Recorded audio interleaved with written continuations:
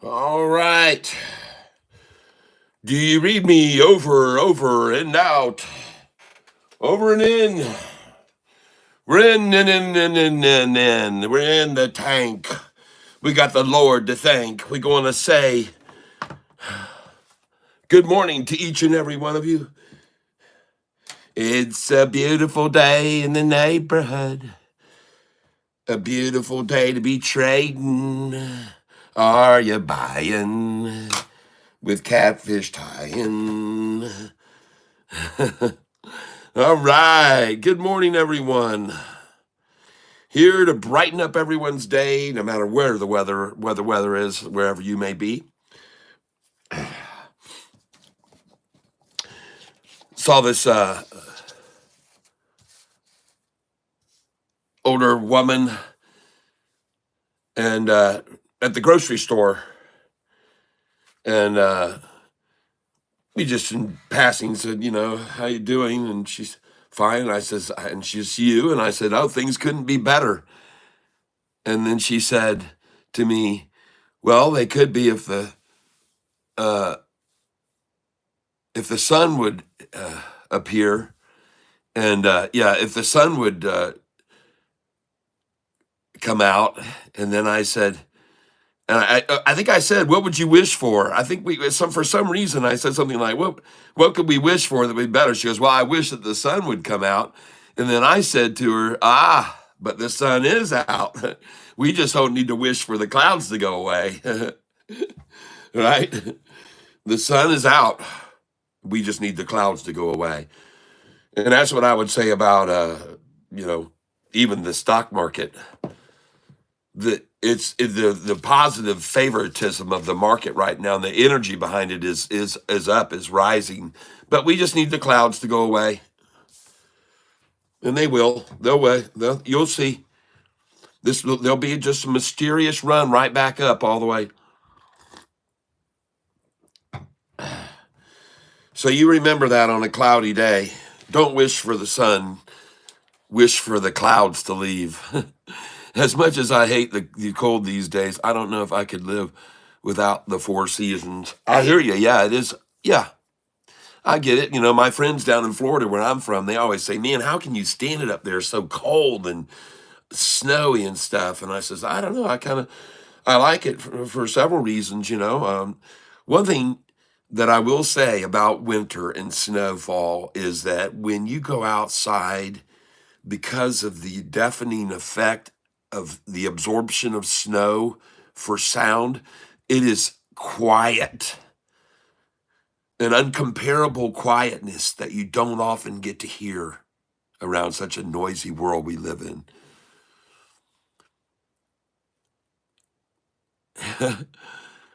JP Panek out there in Maui,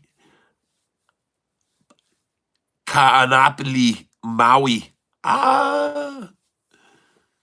Woo, congratulations.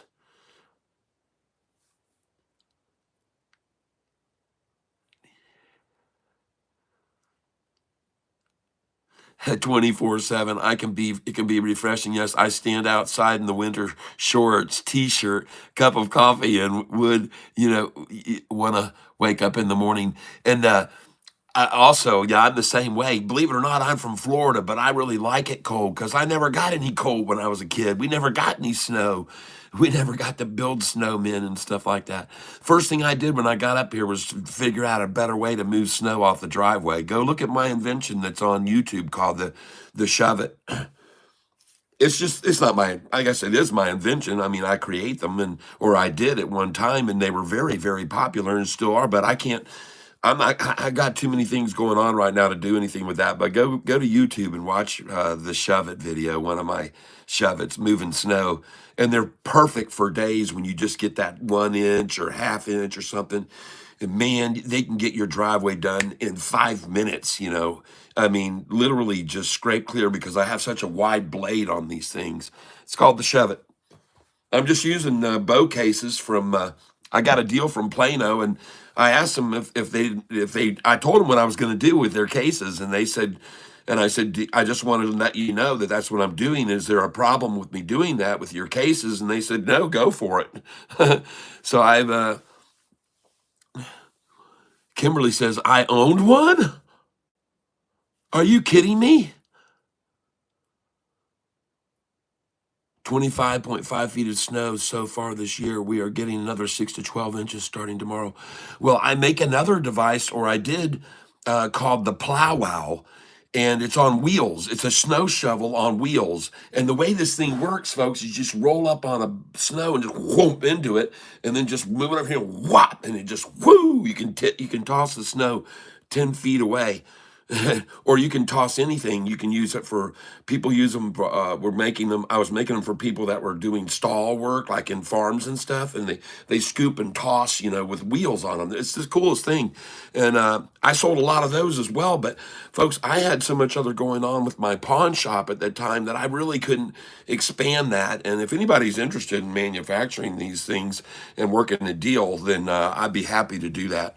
And so I don't know. I'm going to show you something else here I have a patent on in case you're interested in buying this. We got some time here. This is called the Cube. I actually have a book about it as well. It's called the Cube. Somewhere over here. I don't know where I put it. But I do have a book called the Cube. And what it's about is what I have a patent on. It's called the Hidden Element Puzzle. And I want you to consider this like the pupil of someone's eye, and you could actually make a piece of artwork this would be the pupil on their eye. And I have some other examples of this, but here it is. This is my book right here. You can get it on Amazon. It's called The Cube. It's by me, Tyler Self, and it's about this concept. And I have a patent on this thing right here. And the way this works is you hold it up and flip it up like this, and it says right here, it says words. This is called a hidden element puzzle. So you hold it up, and it has a number here to tell you side 1, and then you've got side 2 and side 3. They're all numbered. Side 2, and then they go to side 3. So you know what order to read this in. And you start off with number 1, and you flip it up, and it says, thank you, Dad, for all you've done. And then you go to side 2, and it says, I sure am glad you've been the one. Yep. Then you go to side 3, to help me out when times got tough. Then you go to side 4. Says, I don't think I can say enough. And then you go to side 5. But think this cube is one cool way. And then you go to side 6. To wish you happy Father's Day. And anyway, I have a patent on this process of overlaying words into artwork. And you can make all kinds of cool artwork with these things. You can make something like this, and it says right here, you are wise to consider all the angles.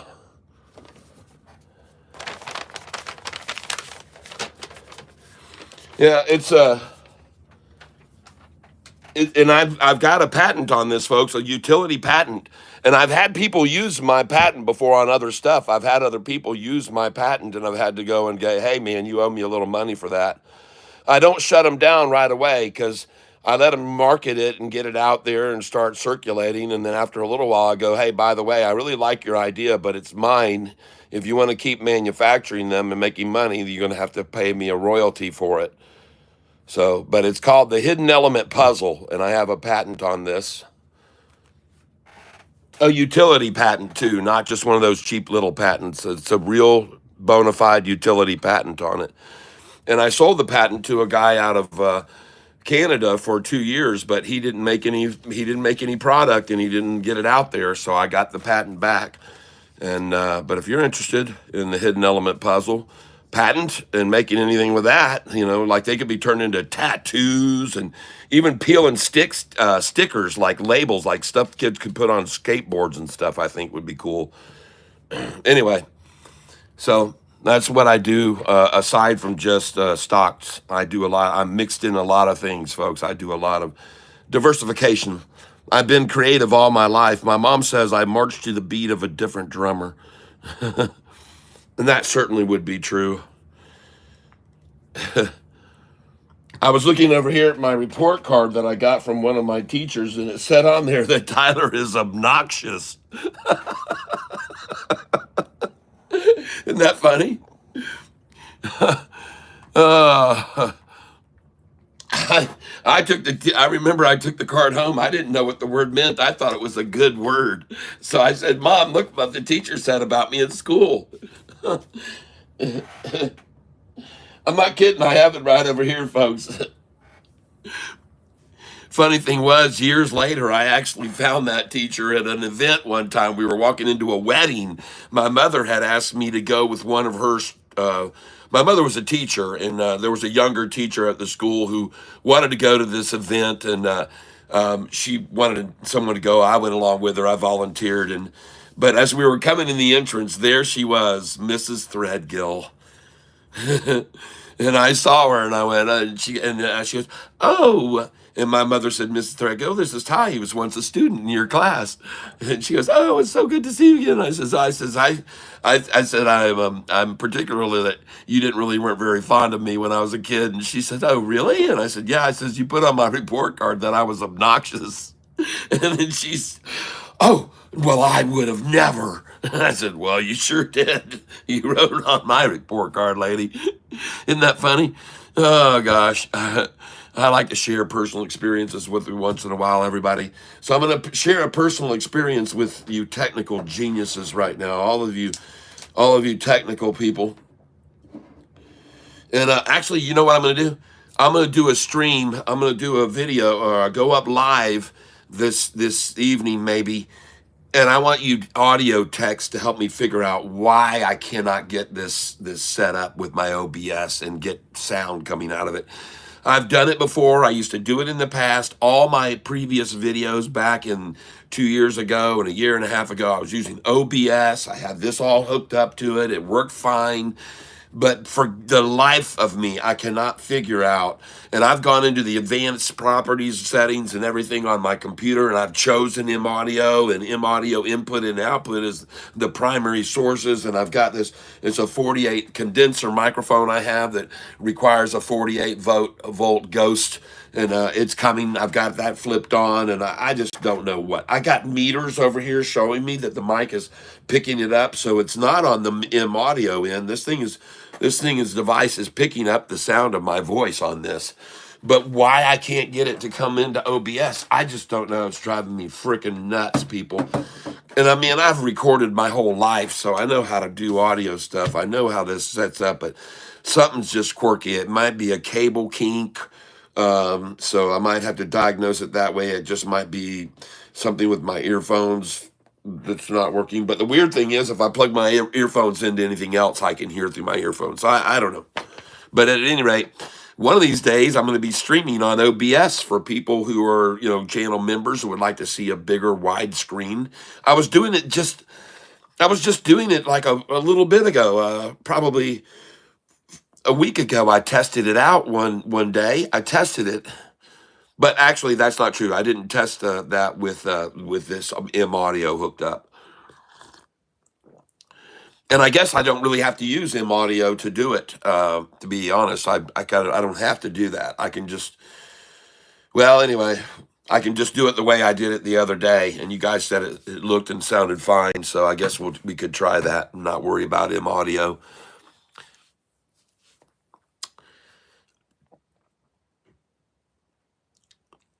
Gary Anwood says, we need this snow.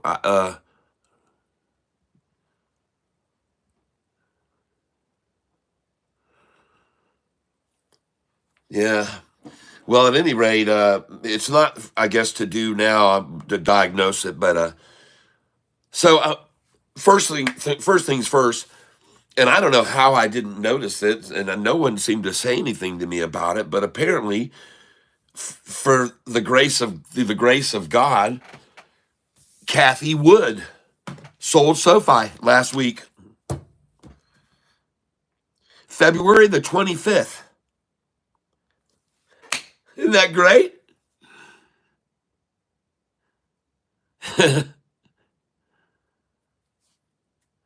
Gary Edwards is 2 hours north of Toronto. Okay.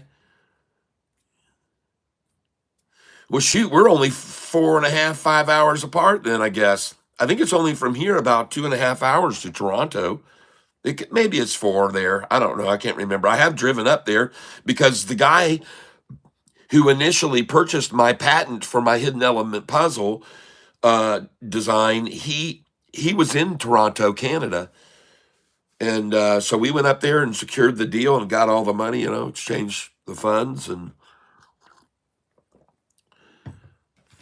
But he was also licensing the sole licensor for Star Wars. If you wanted to manufacture a Star Wars little doll, or Mattel wants to make this or that Star Wars, they had to go through this guy. He was the market. He held the license to Star Wars. Can you imagine? And then he bought my patent rights to my hidden element puzzle.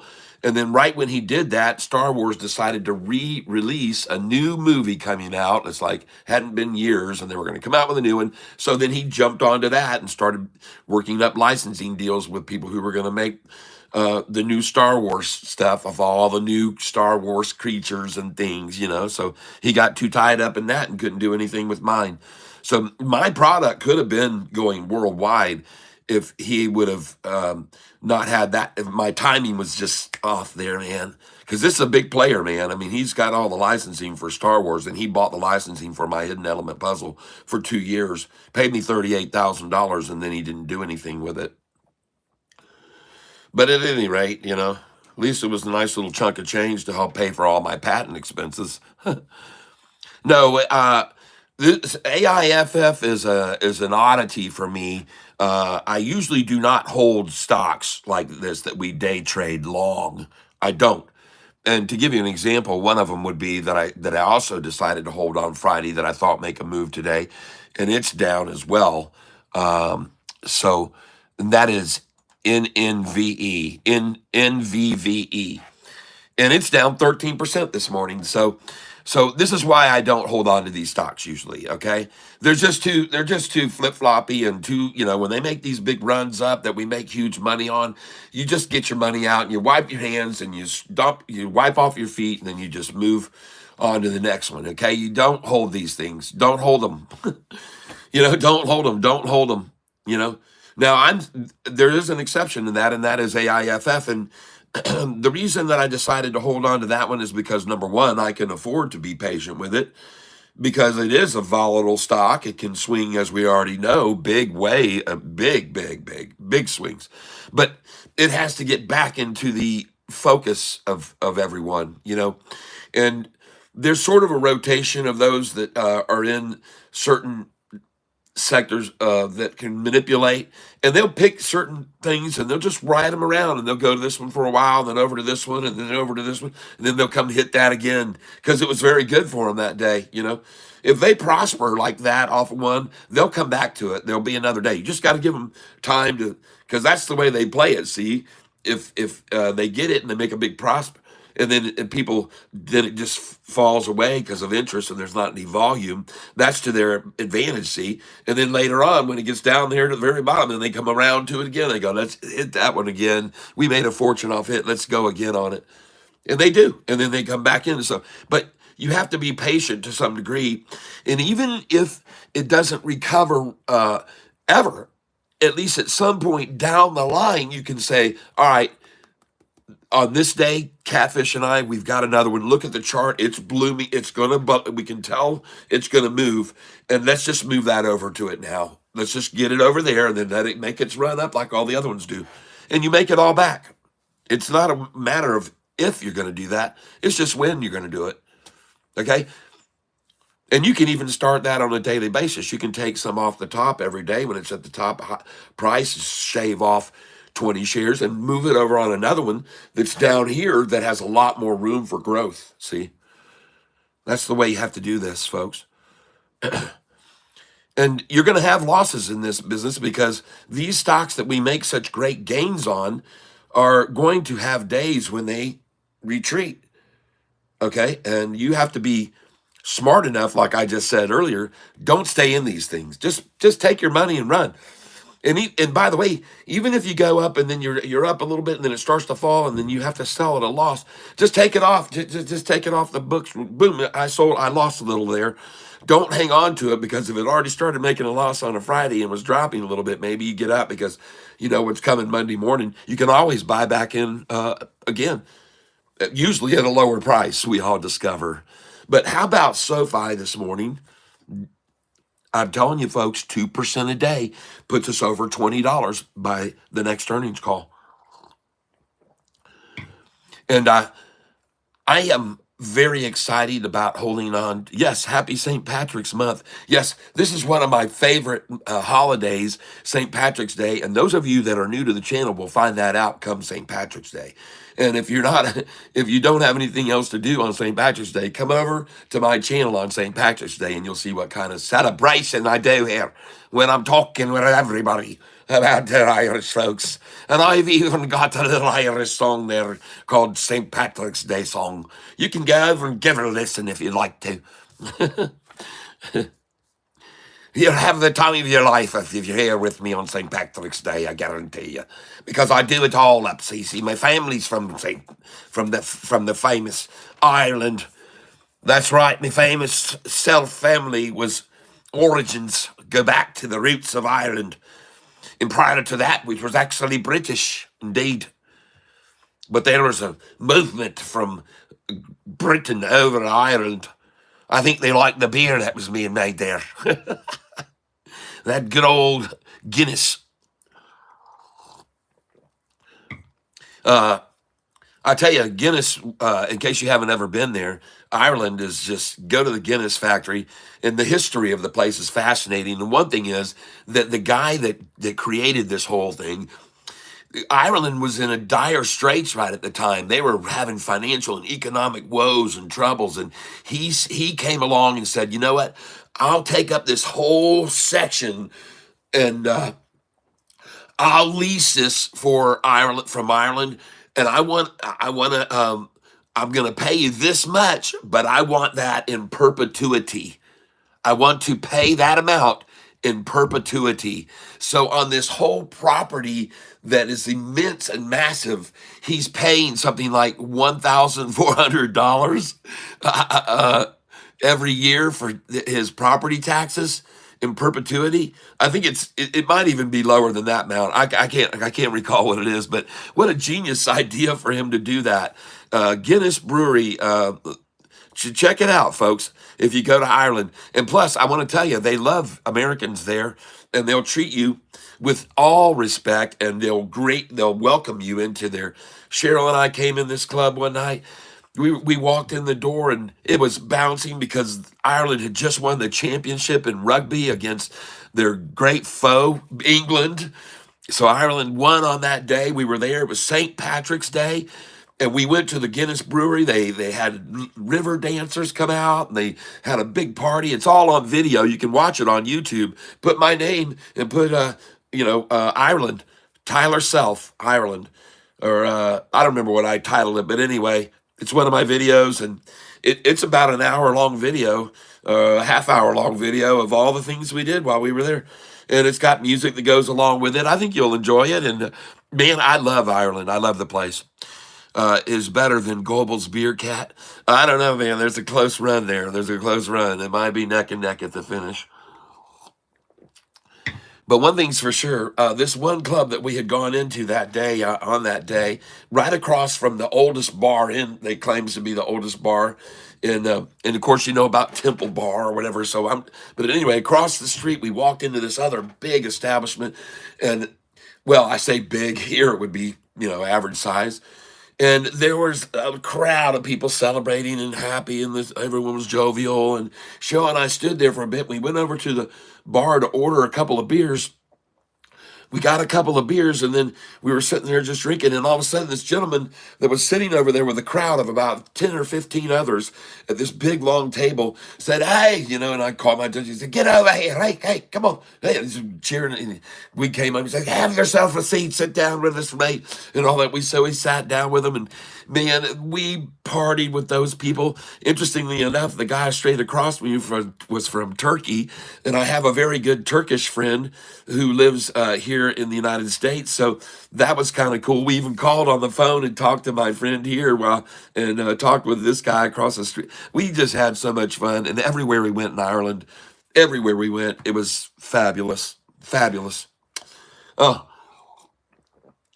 we stayed in Dublin, Ireland the first night, and then the second when we went, and that was when we went to St. Patrick's Day, and it was cold, miserably cold. It snowed that night at St. Patrick's Day. That night, the next morning, we got up, and we're going to be leaving to go out to our next place, and we're going to stay out in a place called Gnievgwilla, which is right in the center or south part of Ireland for us to move about from, and so anyway, when it snowed like 4 inches of snow, and it never snows in Ireland, folks. It hadn't snowed there in 12 years. And we brought the snow, and of course they blamed us for it, which was fun. And but you are driving on the other side of the road, which is kind of interesting as well. Cat drinking Irish car bombs, yeah. Oh man, we had so much fun, man. We did. They make a. Then we went over to the Jameson factory, and we checked out a tour of the Jameson factory, and that was a blast as well. And we got to have these little Jameson rhubarb shots, Jameson rhubarb. Oh man, that was good. And anyway, we had a really, really good time there. Go check it out. You'll see video and pictures and photos of all the stuff we did in Ireland if you're interested. We went, it would be about 4 years ago now. 4 years. We're 4 years away from it coming up. This will be 4 years back. So, and but I've also been there another time previous. And as a matter of fact, the reason that Cheryl and I even re-met after 25 years is because I was going to Ireland, and I was asked by a stranger, basically, who was the manager of a band there that rented equipment from me at Nashville Used Music. And when I just have a music place in Nashville, Tennessee, right down on Nolensville Road, that I rented out PA systems and equipment to all types of music events and musicians. And make a long story short, those days are long gone, but that's how I met Cheryl again, because I was renting out PA equipment to bands. One of the band managers was a woman. She just asked me one day out of the blue, would I be interested in going to Ireland with her to see her family's castle? And I said, absolutely. And she said, okay, well then. And so I went and was looking for my passport to travel to Ireland, and I found this letter from my Cheryl Marie that I had dated back in 1983. And anyway, I pulled out the letter and I read it all, and I said, man, what a great chick she was. I said, I wonder if I could find her. So it had the return address, Williamston, Michigan. So I just went to classmates.com and typed in there, does anyone know Cheryl Weston? I dated her about 25 years ago, just curious. And someone saw that, and Cheryl, she contacted her and said, hey, who's this guy Ty looking for you down in Florida? And she said, what? And she said, oh, just a blast from my past. But now we're married, and we've been together for 22 years. And when I got back from Ireland, I got a response on my email. It said, you found me. And I was like, wow. And so I clicked on it, and it was a message from Cheryl. And we got back together. She had been married and had 3 children from previous marriages. She had 2 marriages prior to me. But like they say, the third time's the charm. Yeah, definitely. Oh, you found her. Yeah, well, I found her twice. In 1983, when I walked into this club, the biggest club in our area, and I saw her across the way, and I was like to these guys, I was sitting with a bunch of guys at this table, and I said, I'm going to go over. I walked over and I says, hey, would you like to dance? She goes, no, I don't like this song. I said, oh, okay. So she just poof, I was gone. So I went back over to the table, sat for a while, watched several other guys go over there and hit on her, and nope, she just turned them all off.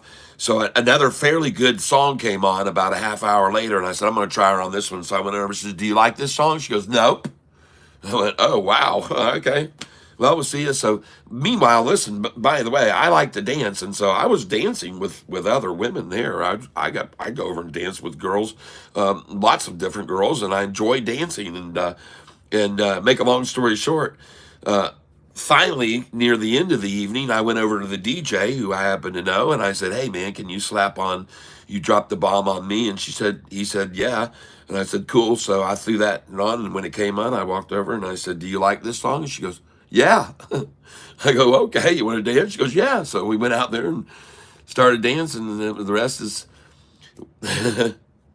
It all started there, and that only because of my persistence, by the way. Yes, we've got some movement. Yes, this morning we do have news on SoFi. Good news on SoFi, which is probably this move that we've seen up. And I want to thank here because they're very alert to alert me, and there was more than one that did. And so I'm going to pass this news along with you right now. SoFi, aside from the institutional news and what's going on there, and I will get to that in just a moment, but I got two CAT members that said this morning, and the news came in first, just so we can make sure we get this in order. The first one that came in was from Susan Hooper. Susan, thank you, Susan. And then right on the heels of Susan being in on there, Kimberly comes along and says news the same thing. Here's what's going on so you guys know. And thank you, Kimberly, for sending your notification and link to the email, and Susan for being the premium first top right cat to be right on the scene and know what's going on here. So here's the story that's going on this morning with SoFi. Uh, yeah, yes, you can. We can do that. Someone was just asking here, and just give me a second here because I have to get it all figured out how to do it. You know, I tried to move this thing where it would be easy for me to find it, and it wasn't easy. It's never easy to find it, and but I've just found it now. So yes, I agree with what you're saying completely.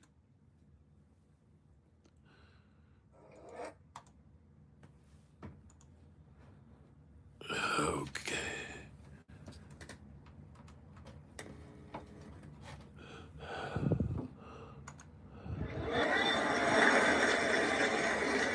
Yes. Someone just got to say, and let's hear some applause. I can't hear you. What'd you say? Oh, yeah. We got lots of good things to be applauding. And for all of you shorts out there shorting SoFi, I want to pass this along to you just to make sure you know how much we care.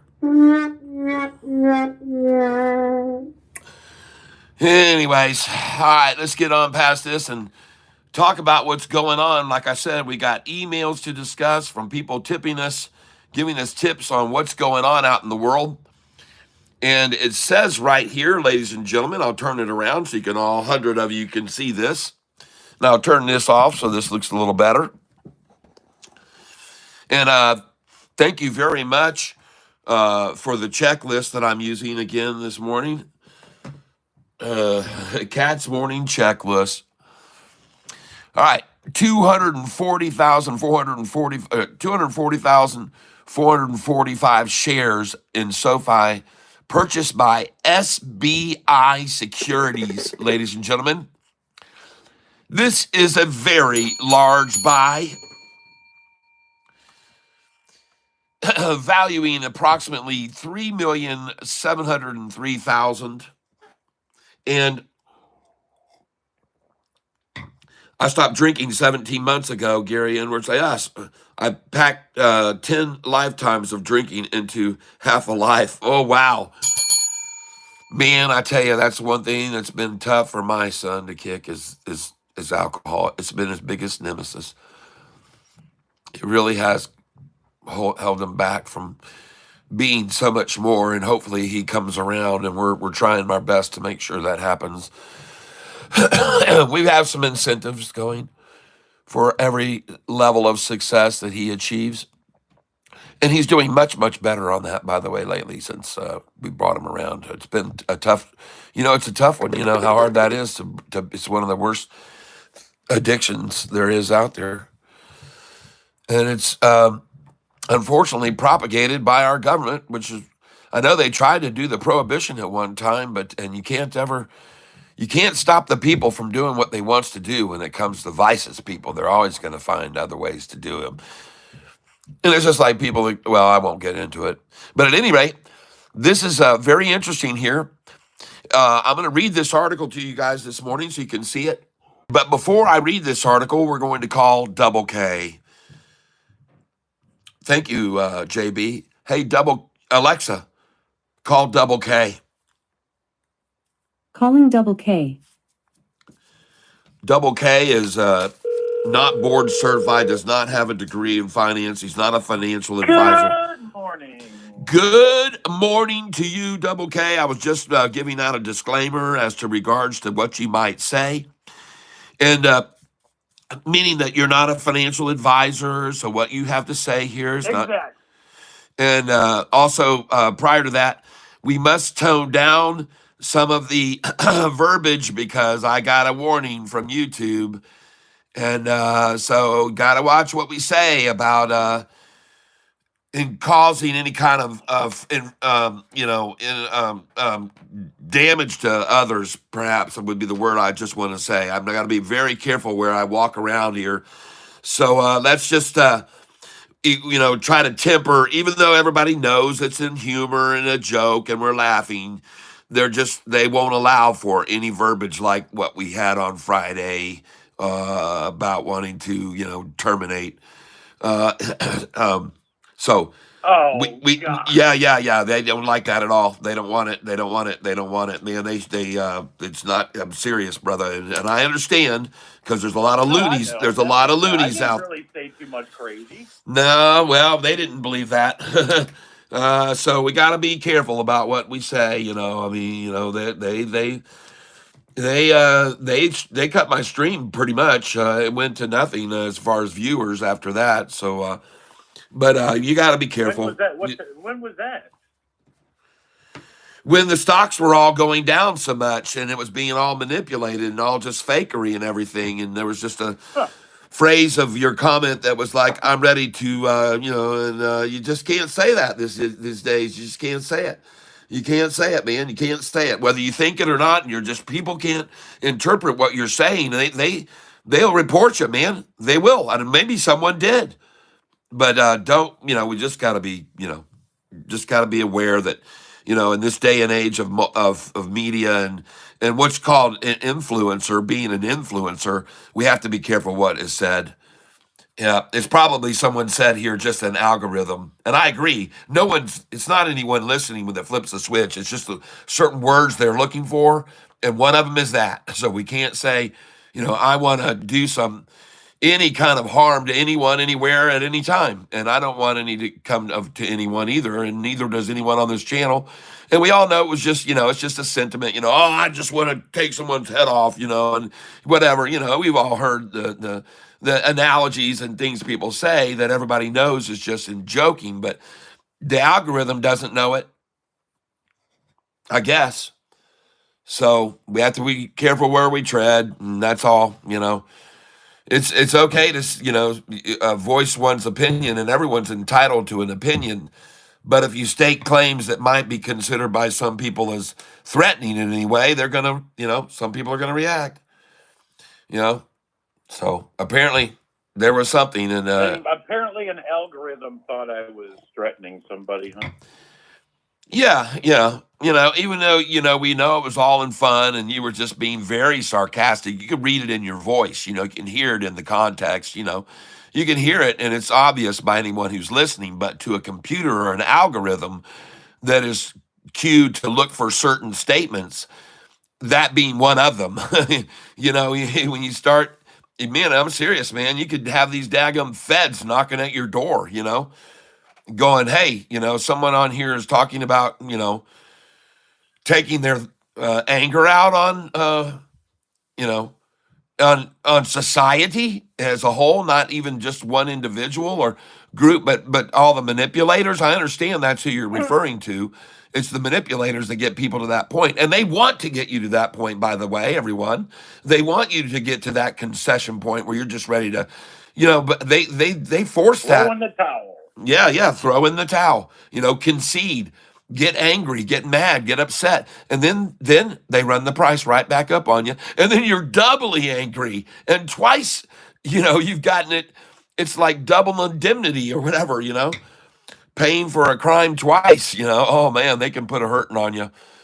So, but if we know that's what they do, people, then we can use that to our advantage.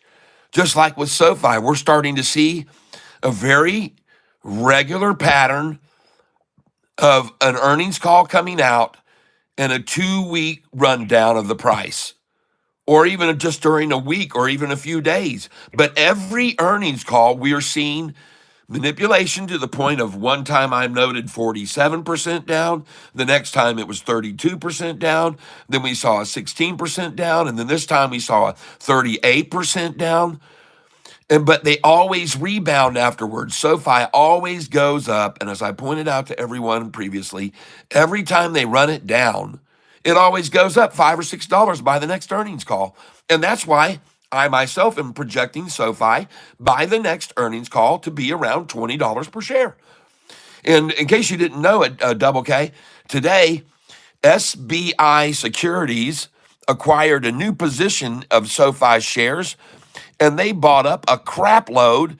They just let the Securities Exchange Commission know the fund acquired 240,445 shares of the company's stock, valued at approximately 3,703,000. Several other institutional investors and hedge funds also recently added to our reduce their stakes in SoFi. It says here that Hanseatic, whoever they are, Hanseatic Management Services, purchased a new stake in SoFi Technologies the fourth quarter, approximately 1,116,000. Kirchville Advisors LLC purchased a new stake in SoFi, 1,594,000. Charles Schwab, and by the way, they're growing. Schwab Investments grew its holdings in SoFi by 1.4%. The company that keeps downgrading us, or no, oh, I know, Charles Schwab, they're the ones that tried to buy SoFi way back when. They made an offer and Tony turned them down. I say Tony, his name's Anthony. But we're good friends, Tony and I. I mean, Anthony. Charles Schwab Investment Management, grew its holdings in SoFi by 1.4% in the third quarter. Charles Schwab Investment Management now owns 6,145,000 shares of this company's stock, valued at $48,306,000. After purchasing an additional 87,097 shares during the last quarter. Zacks Investment, that's right, Zacks Investment Management purchased a new position in shares of SoFi. And isn't it interesting, folks? Listen, these Zacks, I've seen them write up negative articles on SoFi in the past. Stock market's open, by the way. All right, here we go, folks. The market is open and running. Let's go see what's going on with our portfolio today. It's looking pretty good to me. I noticed this morning in the pre-market, we had a 1476 high. And folks, you already know you should have had your sell order in at that number, 1476, some of it. And it's time to start trading, everybody.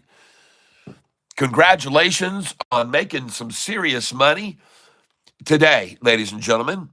And that's what I'm just going to congratulate now. SoFi's 1480. And folks, I'm serious. You might think this is crazy, but Catfish is going to start selling here.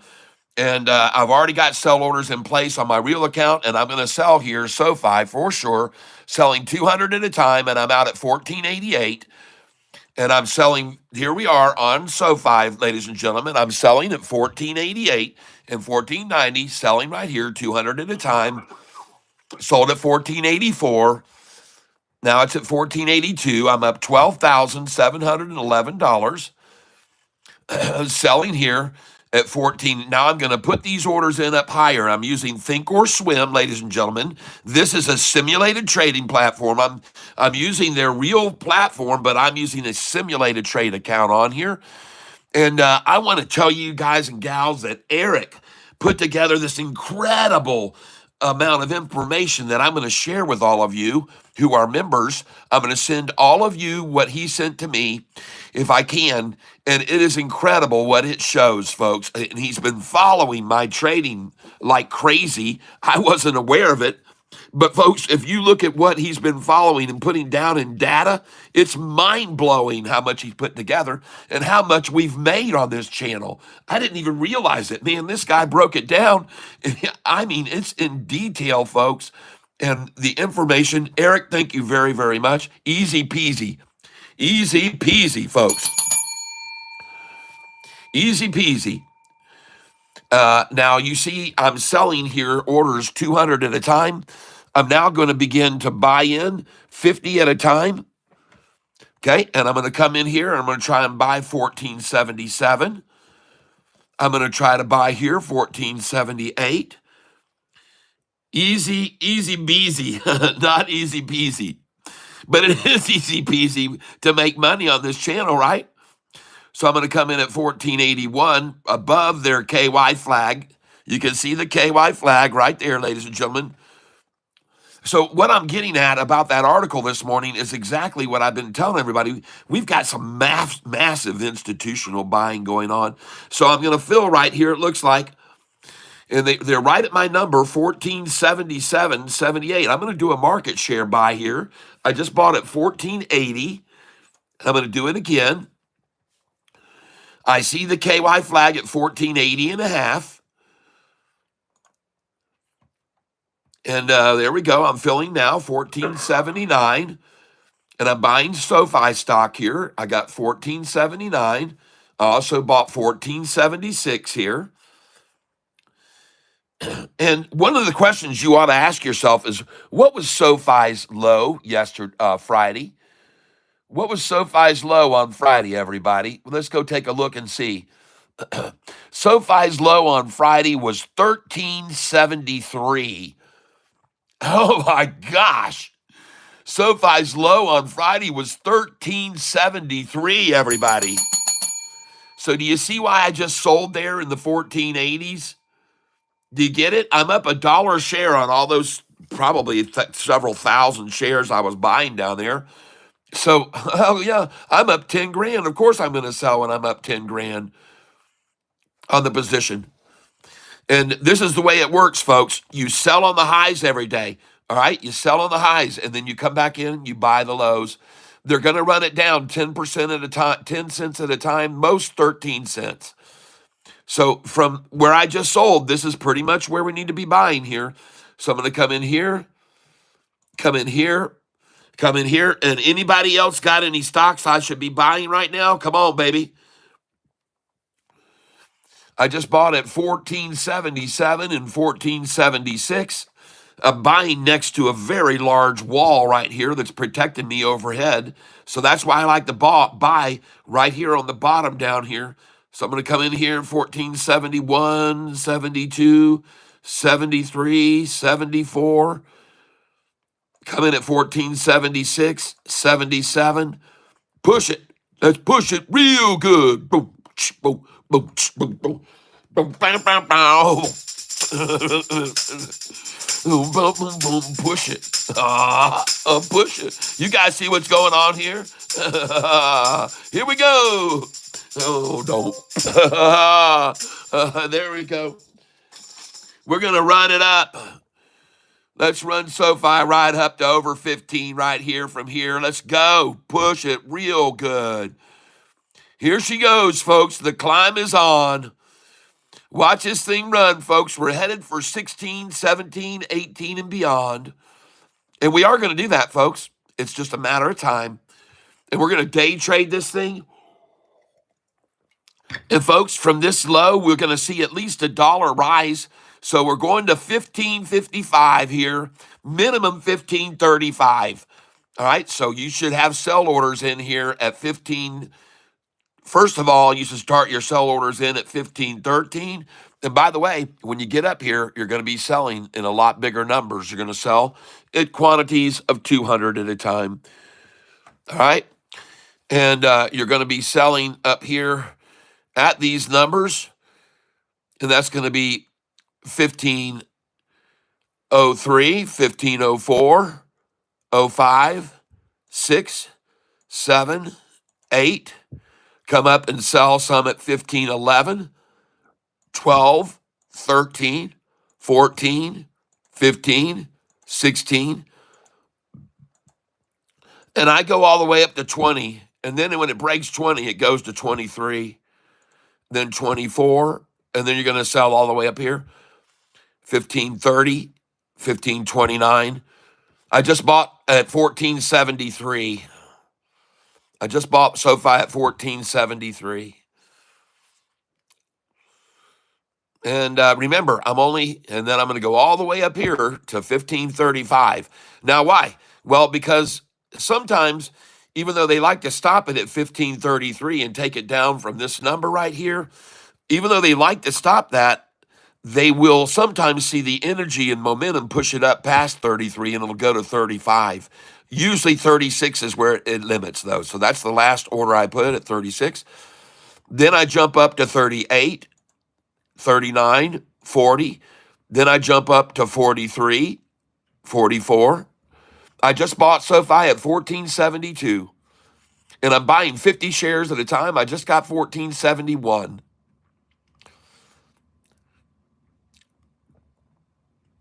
Then I'm going to come up here and I'm going to sell 1548, 1549, and 1550. And then 1554 and 1555. All right. So there's all my sell orders in right there on Sofi, as high as I think it might go right now here today. So I've already got the orders in there, and I'm going to tell you why. Because once in a while on news, a stock price will jump up so fast that it'll go all the way up to, it can go up $2. And then it'll spike back down real quick because the big block orders came in and ran it up. So I put those orders in there because every once in a while they just sell. And now we're rising right back up. And my orders down here are going to start coming in. I see orders way down here. And I'm going to change these quantities that I'm ordering right now. And we got some stocks to look at today from our suggestions from people. ARBB. I want to see what that's doing this morning. ARBB. Sofi at 1466. Well, I just bought there for sure. Let's go for 1464, 1465, 66, 67, 68, 69. I'm putting in buy orders here. I just bought 1466, and I'll get everything I can here near the 66, 1466. And this morning I was doing some research on my channel, found out something rather interesting that, and I've already mentioned this to you, but I want to show you guys here just a second so you can see this. And I'm buying here, folks, Sofi, I'm buying it at 1467, 1468. I just bought it at 1469, and it's rising. There's the KY flag, 1469 is where I'm coming in. I got 68, 67 there. I'm buying right through here, folks. And of course, look at the number they ran it down to, 1455. 1455, one of their favorites, folks, this number right here. This is one of their favorite numbers, 1455. So I'm going to come to 1459, 1460, 61. Yes, I know what I'm doing. Don't worry. Don't worry about me. Don't worry about me, Charlie. I know what I'm doing. I just got a 1460. Yes, 1460 just acquired.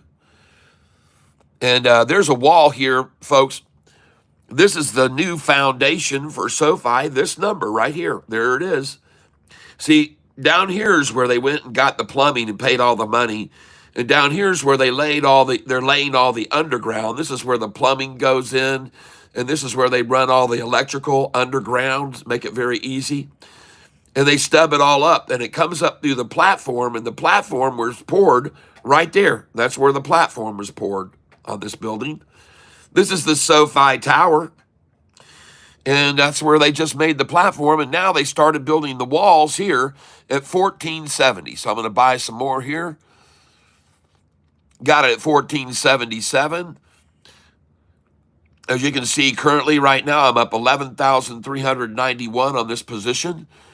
And if you watch my position, you'll notice how much it's increasing, and you'll know SoFi has turned and is running up. And so it was a good buy right there, everybody. Everybody who might have come in with me right there, I'm glad you did. And this is SoFi stock. The reason I felt comfortable about buying at those prices is because I was buying at the bottom of this big wall of where all the construction on this tower really is. This is where the meat and potatoes is. This is where the foundation, this is the footers are poured, and they got the slab in there. This thing's not going to fall below the ground into the basement, folks. SoFi's not falling in the basement here. And in case you hadn't noticed, it's up. When it's at the bottom, it's up 2.4% now. When it's at the bottom, and now it's starting to run, folks. So I'm buying at 1482. And up she goes, ladies and gentlemen. Now 1484. Congratulations, everyone who's bought this stock with me back when it started out 2 years ago, $4.55. Now, in honesty, I only got $4.59. The lowest I ever bought SoFi was $4.59 a share. I bought 2 blocks there.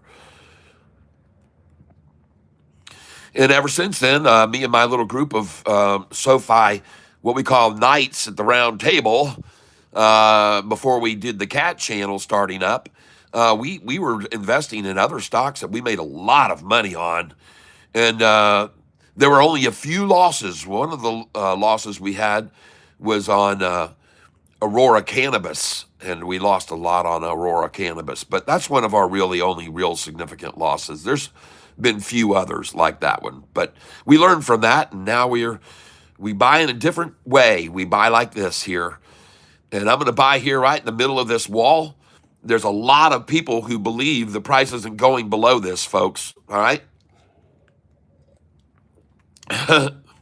There's a lot of strength right there being, and the slab is just curing up now. The slab is just curing, ladies and gentlemen. You're going to see where we are here soon.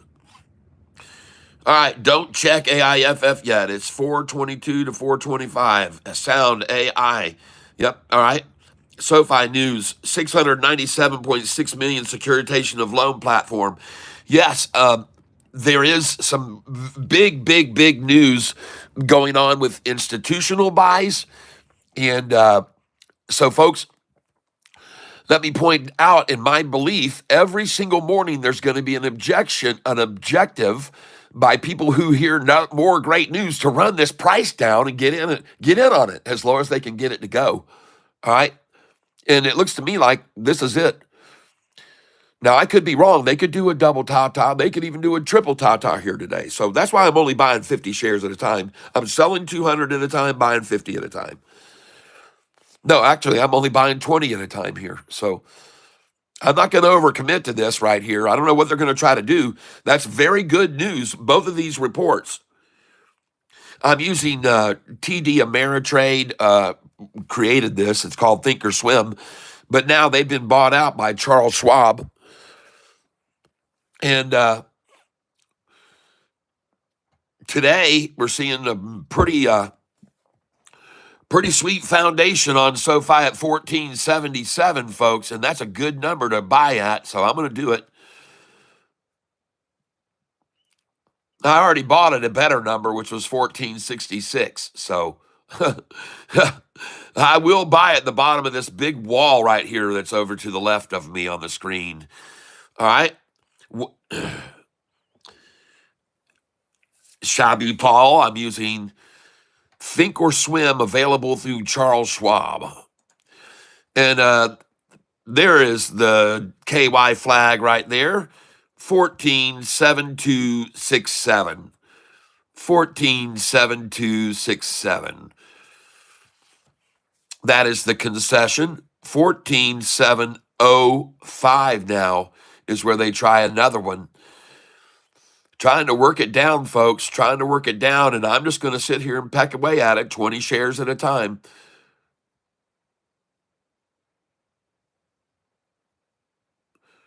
That's right. And I want to take a look at another stock this morning too, folks. We got others to take a look at. And let's go see what's going on with NVVE, okay? Because at some point I might want to get some more of this NVVE if I get an opportunity on it. Down 8%. I didn't buy too much of this stock, but I bought some of this on Friday. Someone said this might be a good pullback on Monday, so I'm looking for it to pull back like he said it would.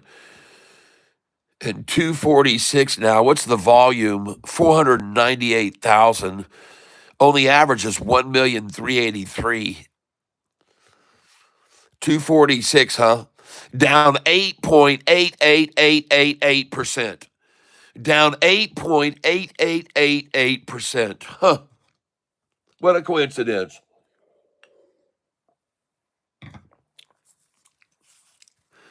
All right. I'll keep an eye on it. But we got some other ones to keep an eye on as well, so just hold on a second here, folks. And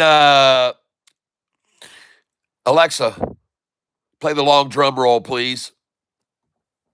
Long Drum Roll by Bobby Morgenstein from Spotify.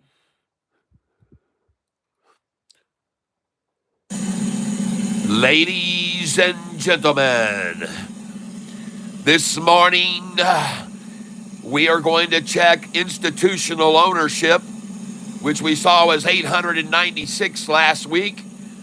And today, ladies and gentlemen, we're going to refresh the page. And how many are there now? Alexa, stop.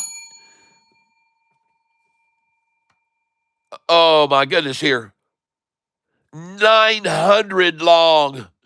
We have jumped up to 900 long.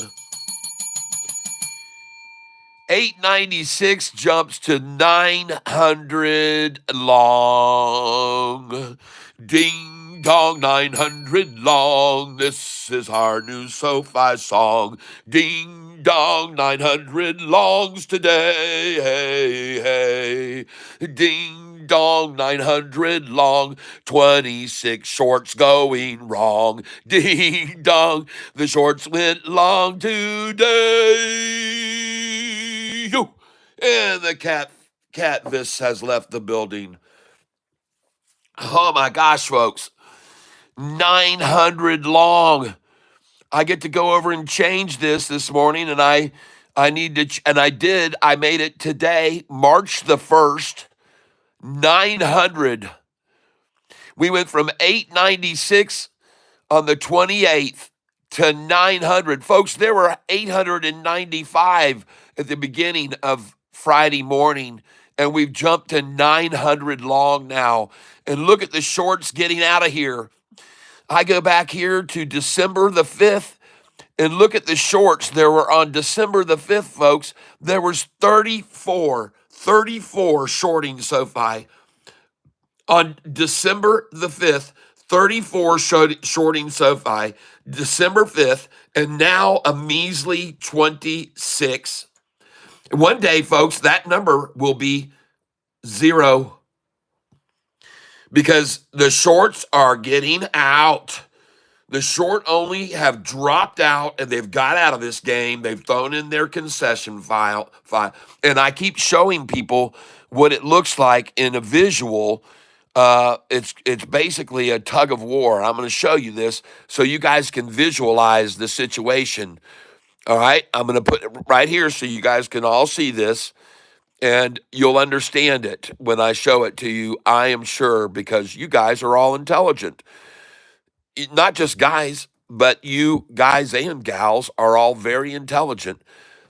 And so, what I propose to you is being on a team that has, on one end of the rope, you've got 900 that are pulling on one end of the rope, hoping that the direction goes one way in a tug of war contest. And you have 26 on the other end of the rope. And if you visualize that, it looks a bit like this. This is the 26. There were 34 of them just 2 months ago. Now, 3 months ago, there were 34 on their team. There were 34 on their team. Now, today, 26. And in the same time frame, ladies and gentlemen, in the same time frame, we've seen SoFi's longs increase from December the 5th from a number when the shorts were at 34.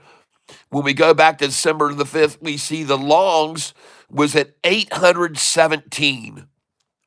So SoFi only had 817 long only. The other tug of war side had 34 on their team. And now the numbers have changed to 926 on theirs. Folks, it doesn't get any better than that, folks. That's what you want to see. This is what you want to see, a real short ass whooping, okay? And now everybody can see it here. I track it. I want you to see it. I want you to visually see how bad they're getting their asses whooped. And they're leaving. People are leaving their shorted positions on SoFi, ladies and gentlemen. They're getting out. And I will buy here at market for sure, confirm and send. I missed it. They just tried for 1433. I got a 1436. I'm going to come in here at 1433, 1434, 1435. And remember, the low just Friday was 1370 something. 1370, folks. And I'm buying right here. I'm buying these shares of SoFi right here, folks. All these shares I can get around the 33 and 31, I will take.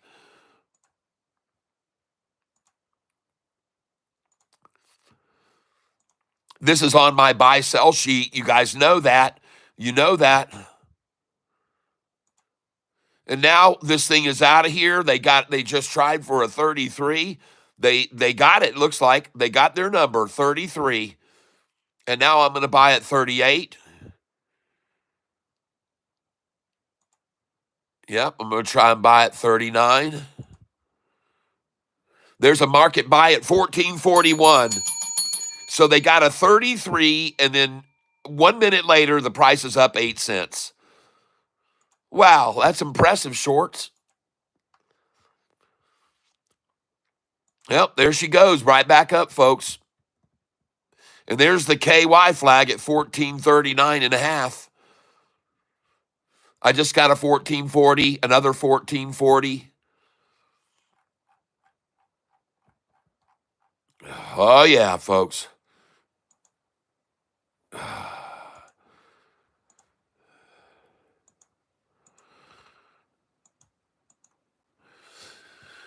I want to free up. If I have those sell orders up there, they limit my buying opportunities. So I'm going to put in some more here to buy here. I like buying down here because, well, I'm buying at the very bottom of the day, folks. It's as simple as that.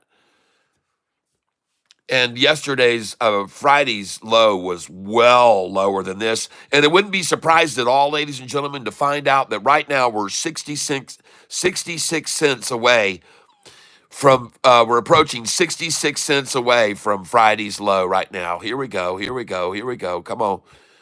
Let me get this. 1426 I just got.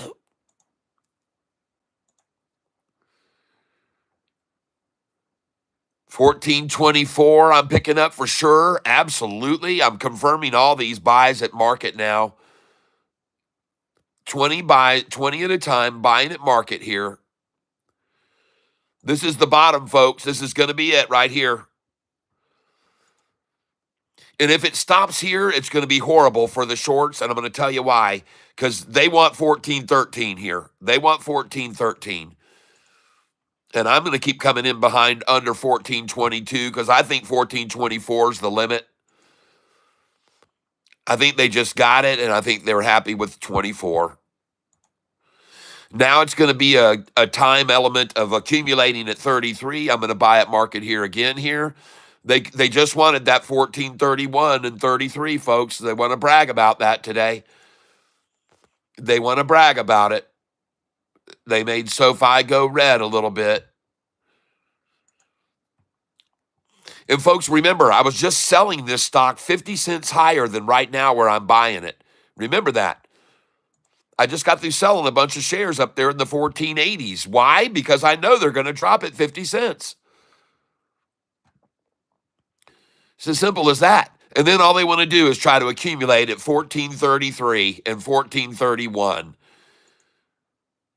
Yeah, we'll see where I end up come into the day, folks, here after these buys getting filled. 1434 just then I filled at. 1433 again. I'm just going to sit here and accumulate with them here.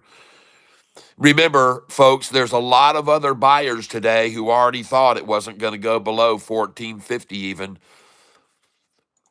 in 1440s. I just filled at 1431 again. I'm going to come up underneath it at 1427 here and 1428. I'm coming in 1428, coming in 1429, doing 20 shares at a time, coming in 1430, back up to 1431, a number that they love to buy at. It's the reverse 13, folks. They love to buy at 1430, 31. There they threw the flag in 31.69, 1431.69. I just filled again at 1430. And the thing that I think is interesting about this that I always observe is why doesn't it go any lower? This is what I want to know. Why does it just stop here at 1431 and 1433? Why? This is so frequently done, folks. And I ask you again, why do they like to buy so much at that number? Why don't they just run it all the way down to 1413? And now I'm filling at 1435. And I'm telling you, folks, don't be surprised to see SoFi go up now, back up 50 cents. I'll sell it again in the 1480s and then be driven back down to 1430 again. I wouldn't be surprised at all to see him do that. I've already told everybody this is going to become the number one day trading stock that there is out there, period, because of the manipulation they're going to do daily on it, and you just got to take advantage of it. Now, you know why I put on all those sell orders up there high at 1480s.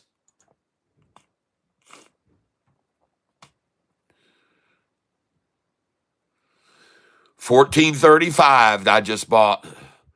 She's rising, folks. It's all over. All right.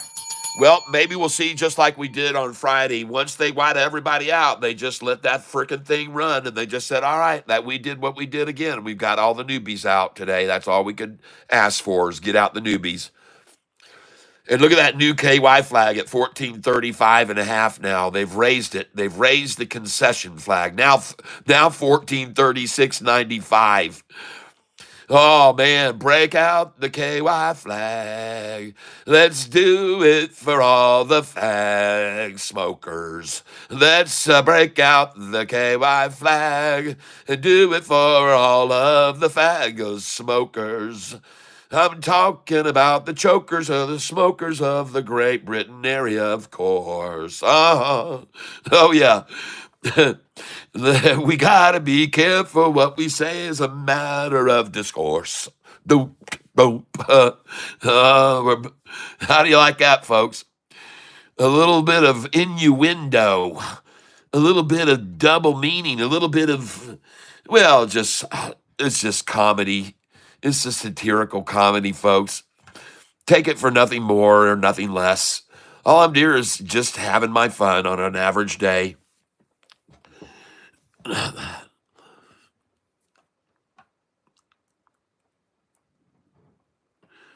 Yeah, algorithm. Look at this thing go, folks. I'm about to go green on it.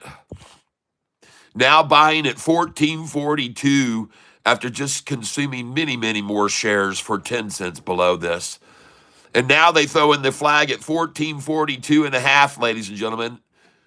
I hear the sound of someone who's got wall where it's at. It's Mrs. Cat. Oh, she's here today with an omelet. Hey, look, it's Mrs. Cat.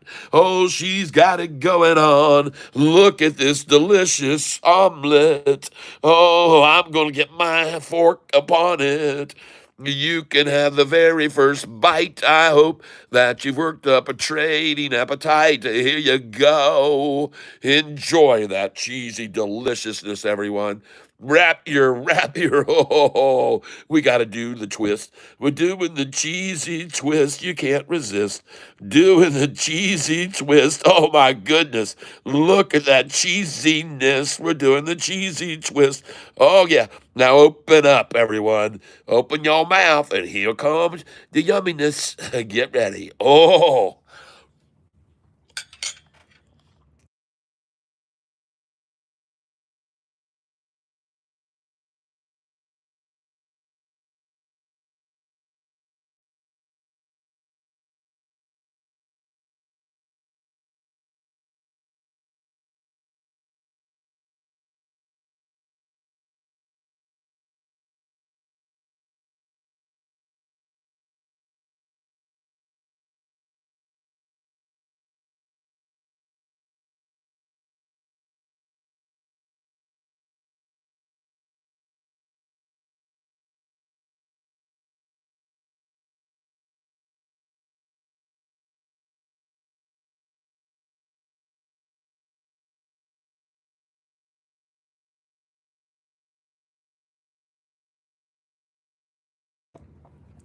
Man, 24/7.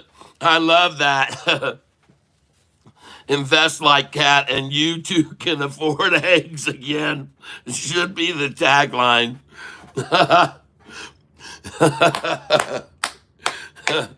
Maybe I'll do that. That is good. That is prime. That is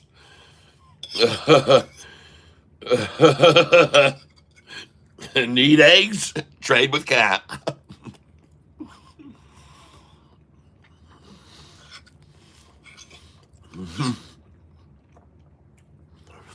Folks, for the benefit of every one of you here, I'm not going to talk with food in my mouth. I'm going to mute the microphone here for a moment, please. Just hold on, and we'll watch Sofi continue to rise from here.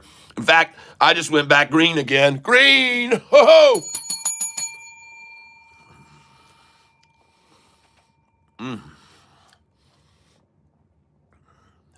So this is my profit. You can watch it grow on Sofi here. Watch this thing go, everybody. Watch this thing go.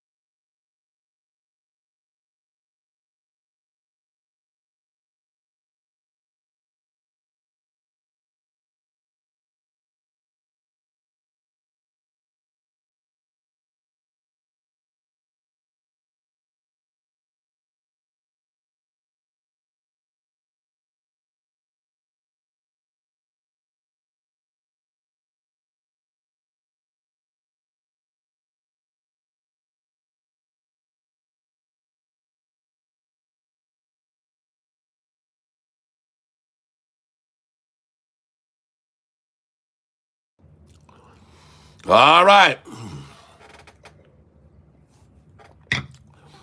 Well, we're getting close here, folks. I got to save a few bites for you guys.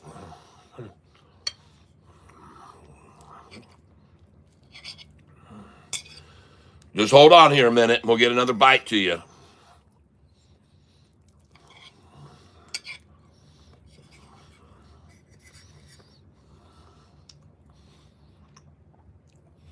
All right, here you go now. Open up. Here comes the little choo-choo train. Whoop, whoop.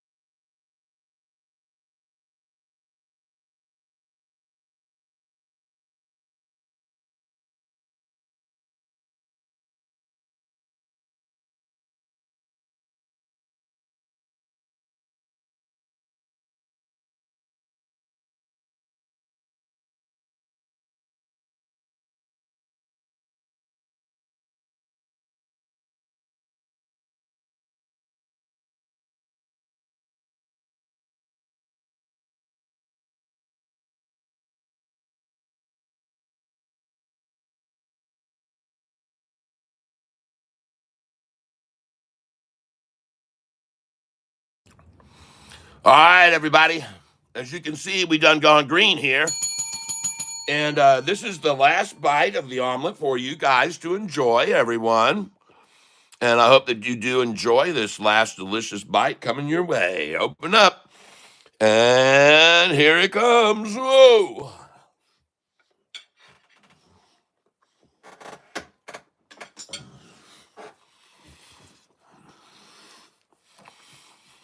Mmm.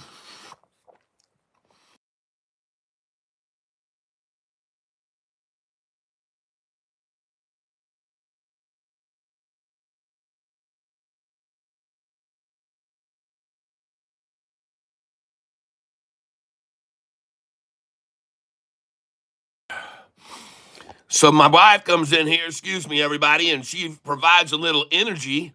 And all of a sudden, Sofi is taking off like a bee out of hell. And look at that thing go, baby. Well, we buy on the low. We buy on the low. And then we watch it grow and grow after we buy on the low. All right.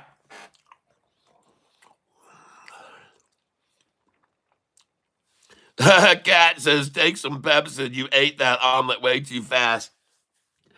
You don't know me, man. I am still um I'm resilient. And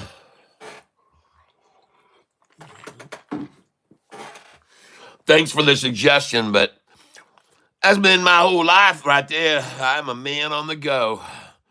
No, I do often, though, take time and very much enjoy the pleasures of having dinner and sitting down and taking the time to really spend time at the table and talk family matters and discuss things and not rush through that. But right here, I got people that, and I lost 50 viewers while I was eating breakfast just now because I wasn't talking. So I don't, and people have complained, "Oh, I don't want to hear you eat and blah, blah, blah." And so, I have to cut the mic off and but I'll be all right. Don't worry. I'm fine. Matter of fact, I'm going to go get myself some more coffee here. Hey, look at that, man. I just went from 2,000 in the green to 2,200 in the red in 1 minute's time. Man, are they working this SoFi right now? Holy smokes, they're running it around. Man, I told you, folks, this is going to be a roller coaster ride.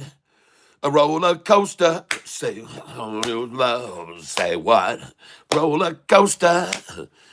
Cat, do you think the tariff tomorrow affects SoFi much?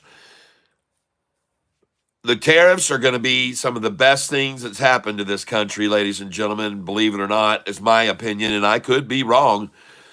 But the guy who's at the helm here, pulling the strings, he's no JB. I can tell you that. I would like to ask any one of you, can you tell me how many businesses our previous president, how many businesses that he operated and ran and managed and controlled that made the kind of income? This guy's a businessman in charge here, folks. He knows what tariffs will do. He wouldn't have put them there if he didn't think they'd benefit this country, everyone. And they will. In the long run, they will. Because you got to get people to fall in. We got to make people. I mean, he's very aware of the fact that we are the ones in control of what can happen here in this environment, and I'm glad that he has that belief, because some people come to feel today that things were all out of control. They're just getting completely out of control, and we got to get things back in control. We got to reel things in. This spending that he's cutting back on and everything, folks. We need this. We need it so bad. You know, man, I wish I had a bank account that could just go endlessly in debt and just keep borrowing and printing up more money myself. I really do wish I could do that. Look at Sofi, folks. It hit the bottom. They tried to take it to the bottom again. They couldn't even come close to it. And they're trying to keep it here, though. Definitely, they don't want to see anybody inspired to buy Sofi here at all. They don't want to see any more inspiration. They've seen enough. But I got news for you. I'm here to inspire everybody every day to keep buying Sofi on its lows and selling it on its highs and making a lot of money with me. That's what I'm here to do every day, is to prove to everyone this thing is going to be run up and down. And it's interesting. You guys can just watch my balance sheet there on today, and just think about someone or an entity that owned 10 times as many shares as I do. Instead of 37,000, what if they had 370,000? So right now, they would be down 23,000. Right now, where I'm sitting, if they had 10 times as much as me, they'd be down $27,000 to the downside right here. And just bear with me and you'll get my point here in a second. You'll see very clearly what I mean. So right now they're down 27,000. Now they'd be down 31,000. Now they're down 35,000. And my buy orders are sitting down here, folks. I'm waiting for them at 14.28 and 29. I've already bought all the way down to 14.30. I've already bought all the way down here below this. And since I happen to know this number is one they love to accumulate at, 1438, I'm going to buy there at that number. Confirm and send. And I'm going to buy here again right now. Confirm and send. I just filled at 1439. And I'm filling here because this is one of their favorite numbers to accumulate shares at, is 1438. Truly, their favorite number is 1431 and 33 if they can get it there. Well, absolute favorite is 1413. But right here, they're just going to settle now for 1438. 50 cents below where I sold it already this morning, folks. 50 cents below where I sold it. I'm buying it now. 50 cents below. And this is going to be the standard swing, 50 cents, folks. You're going to see a minimum of 50-cent swings every single day on this stock. Minimum 50, sometimes 70, 80, 90, sometimes over $1. And I've even shown people that. I went through and updated my institutional, my high-low chart. I went and updated that last night. And I'm going to show you my high-low chart difference here in just a second after I finish buying a few more shares here at this price, 1439. And I just got 1441 now. So the 38s are now all gone, folks. Bye-bye to the 1438s. And I feel so confident about that I'm going to take a picture of it right here.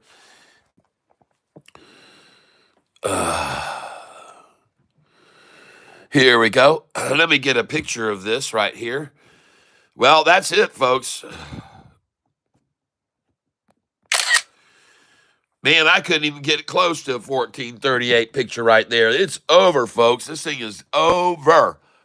This game is over, folks. Hasta la luego, baby. Look at the one-day chart on this thing. Ah. Let me get it over here where I can see this. Oh, come on. Yeah. Oh, goodness. Wow. Look at that thing come together there, wedging together there. Look where it got to the 45 and 50. It's a beautiful, beautiful chart. Now, let me just go to the summary page so I can get a better picture of this. This thing's breaking 1449. I just got a last time picture of 1449. Yesterday, you guys saw me, Friday, you saw me take a picture of $13.99, and I told you it was going to be the last time that was going to be $13.99, and it was. In fact, I took those pictures at $13.99, and literally 10 minutes later, the price was at over $14.30. I mean, it was just insane. And I started singing my little song. I was doing this is the last time I'm going to get a picture, $13.99. And I was just singing along. And it went to $13.97. Then it went down to $13.96. And I was singing the whole time. I said, this is the last time at $13.99. And I sang it again. And I sang it again. And then it went back over 14. Then the run began, and I was taking pictures just like I'm taking now. The next thing you know, holy cow, she started running. Oh, she started cutting loose. So she was running around the yard like a long-necked goose. I'm telling you, all the shorts were looking for a noose to hang themselves upon. Whoa, look at her go, everybody. I think this lid's about to blow, everyone. You can see we're about to make a ton. It's gonna be fun. Oh, well, what of a son of a gun of a, oh my goodness gracious. Here we go. Oh, we got the herky jerk going on. Everybody sing the herky jerk song. Oh, ding dong. I think all the shorts went long. I said, oh, my goodness gracious sakes. Oh, look, and now the earth's about to shake. It's gonna breaking away just like it did yesterday. We're gonna see it again. We're gonna win. Oh, my goodness sakes. Oh, look at this thing starting to bake. Oh, I can feel the ground is starting to shake. Oh, I think it's all the shorts are running for the door. Oh, my goodness gracious, they're all gonna be poor. Oh, yeah. Here we go. Oh, look at her blow. Oh, Sofi, we love this stock. Everybody look at this thing as it rocks and rolls. Oh, here we go. Dough, don't you know? Make lots of dough. Oh, let's sing it up. Let's fill the cup. Here we go, folks. I know Catfish's camera terrible. I can't sit here and watch this man. All I'm saying is just a little bit of the screen. I don't see why. I got the screen all the way back. All the way back. Look at it go. Let me change the camera angle. Woo! All right, now hopefully you guys can see everything. Let me get over here to my stream, and maybe I should watch it. Let's go. There's old Stock Goat talking up Sofi again, saying $45 share coming. Oh, by the way, I wanted to show you guys this before I go anywhere right now. Take a look over here at my viewers. And I told you they're listening to me in New York. My number one most listened to right there, the top. And by the way, at this moment, let us please at this very moment, let us hit the like button together, everybody, at 1028, okay? So not at this very moment. But, folks, I want you to know, I told you on my viewership, New York.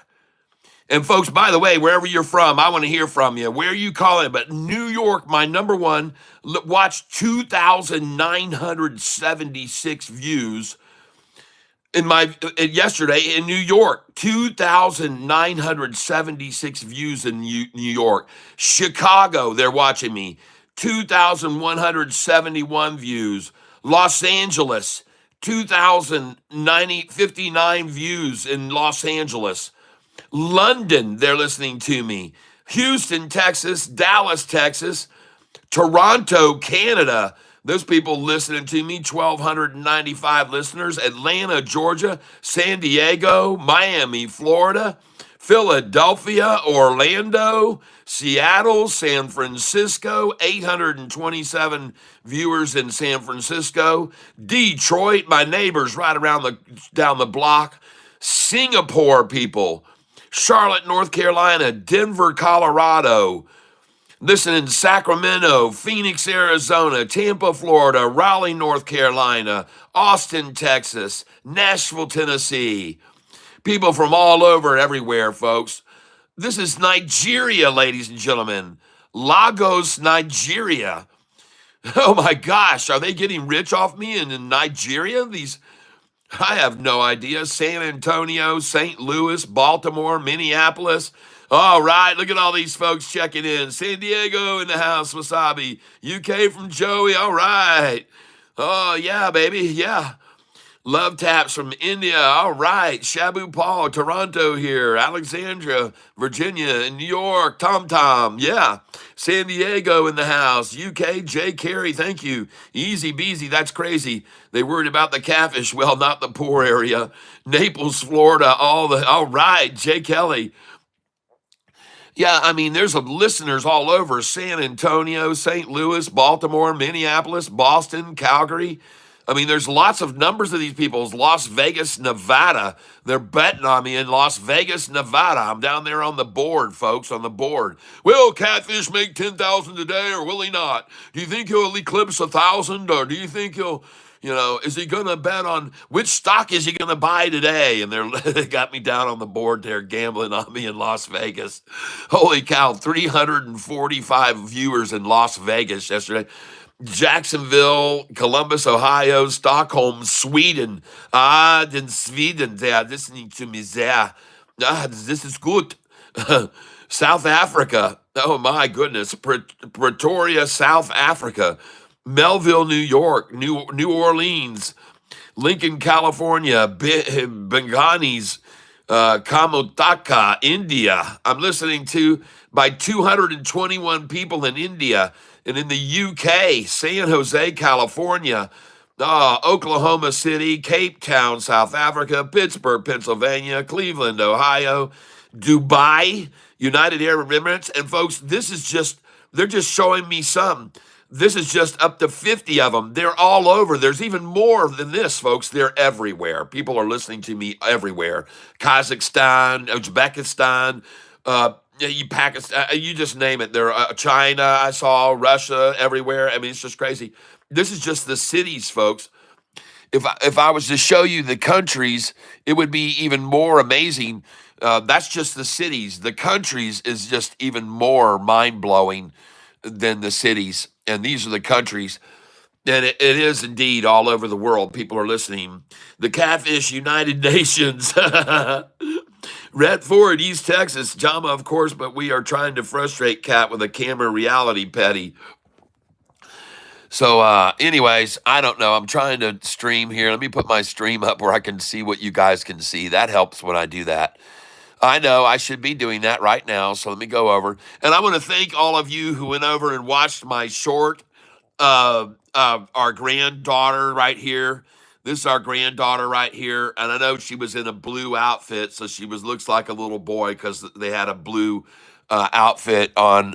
But I'm sorry about that. But at any rate, blue is the color that was on the child at the time, and therefore many people thought this was a little boy. But at any rate, I hope you enjoyed this video I put up yesterday in a short. Talk about cute. And it looks as though 700 people did indeed enjoy this moment. And I think I'll share it with you now. Hold on here. Maybe I will. I don't know if it'll play or not. No, we have to go to view your channel.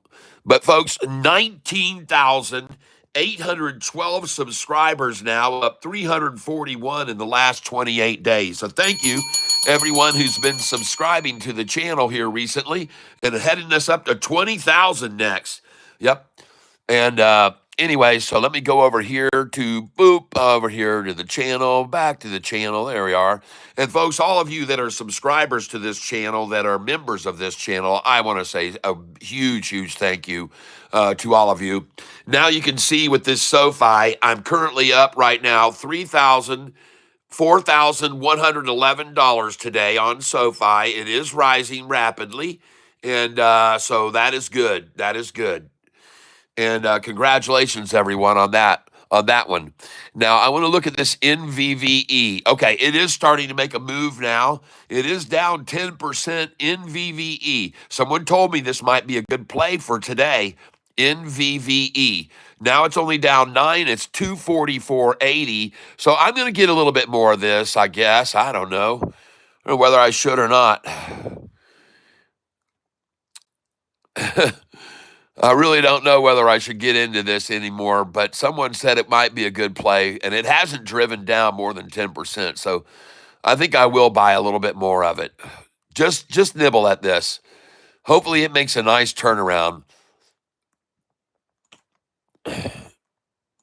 NVVE, everybody, is the stock I'm trying to buy here. I think I'm going to buy some of it. But I do want to take a look at it on the chart before I do it. So let's look at the chart on this thing. NVVE. NVVE. Let's take a look at this. And that is Sofi, by the way. And look at that thing, folks. It's about to come up and break over the, it just broke over the 45 and 50 day.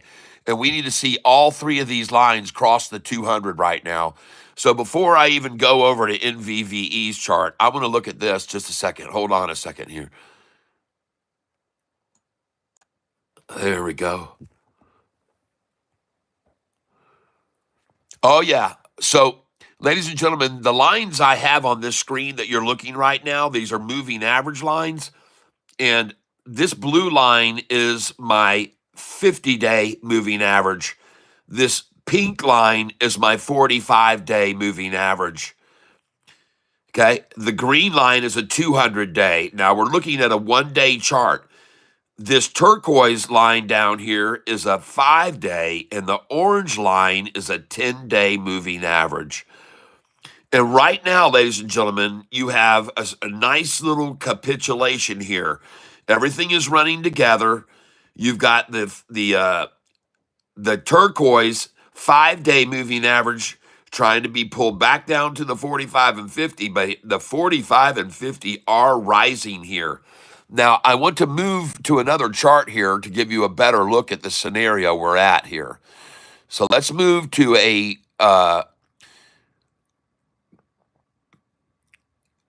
10-day chart.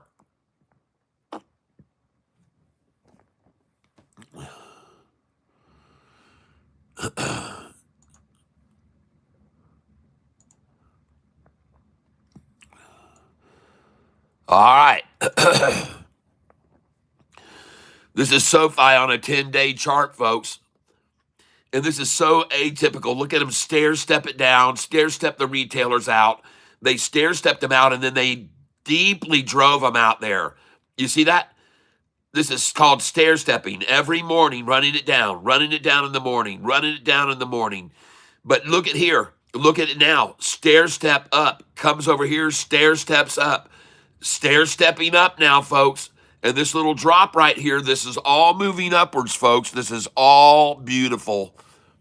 I'm telling you now, this is gorgeous, and this is exactly what we want to see with Sofi happening here.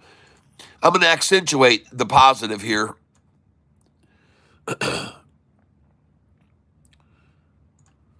That's right.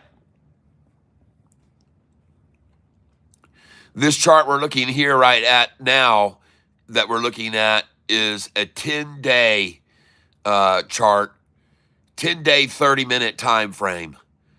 10-day, 30-minute time frame. And I'm now going to highlight this area and then move it over where we can see it better. And we can watch this.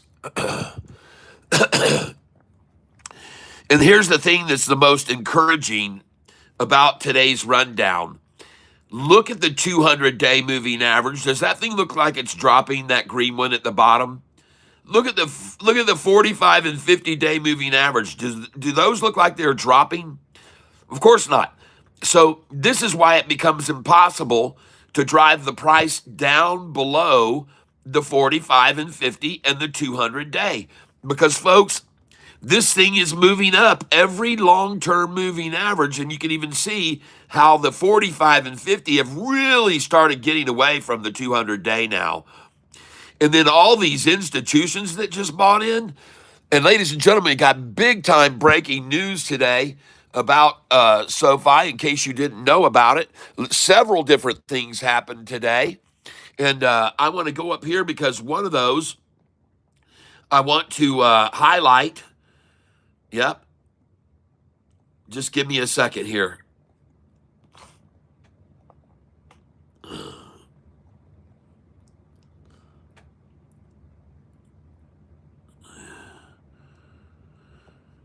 Just give me a second here.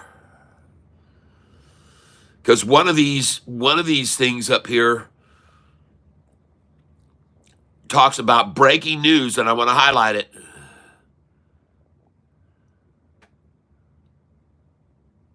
And by the way, thank you for telling me about the top 3 movers here earlier that I missed.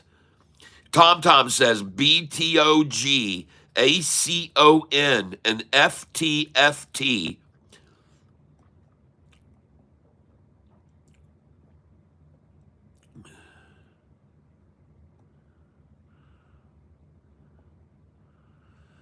All right, we got to find this news. I saw several people put this news up, and I want to highlight this one.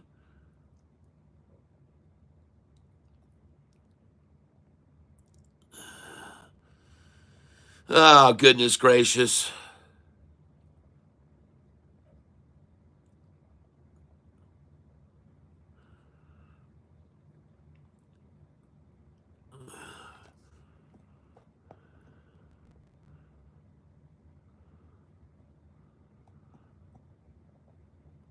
Gary Edwards came home, thought the cabin was on fire because the strong smell of burning plastic 300 feet away. It was a smoldering log in the stove that had ice on it.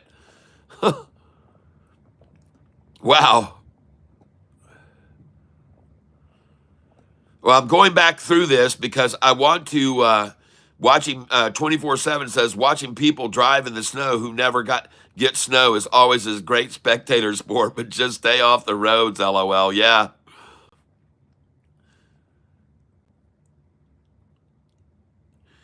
Gary Inward says, Trappist 8, 10, and 12 is fantastic beer made by monks in Belgium and very reasonable price. Them Galway hookers. The Irish have been on the woke side for the last while. Hopefully that's going to come to an end soon. Hooker is a rugby team. Do you remember their Civil War starting up? What was that like? People care? Did it even make the front page news or whatnot? No. Oh, you found her. Yes, definitely. Okay, hold on here. SoFi closes. Here it is. Mark has the news. SoFi closes 700 million securitization of loan platform biz. There it is. That's going to be the pinned message for the day, Mark. Thank you, Mark.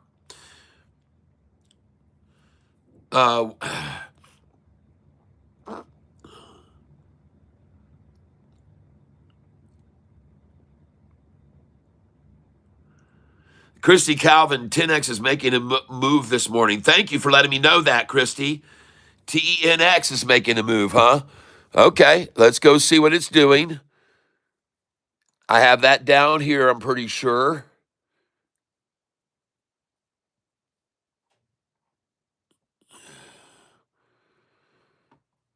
And I actually don't, so I need to get over here and look at that one.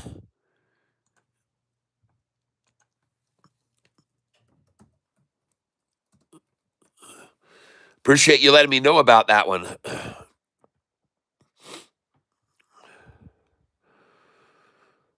Okay, very cool. Up over 6. We bought this at 266 a share, 288. Sofi, oh my gosh, she's gone green and she's going to stay green, folks, and she's going to go up. That we're going to see 50-cent swings minimum every day on this stock as we move up towards 19 and 20 now before earnings. We're going to see 50, 70, 80-cent swings. I expect to see SoFi now come here to 1466, where they're going to try to just accumulate it, folks, at 1466. And the shorts will probably be happy with a 1466 close. But I got news for you. I'm going to break out my guitar if I have to, and this thing's going higher. All right. Looking at NNVE now, I'm still not real impressed with that. NVVE. I'm down a little bit on it today. Thank you for the heads up on the 10X. AIFF at 466. Trader crept so awesome. 10X is making a move. Thank you. I have AIFF. Yep. Heavy insider buying HLIT. John Gilbert, HLIT. All right. Thanks, John. Let me write that down. Hold on. John Gilbert.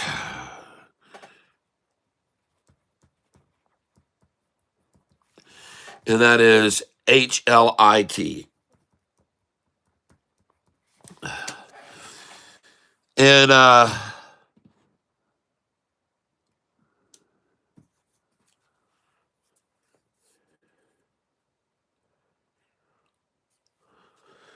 shout out to David Origel for the big winner on the drawing on Friday.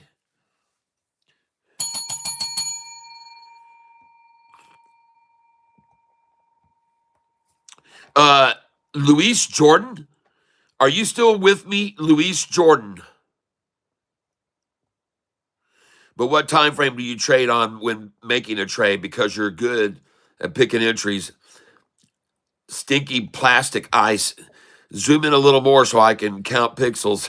Good morning, Cat. Good morning, Catfish. Welcome. Welcome, Ajmal. Good morning to you. Tom's away. All right, I got you, Tom. CMO 614. Good morning, Catfish. You're welcome, Cat. Mark, yep.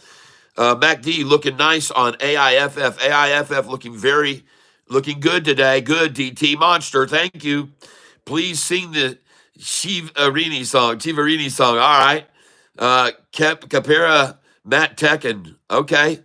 ACON. All right.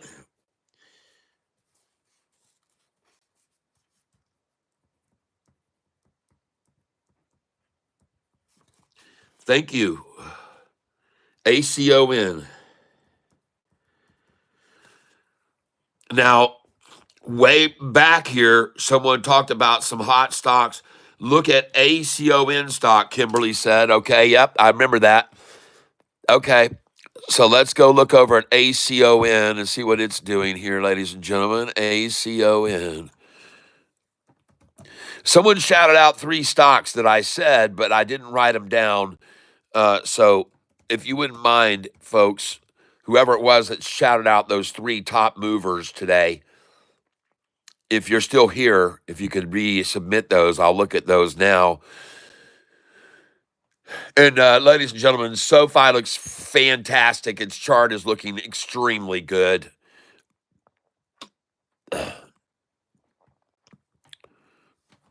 ACON up 61.49% right now. But folks, I don't buy on the highs like this. I want to let you know, I appreciate you telling me about this, but this is tomorrow, okay? This is tomorrow. So I'm going to have an asterisk by this. And let's look at the volume on this thing. It has 45 million shares. Average volume, 646,000. Okay? And today's high, 813. Oh gosh, I hope you sold at that number, everybody. 813. You got to know to sell there. And today's low, 529. All right.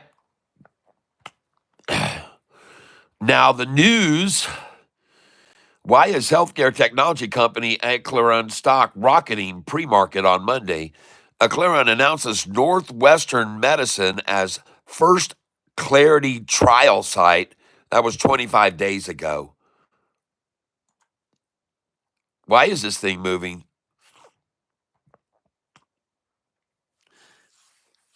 Is it a pump and dump?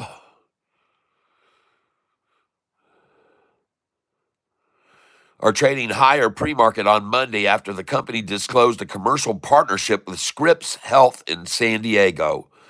This agreement will introduce Noskascan. Oh, okay.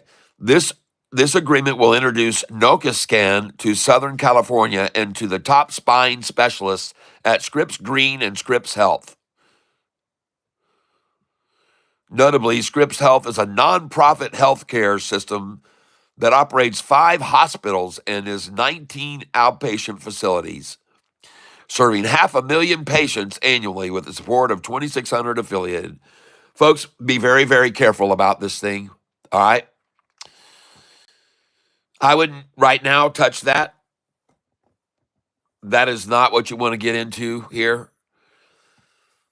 But a good possibility for a rundown tomorrow. But it's not hyper news, folks. It's not enough to make it run up that much, and it won't sustain it. You'd be better off to put a short put on this, short this thing.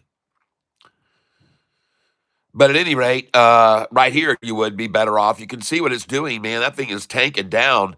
And there is no relevant area of resistance in the past on it today, so it can fall even further. This point right here could be where it ran up and then had resistance and brought down.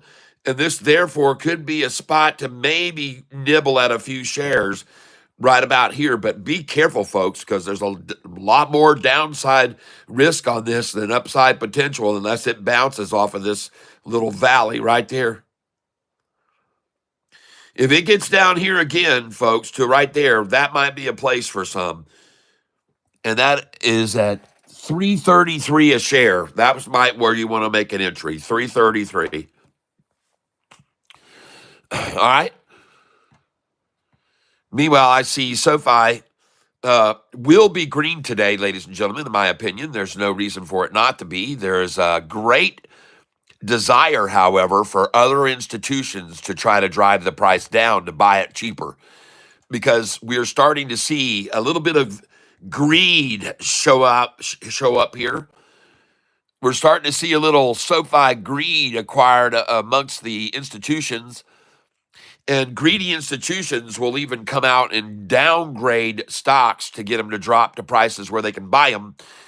But today, just so you're aware of it, and I track this very closely, institutional ownership on SoFi has soared to 901. 901.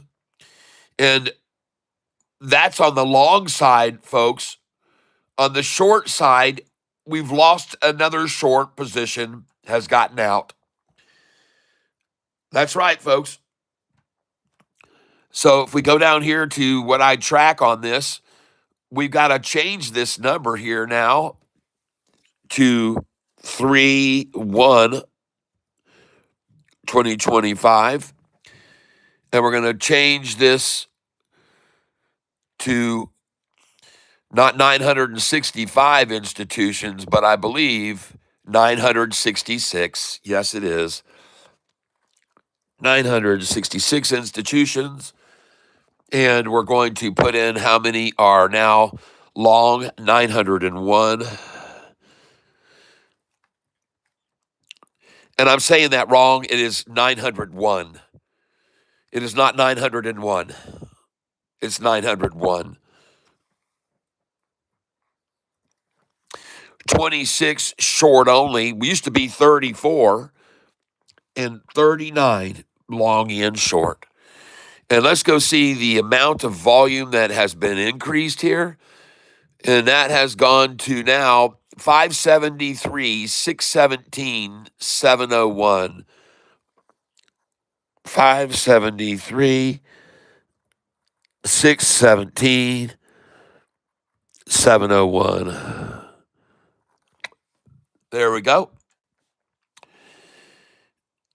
And that's not a huge number of shares bought there, but it is nice to see more going to the longs and leaving the short field.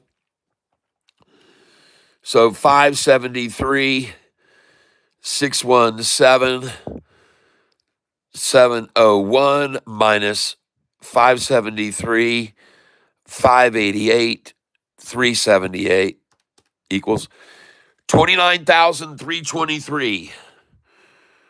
All right. 29,323 to the green. Turn it green, baby. There we go. Change the color to green. There it is. Very nice. And the percentage has now risen to, or did it? 52.31. Still the same percentage. That's not a big enough change to change that number. All right. And we'll save that now. Boink. And we'll put that down now. But hey, how about that, folks?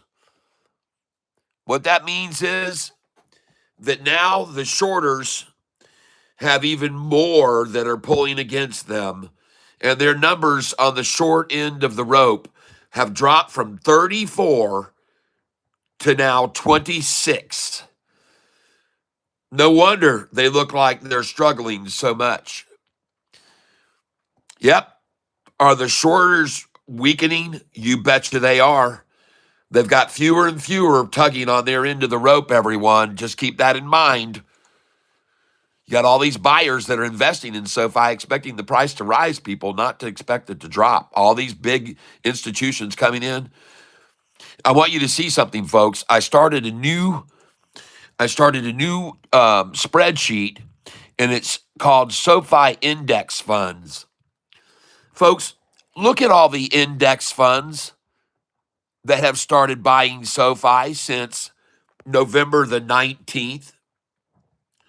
And the reason that I mention index funds is because most index funds, not every one, as you will see, but 90% of them or more hold a stock forever. Okay? Index funds are not like ETFs. Okay? And I want you to see since November the 19th, and let me make sure I get over here so I can see my actual stream here. Just give me a second, folks.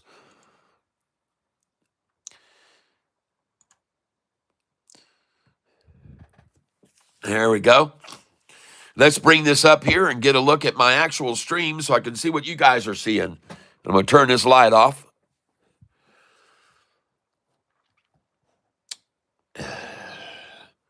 There we go. And now we're going to flip this sucker.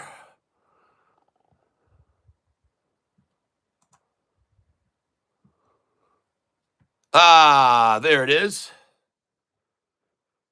And let me just take a look at this here. I just refreshed the page, everybody, so just let me take a look here for a second.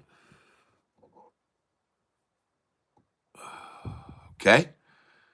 Why are institutions accumulating? There we go. Now I can see it. All right, I see exactly what you guys have in your field of view. And make sure that I can turn this around and see what you're seeing now. We're going to get a really weird thing happen here now. Ah, there we go. That's what you're seeing, me on the screen. All right, very cool. So I just wanted to make sure that all could see that. And holy smokes, what are we looking like now on SoFi, everybody? Hold on a minute. Let me go back to this screen here so you can see what we got going on. And that will be down here. Boop, and SoFi. There we go. And let me turn this around now. There it is. There you go. It'll give you a wider view of SoFi right here. And not only SoFi, but someone said AIFF might be making a move. So let me go look at AIFF here.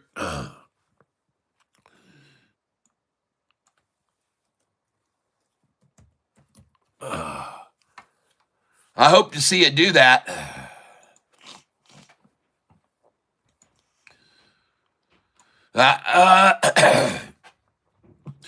Well, it looks to me like the thing's just been marched down all morning long, real slow, just steady attrition, folks. But it does look as though AIFF has reached its bottom right there.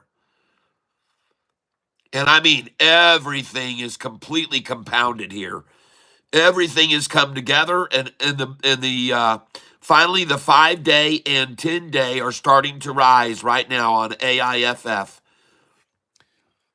All right, AIFF. And you can clearly see, now this is a long-term chart, I think. So let's move this to a 1-day chart right now. 1 day. Just give me a second here, folks. We're on AIFF. And we're going to change this to a 1-day chart.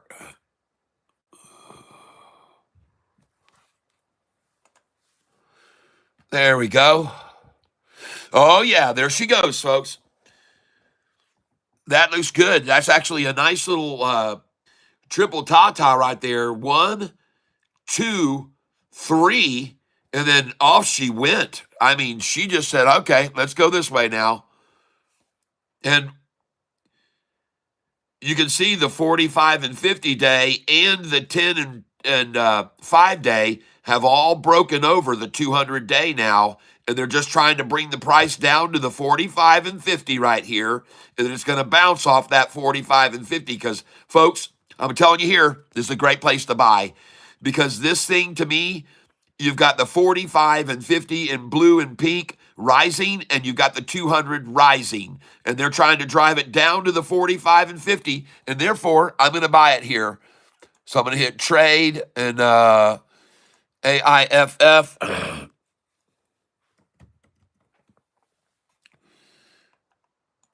And here we go. AIFF, and I'm up 2,600 on it today. I'm going to buy it right here.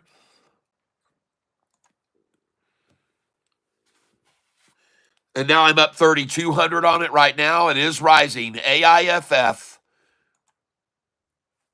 The stock I'm buying here, folks, is AIFF. You can see it right there. You can watch my balance on it. I'm up 32.97 on it. I'm going to buy it at 466 all day long until there's no more of it. And I just filled at 466, AIFF. Going to come at it again. KY flag is right there at 466.72, in fact, where they're conceding that they can't control it anymore. So I'm going to buy again here right now, and I'm up 3,600 on this position right now as we speak. And it is rising, folks, and I'm buying now at 466. It's now at 470 bid and 477 ask. The stock I'm on is AIFF. The bid is now 470, the ask 478. I'm up 5,100. The bid is now 470. Ask is 478. AIFF is the stock I'm on. I just filled at 474 a share. Bid has risen and the ask is now 479. The ask has gone up to 479. The stock I'm on is AIFF. I just filled 20 shares, $4.75. And the stock I'm buying is AIFF. The bid is 470. The ask is 479 on this stock. It is not really moving very much at this stage, but I'm up 5,800. I will fill again. And I just filled at 475 again. The ask just dropped from 479 to 478. Trying to hold it in check. The bid just dropped to 465, ask 476, and the ask just dropped to 472. They're trying to work it down and get a buy now at 466 again, it looks like. So I'm going to buy it right here. And I'm just buying 20 shares at a time. And I just filled at 469 a share.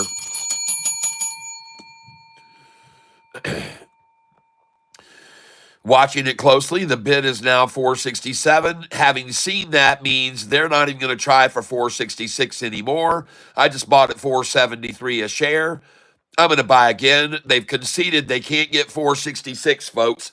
They've raised the bid to 467, and that's inspirational for me. And therefore, I start buying when I see that they've broken that 466 at number. And so, therefore, I am going to fill here again now. I just filled at 469, and now they've raised the ask to 475. This is on AIFF, and the bid has risen above 466 to 467. The ask is at 475. AIFF, ladies and gentlemen, is the stock. And they just throw in a bid now at 466. They're trying to buy it and accumulated at 466. I will come in again here at this number because I think this thing is going to bounce up from here. I just filled at 470. The bid is 466. The ask is 474. The stock I'm on is AIFF. The bid just came up again over 466 to 467. Then someone throws in an ask at 468, and the bid goes down to 465. I will fill here again at 466 a share if I can. And I'm going to try and do it now. I got a 467 for 20 shares, and the stock I am buying is AIFF.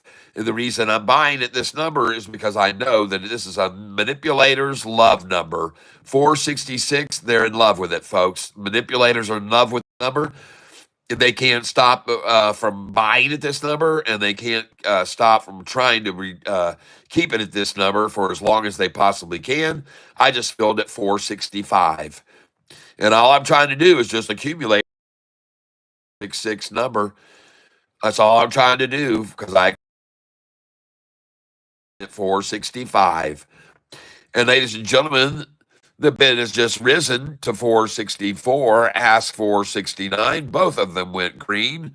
Both of them have risen. And I'm expecting to see the run begin at any moment now. I want to look at their chart here, folks, to see why I'm buying here, because they are driving it down to the 40 here and 50. Well, that doesn't work. You've got the 200-day moving upwards steadily. You've got the 45-day moving upwards. You've got the 50-day moving upwards. 3 long-term moving averages and drive it down below that price. And you got to use a lot to do it. And you can see they're trying right now. Look at all those red candlesticks there. Look at them trying so hard right there. So hard, trying to shove it down. But folks, the problem is the long 200, the pink 45-day, and the blue 50 are all going up at nice angles. So it gets virtually impossible to drop a current price down below the 45 and 50-day with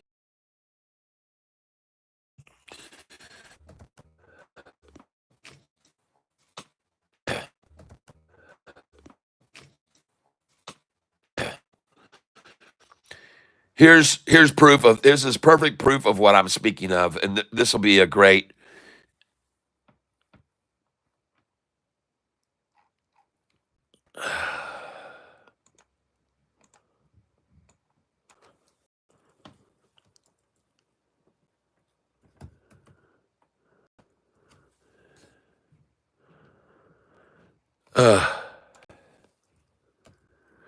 This is TSII. I thought it was TSSI. There it is. Look at this TSSI chart, and you'll see what I'm.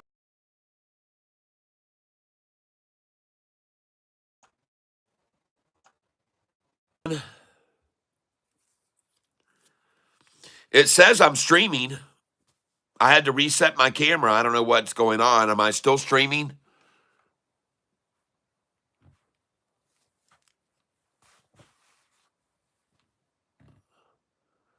Am I there? Hello, hello, hello.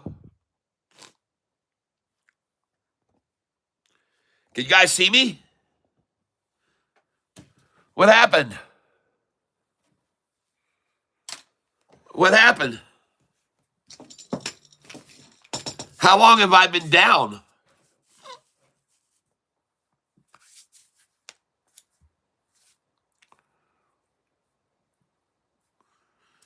I have no idea what happened to my camera. How long have I been? 5 minutes? Okay. Okay. Well, shucks. Well, I wanted to show you why I decided to buy AIFF here. And I'll go back to it. I'll show you guys all again. Hold on.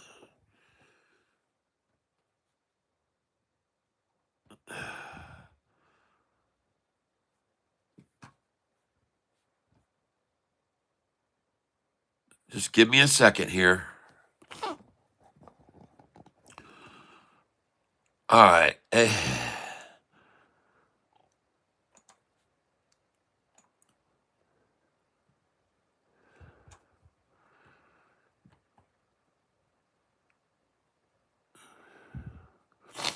I just bought Sofi at $14.29.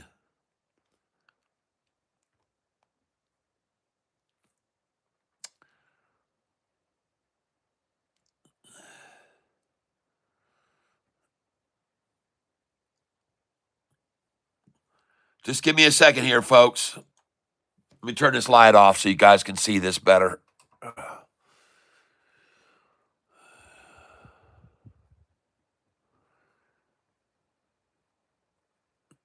I'm going to get this here.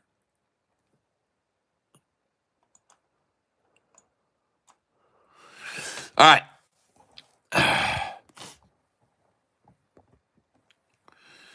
The reason I am buying this stock here, and I'm going to change this chart to 5-day, 5-minute. This is AIFF we're talking about, everyone. I'm sorry that my stream got shut off for a little bit, but I see everybody's coming back in now. But the reason I decided to buy this AIFF right here, folks, is because it's at the 200-day moving average, and just then they tried to break it up over once, then twice, and 3 times. And folks, if this thing breaks over the 200-day moving average with all of these lines on a 5-day, I'm going to be buying more of it. But we need to see this thing right now. We need to see this turquoise line break off of this orange 10-day. The turquoise is a 5-day. But one thing that I like the most, and I have to tell you this right now, is look down here and take a look at the pink line rising above the blue. Folks, that pink line right there is a 45-day, and the blue line is a 50-day moving average. And right now, the 45, folks, is breaking away from the 50-day. And also, the 5-day I see is, in fact, breaking away from the 10-day. And all of them are going to go over this green 200-day. And when they do, you're going to see some green candlesticks coming in here. You're going to probably see them right now start. I'm telling you, folks, AIFF right here, folks, it looks to me like it could be ready, and it's already been oversold, completely oversold, from $16 down to $4.70. And I'm telling you, right now, we got a nice scenario with the 45-day coming over the 50-day blue. We've got the green 200-day here about to be eclipsed. We've got the 5-day turquoise rising and the 10-day orange. And look at them rising, folks. Look at them all rising here. I'm telling you, folks, glad I bought in. Thanks, Kat. Good. I took a ABTH on AIF, reluctant to get back in. Yep, I know. Took a bath on AIFF. I know it. But folks, man, I'm looking at this chart right here, and I like what I see. And let me just move this over here. Now, I've already said to people, these stocks like this, they can get people who get a lot of interest in it because they can see how much it's gaining. They can get it down to a number and just accumulate it. And you can see what they've been doing here. They got the low of $4 this morning, $4 for a low. It started to break the 200 there and then fell, and they got more. Then it started to break the 200 there, and they dropped it hard, got a big sack full, took it up, and it tried to break the 200 there. It faltered. It fell here and accumulated. They got another sack full, and it breaks over the 200 here. And then here they take it down to the 200 again. But ladies and gentlemen, I want you to see each time this tried to break over the 200, look where the 45 was. Look right here where the 45 and 50, the blue line was, the blue and pink. The last time the 200-day was met, the blue and pink 45 was way down here.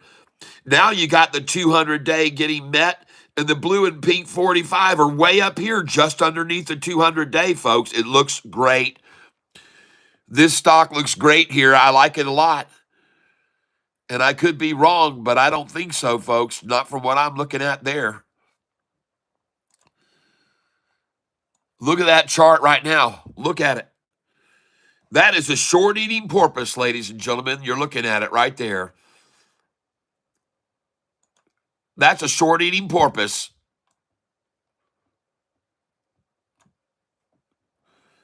There's his head. There's his mouth opening up. Look at the 5-day rising off of the 10-day. Look at the pink 45-day rising off of the blue 50-day moving average. Now, folks, there's 103 of you with me here. I want to show you guys something that was sent to me by one of our viewers here. His name is Easy Beasy. Make sure we give you this the correct way. Not easy peasy, folks. Easy Beasy.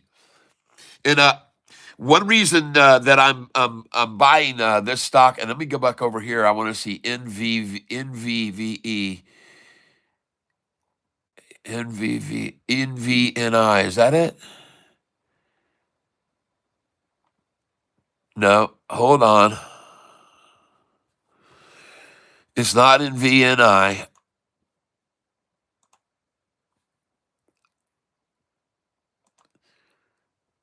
NVVE. This is it.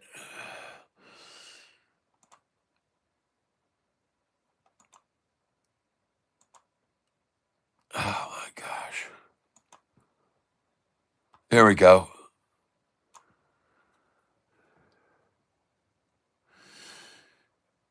Man, NVVE. Bid 234, ask 241. Big gap.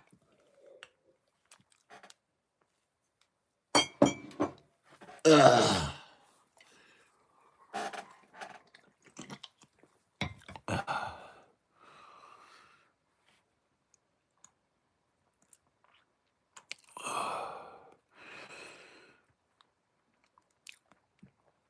Well, I tell you what, they've really hit TSSI today. They've been able to drop this stock down further below the 45 and 50 than they ever have before. TSSI.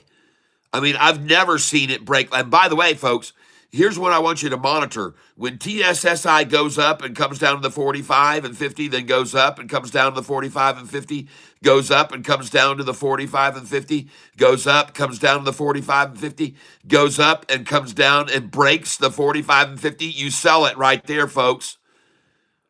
You sell it right there, folks. I'm telling you, you sell this because it's the pattern is bounce off, bounce off, bounce off, bounce off. And here, the break, you got to sell right there, folks. TSSI. You got to know when you see it break through that resistance line that it always bounced off before, that you got to get out, folks. Just so you're aware of that. Now I want to go over here to my monitor page. I can see that today, right now, I'm up $3,750 on AIFF.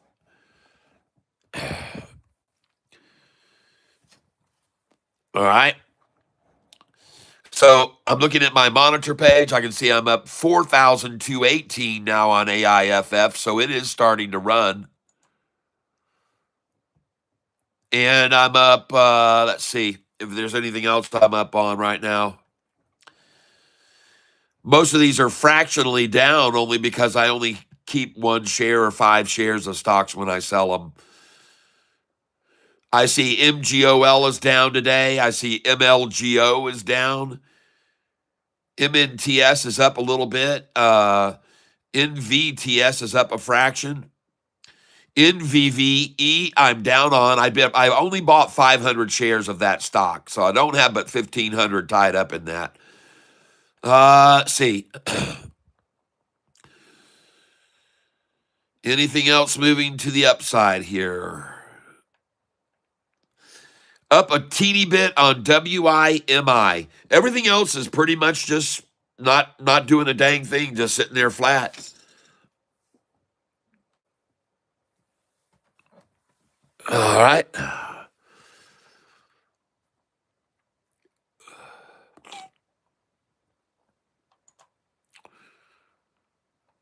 Let me get back over to charts here now.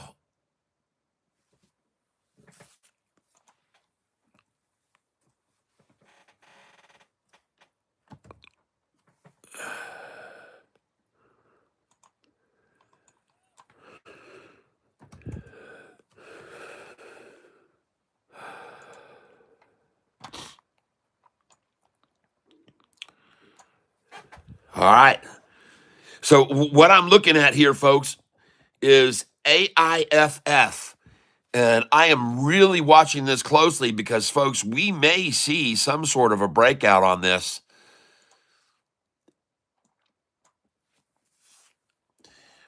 She looks like she's trying to come up over this 200-day moving average. And I like seeing that doggone pink line, which is a 45-day, rising above the blue 50-day right there. Now, and I like to see them trying to accumulate at 466 a share is what they're doing.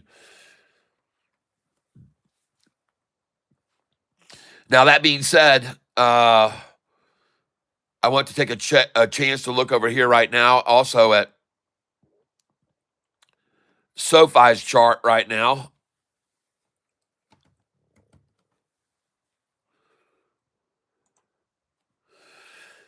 And we just broke off 466.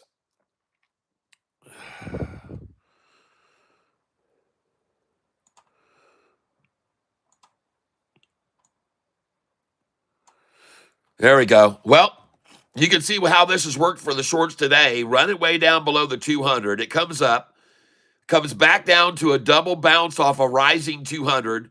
Try and take it down again down below the 200, the same amount below the 200 as you tried it this morning. And here's the same amount of drop below the 200 now. The same drop that you saw here below the 200 go down to here. Now you're witnessing it here again on a double ta-ta. And a good place to buy right there. And I will trade. I will buy here 20 shares, buying Sofi, folks. And now I'm up 3,800 on AIFF today.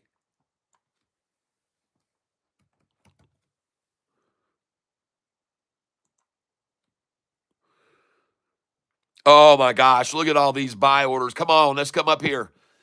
We're going to come and raise these all up here. We're going to chase this thing right back up. Screw that. You're not going to get any more at 1433, shorty. I'm buying them all. I'm going to take them all from you here, rising these prices up. Here we go, 1433. I'll take that. And look at the massive number of people that also know that they love to accumulate at this price at 31 and 33.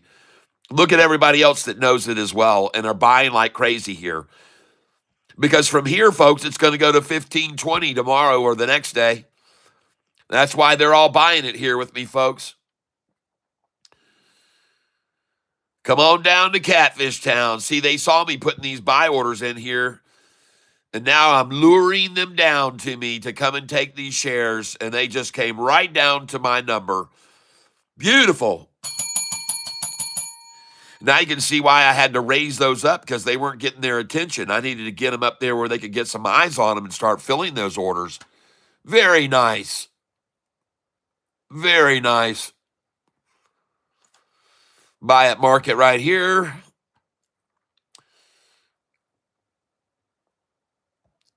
$14.27 I just purchased at. I've already bought it lower than that, people, so I'm going to buy it again, $14.28 now. And I'm going to buy it again here. I hope you guys realize we're right now about 50 cents higher than Friday's low, right here where we are now. 50 cents above Friday's low. At least I think so. Let me go see what Friday's low was and make sure I'm right with this on SoFi. Hold on. Friday's low, 1373. Alexa, what is 14.27 minus 13.7? 14 points is about 0. Alexa, what is 14.27 minus 13.73? 14.27 minus 13.73 is 0.54. 54 cents down. And let me see how much more we were below that. 55, 56, 57, 58, 59. So right now we've seen a 59 cent,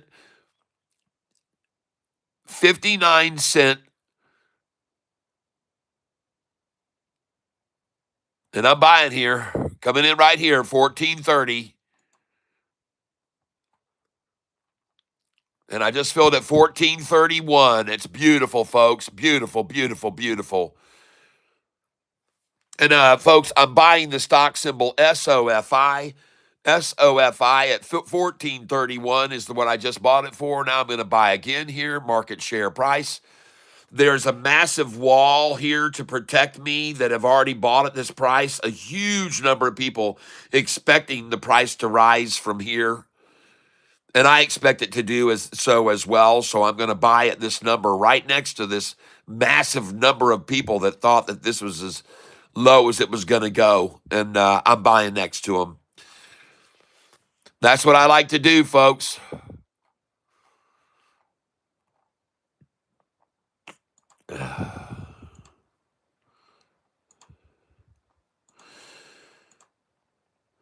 Now, I mentioned that I was going to show you guys this earlier, but I'm going to show it to you now. This was something that was sent to me by Easy Beezy. Easy Beezy. And by the way, Kimberly sent a story to us this morning. Thank you, Kimberly, for the story about the securities. I want you to read this, folks, and understand what it means for SoFi. This is a huge, huge story from Market Beat. 240,000 shares in SoFi Technologies purchased by SBI Securities Company. And it's just one more institution taking a huge, huge chunk of SoFi shares, everybody. $3,700,000 investment by this company. SBI Securities acquired a new position in shares of SoFi Technologies. Yep. And several other institutions increased their stakes, including a purchase by Hanseatic Management, who increased in the fourth quarter $1.116 million. Kirchville Advisors LLC purchased a new stake in SoFi during the fourth quarter, $1,594,000. Charles Schwab Investment Management Incorporated grew its holdings in SoFi Technologies by 1.4% in the third quarter. Charles Schwab Investment Management Incorporated now owns 6,145,837 of SoFi. I mean, 6,145,837 shares by Charles Schwab. Value of that, $48,306 after purchasing an additional 87,097 shares during the last quarter. Zacks Investments, folks. Zacks, who's been downgrading SoFi and talking negative about it, purchased a new position in shares of SoFi Technologies in the third quarter, valued at $3,766. And finally, Citizens Financial Group raised its stake in shares of SoFi by, look at this, 41.5%. Holy crap, ladies and gentlemen. You mean you're telling me that Citizens Financial Group has raised their stake in shares by 41%? Yes, they have. Citizens Financial Group Incorporated (RI) now owns 240,735 shares of the company stock, worth $1,892,000 after buying an additional 70,603 shares. Thank you, Kim, and also Susan H., who actually sent me the first information about this big buy-in. And this is part of being on this channel, folks. We got everybody working together here and sharing in all this news. Now, I want you guys to see something here. This was sent to me by one of our really helping the channel out a lot, Easy Beezy. And I want you to see what he made up for me. This is what he calls, ladies and gentlemen, and titles Buy Low, Sell High, the Shorts Eating Porpoise Trading Manual. And folks, I'm going to be sending this out to every one of you who are either big bottom cats, monster bottom cats, or Goliath bottom cat members, okay?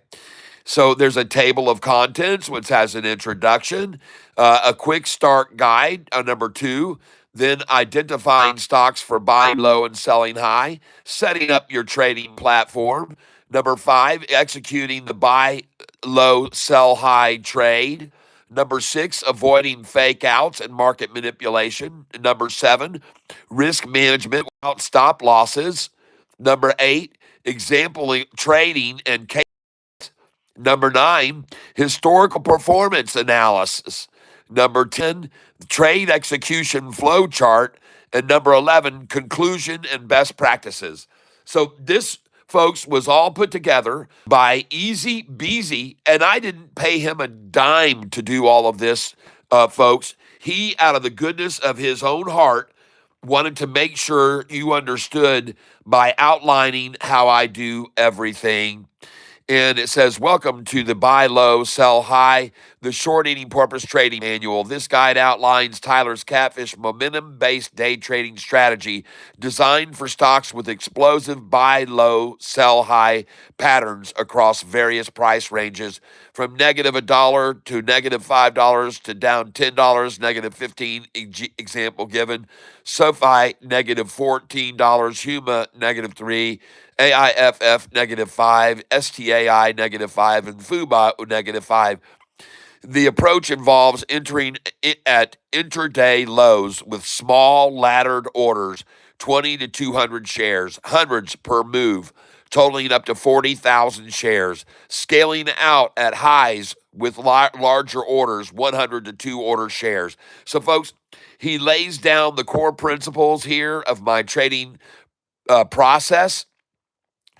Then he talks about the requirements, the type of trading platform that you use, Think or Swim, and he talks about you can use BKR or TWS as well.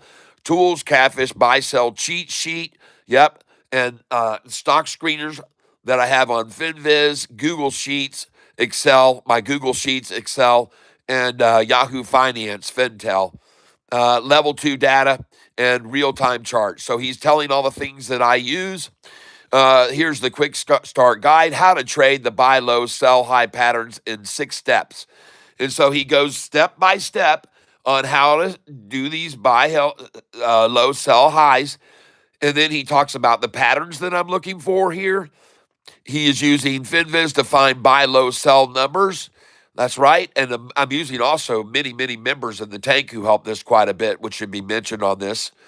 But anyway, he explains my leveraging Fintel for institutional insights and leveraging earnings call history, Sofi, Huma, and setting up your trading platform. He goes through how to set up your trading platform, how to do your layout, your customization, my buy-sell candlesticks that I provide to Goliath members, configuring custom order buttons so you can put in custom order buttons, and he talks about configuring custom order buttons and entering the buy low, sell high trades. He goes through exactly how to do this and in what kind of increments to do it, and avoid fake outs and market manipulation, risk management without stop losses, example trades. And here he shows some of my example trades, how I set them up, where I bought in, how many shares I bought, where I sold those shares and what kind of profits that I made on each one.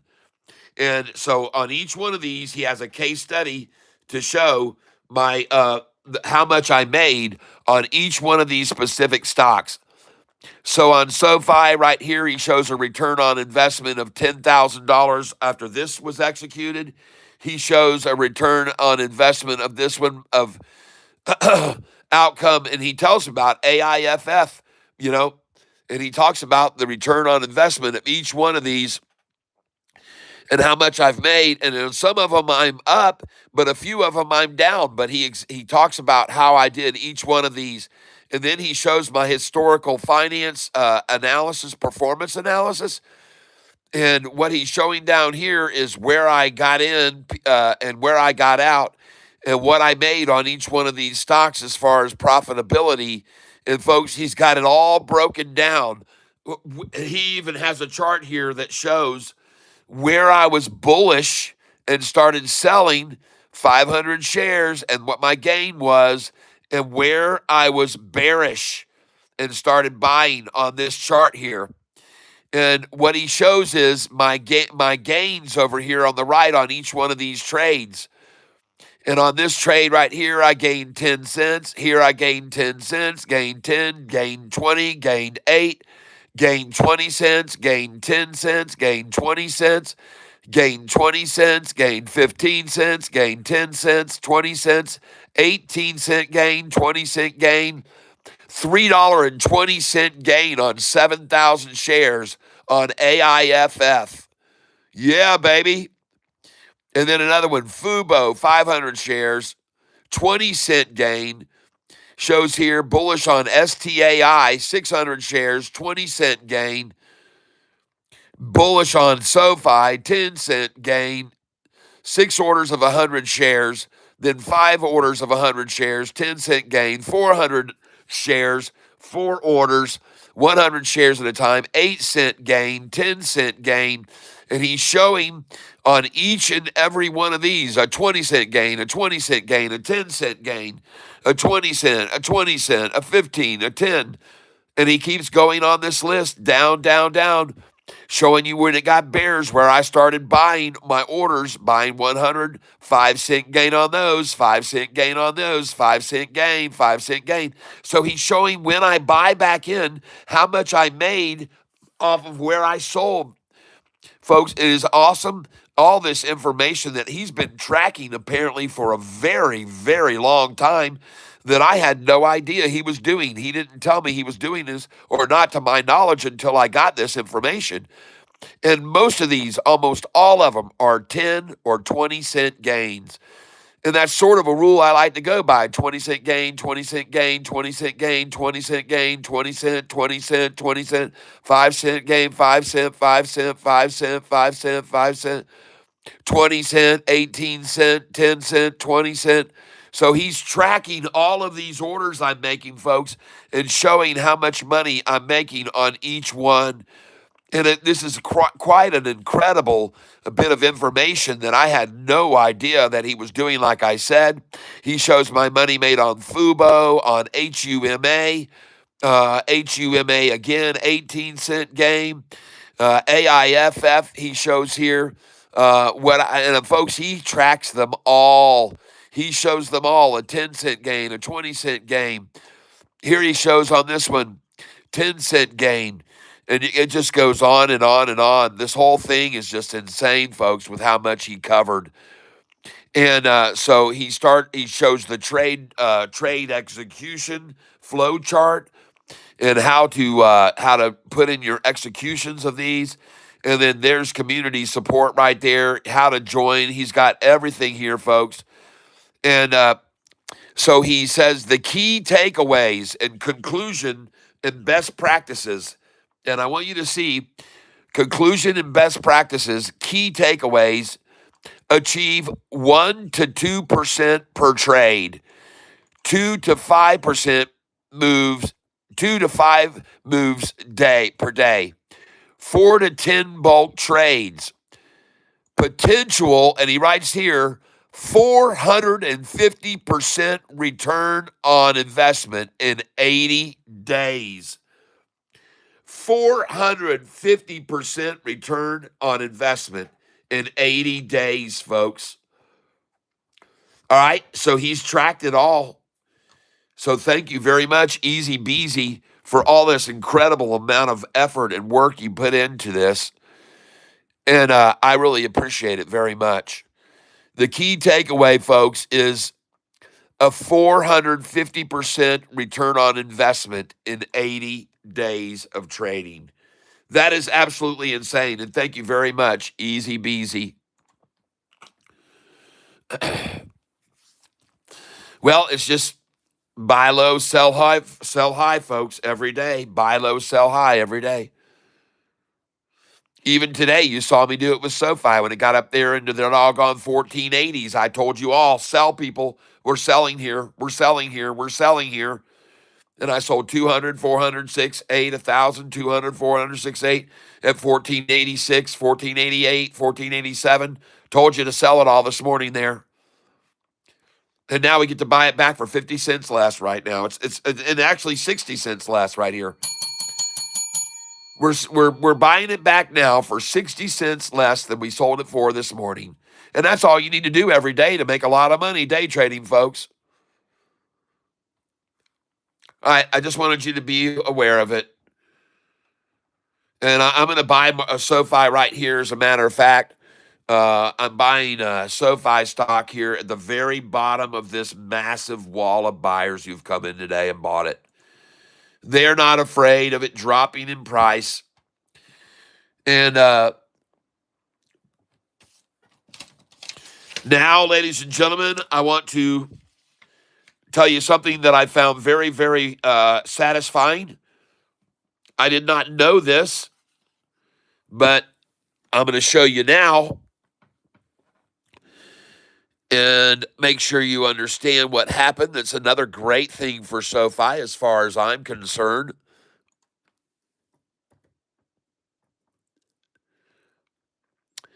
Cathy Wood. Here we go.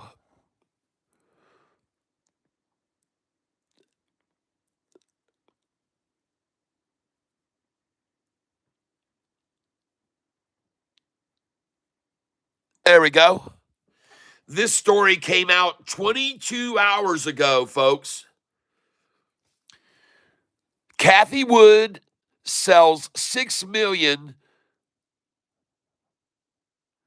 Now, I want you to know that Cathy Wood has made some horrible decisions when it comes to selling Sofi in the past.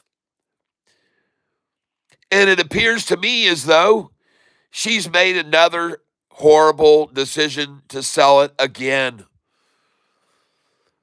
And what I want you to know is that if I go down here, it says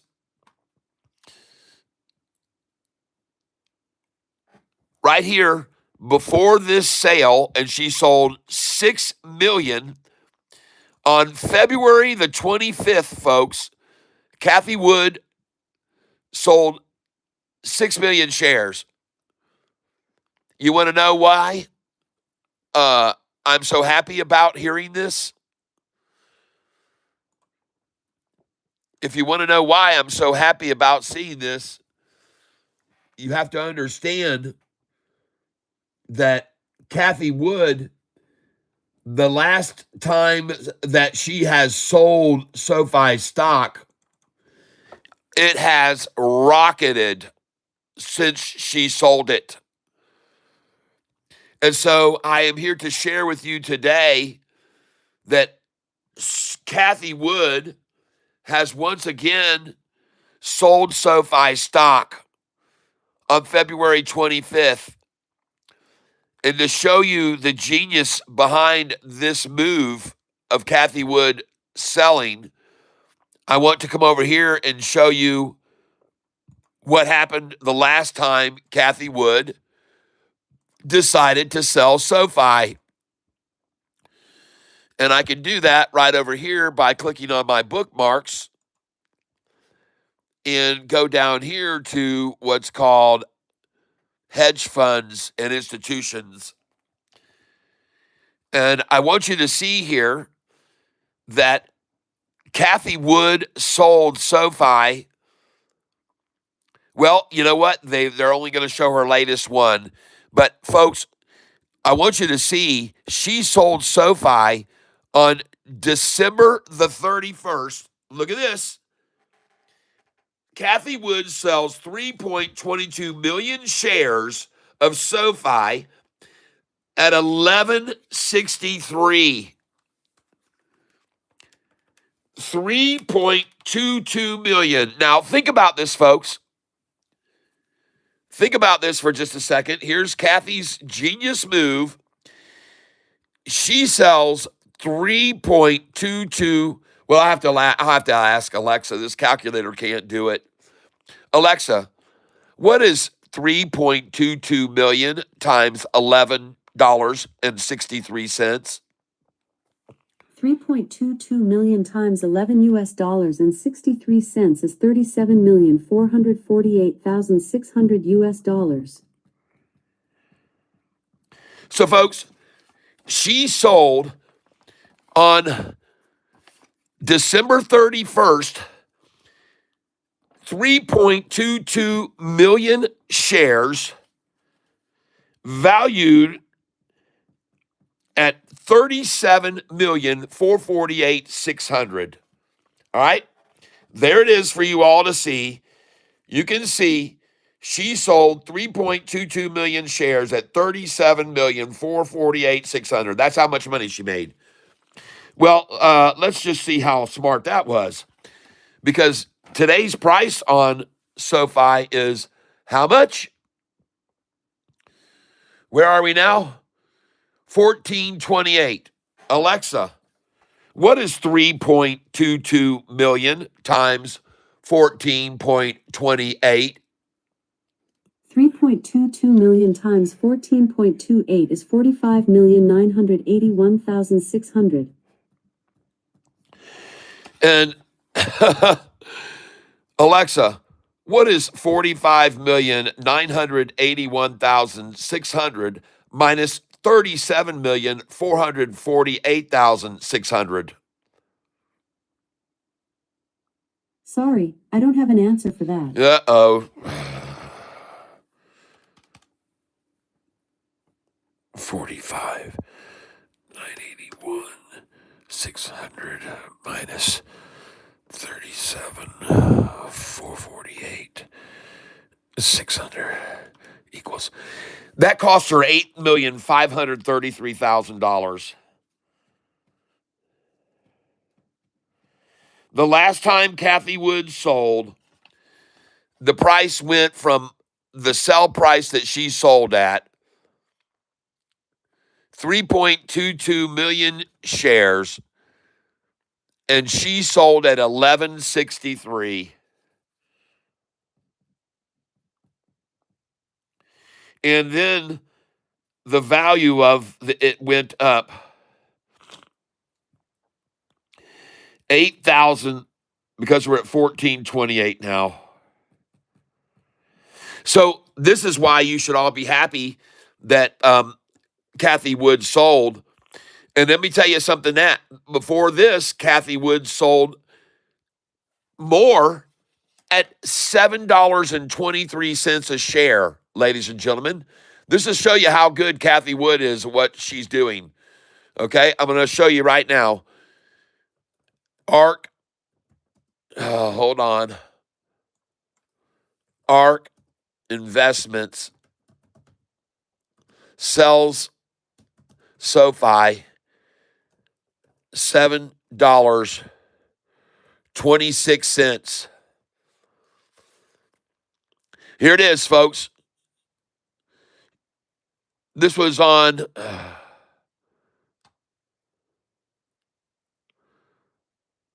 just hold on here a second.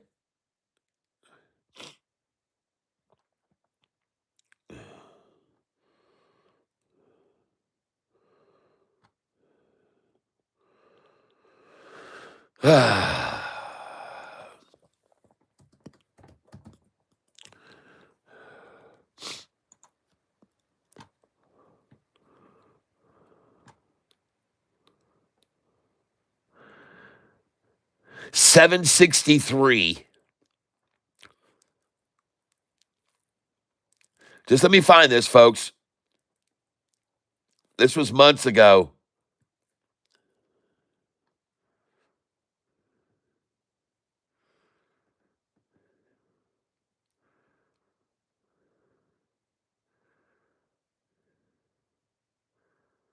Three months ago. Kathy Wood sells 650,000 shares. Okay, that's what I want. That's the one I want. ARK Investment sells SoFi 650,000.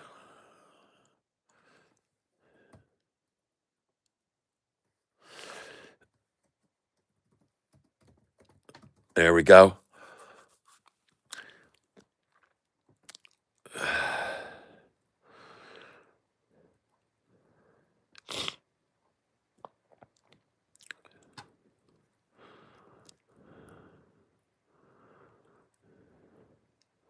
Man, I wish I could find this because, folks, the last time she sold even more shares, the price was in the $7 range.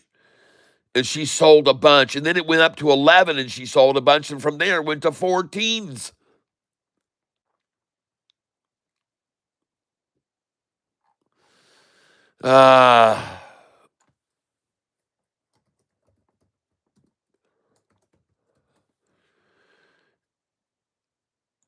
Man.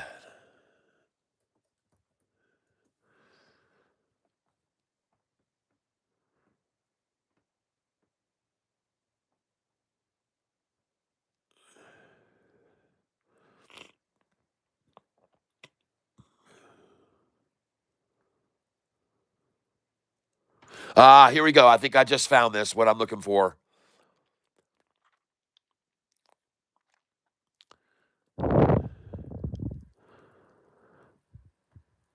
There we go. This is it. Folks, take a look at this right here. She sold 2 million shares on April 28th for $7.04 a share. Just think about that, folks. 2 million shares sold, $7.04. What does the price do after that? Look at it rocket up. Then she sells 2 million at $7.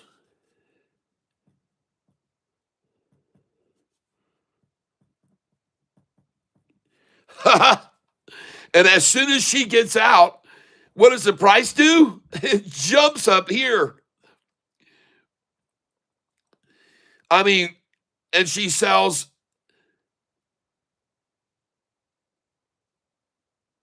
at what? I don't even know what it says. What does it say? Hold on. Let me get rid of this. 3 million shares at $13.93.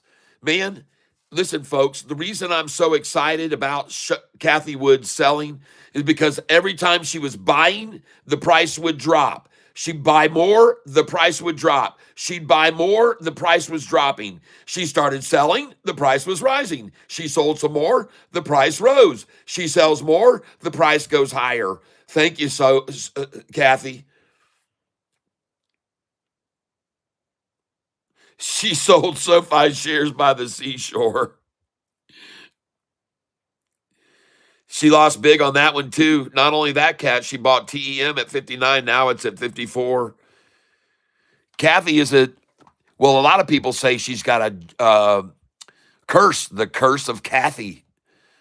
And does she have a curse here? She was buying and the price was dropping. She bought more, the price dropped. She bought more, the price dropped. She bought more, the price dropped. Then she started selling, the price popped. She started selling more, the price rose. She sold more, price rose. And then we saw 5 days ago, she sold again. Begs one to question on February 25th, when she just sold a bunch of more shares. Where was the price on February 25th? $13.42. Kathy, what are you doing with this stock? Kathy, look, February 25th, you sold the low, $13.42. Closed at $13.92. Do you get it yet? Are you starting to figure this out? You need to hold this stock because every time you sell it, it just goes up higher and higher. And look at it going right now, folks. It's on its way. It's going green. And I'm going to buy some more here, folks. I'm going to buy at this price, SoFi at $14.39. And I'm going to go in again. I'm buying SoFi here, $14.39. And we're going to take this thing green, everybody. And I'm going to come up underneath it here. The stock I'm buying here, ladies and gentlemen, is SoFi stock. I already told you it was great to buy it down here just now below that wall because you had this wall of protection over you. And I told you it was great to buy here in these 25s, 26s, 27s with this massive wall protecting us right here. And so look at it rise now. So I'm going to come in here. I'm going to try to buy 1436. And I'm only putting in 20 share orders, 1437. I'm going to come in at 1438. I'm going to come in at 1439. And pretty soon, ladies and gentlemen, we're about to see some running from the Catfish. We're going to go in at 1440. I can clearly see the KY flag right there at 1439.01. Ha ha ha ha ha. Yeah, I'll just sit here and buy all these. Just got a 1439 and 1439 again. Thank you very much, Shorty. And I see that 1439.01 in desperation. I see it. Just got a 1438 just then. And very happy to be buying here at this number where I know they love to accumulate. But guess what? It's 5 cents higher than where I just bought a bunch of shares. Right? I was just buying a bunch of shares down there at 1431, 29, 28. I'm going to stay in this SoFi here, ladies and gentlemen. I'm going to stay in it. I'm going to make a lot of money on it. It's going to rise, folks. It's going to rise like cream rises, folks. It's going to perform. I just bought it at 1437 just then, and I want to thank all of you shorters who are so desperate here today. And the stock I'm trading right now is SoFi, SOFI. I also want to take a look at my AIFF. Something tells me I need to take a look at AIFF here.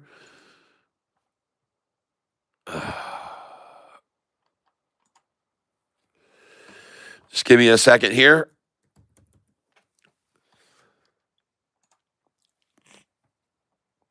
I'm up 2,535 on this position today, AIFF.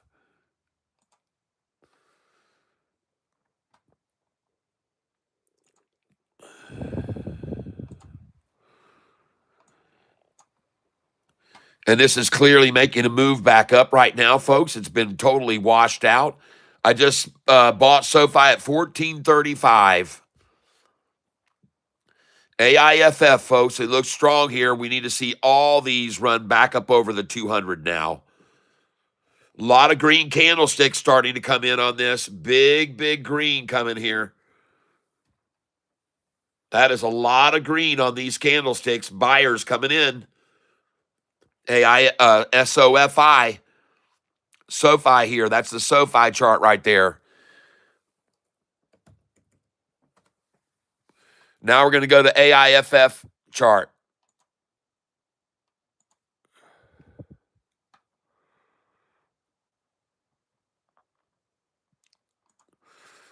Come on, AIFF. It's climb here. Let's go. Oh, yeah. Oh, yeah. Oh, yeah. Okay, folks. AIFF right there starting to cross the 200-day moving average. It looks good. Man, I want to see this thing just pop loose and just go. Let them just see this thing run. Just shock everyone with a blast off here. Look at that. Look at that croc right there. It's a short eating croc if I ever saw one, folks. That's a short eating croc right there. He's got his head up there above the water level, his whole body down below. It's exactly what they look like when they're ready to strike, folks. That's the crocodile. Walk like an Egyptian. There's the croc right there, folks. It is the crocodile, and he is rising. You want to see this? Look at that raising 50-day and 45-day moving averages. And look right now, look at the pink 45-day over the blue 50-day there. And that looks good, folks. This looks all very good for a move up here. This is capitulation, consolidation. This is all good for shorts to get reamed here. Folks, I'm telling you, this capitulation, consolidation, and convergence, 9 times out of 10 favors longs. All three of those C words I just called out favor longs. Capitulation, consolidation, convergence. All three of those favor longs, people. I'm telling you, you're going to start seeing these candlesticks down here all get green and big because this is going to move up off of this convergence and off this compression and off of this consolidation that's going to move up. The reason I say it's going to rise is because all long-term moving average lines are now rising. The 200-day here you can see is rising. The 45-day is rising. The 50-day is rising. The 5-day and 10-day are now rising. And when you got all the long moving averages rising and the current, well, shit, the thing's going to go up, people, most likely. This is AIFF I'm looking at. I'm currently up 3,200 on this position here today. I'm up $3,283. And you guys were already seeing that what Eric just showed earlier was that I make some good money on this stock. I usually sell it for a nice profit. I'm going to do it again, folks. All they're trying here to do is accumulate at 466 with a bid at 461 and the ask at 468. And I'm going to fill it here again at this price. And I just filled that. 464. Filling at 464. And this thing may not run back up, but folks, I would not be surprised at all to see it do that. And I'm going to go in again on this right here. I'm not buying a lot. I'm only buying 20 shares at a time. But man, this thing just got 465. Just bought at 465. They have raised the bid to 461 now. Ask is 468. The bid has just risen to 464. They just raised the bid by 3 cents.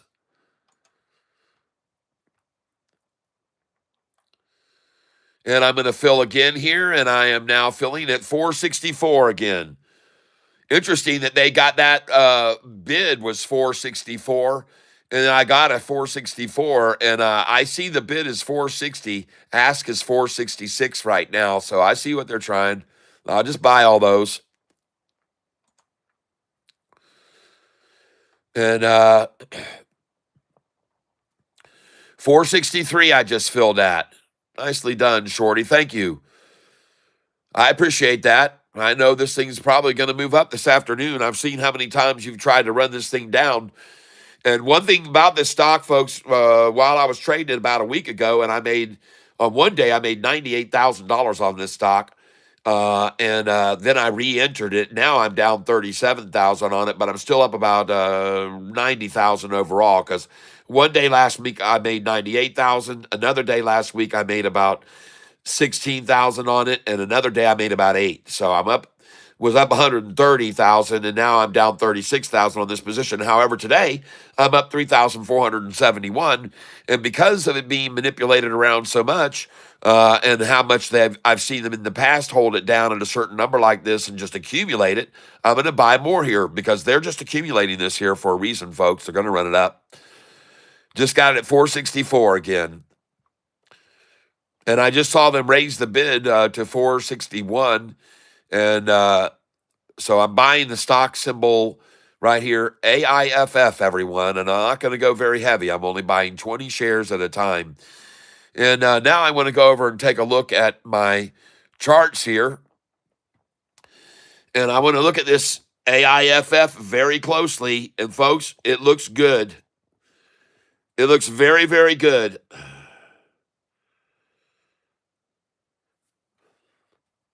You just want to see this thing start to move here to the upside.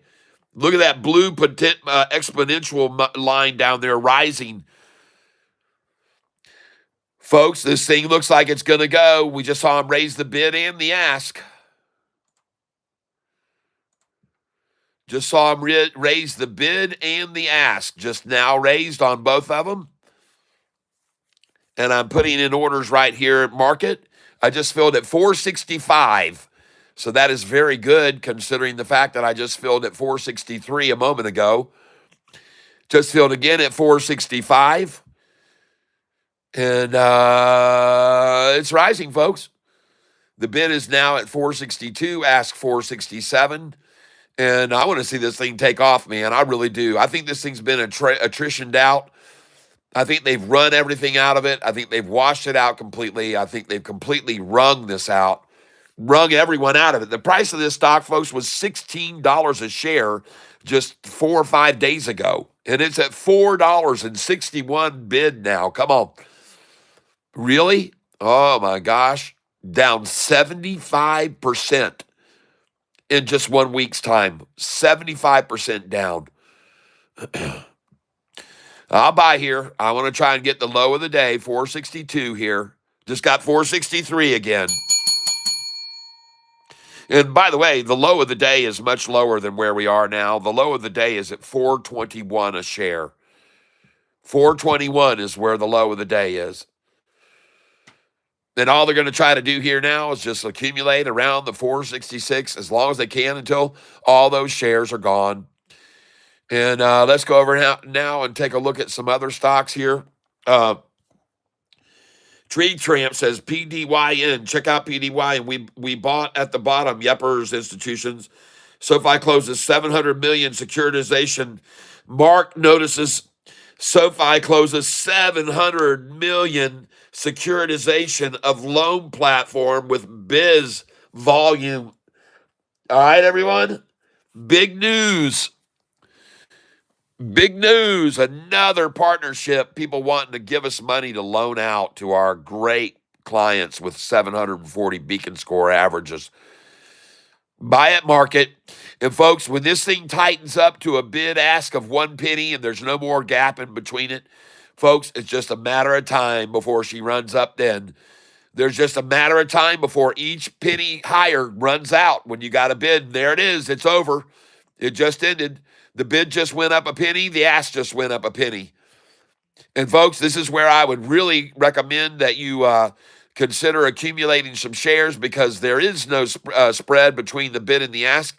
It is a 1 penny spread and the price is rising. And generally, folks, when you have this scenario going on, you will see the price continue to rise and rise when there is no gap between the bid and the ask. And right now, the bid is 464 and the ask is 466. And I'm not going to buy anymore until I see that ask rise. I'm seeing a bid of 464, ask of 466. Let me take a look at SoFi's stock here right now, too.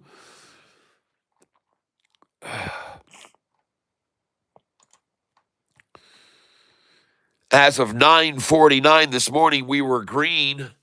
Up 2%, now barely in the red. Oh, my goodness, Shorty. What about yesterday's low of 1373? 70 cents lower than here at the lunchtime low. How do you explain that, Shorty? How do you explain that? Wow. 1373 for the low yesterday. And today we're sitting right now at $14 plus. Oh my gosh. Shorts, you do know what that means, don't you? You're losing the war. You may be winning a battle now and then, but you are losing the war. You are losing the war, shorts. If you don't believe me, go take a look at what Sofi's price was 6 months ago at $6 a share. And folks, I am now buying AIFF. The bid has come up to $4.64 a share. Ask is at $4.66 on this AIFF. Just a remarkable job they've done of running this price from 16 down to 4.66 and then getting to accumulate at their number that they love the most. I just filled at 4.65 just then.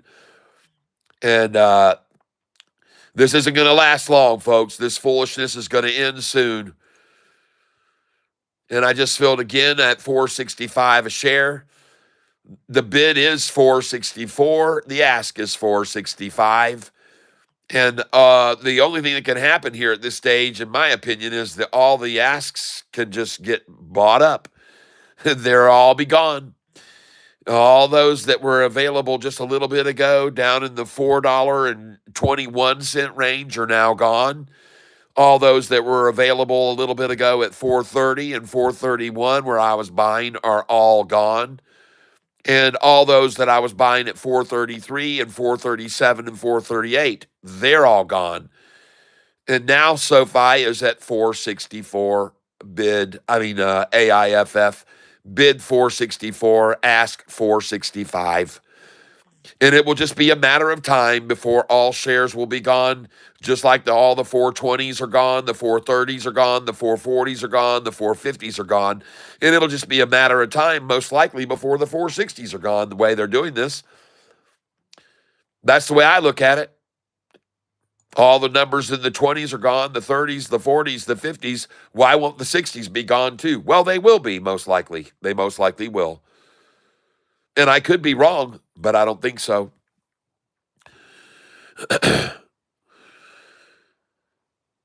So today's low on SoFi, 50 cents higher than yesterday's low. Yeah. Today's low on SoFi, 50 frickin' cent higher than yesterday's low. PDYN. Okay, everybody. Everybody starts yelling about a stock. I go over, I go, oh, yeah, that looks good. I'll buy some of that. And the next thing you know, I'm down 200, 305, down 700, 900, 1,000. I'm like, oh, my God, why did I buy that thing at the high? I don't ever do that. Yeah, it's up 9%, and it's at the high of the day. No thanks. Nope. I'll buy it tomorrow. PDYN will be a tomorrow buy. They'll run it down from 699 or 708 all the way back down to 608. No. Not going to buy that.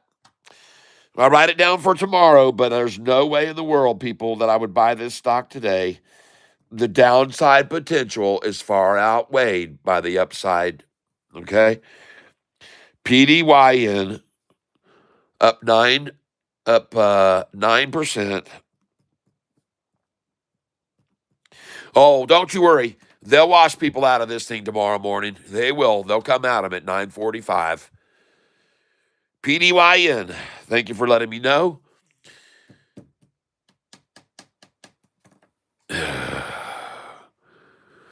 Let's go look at it down here on my little screen here. PDYN.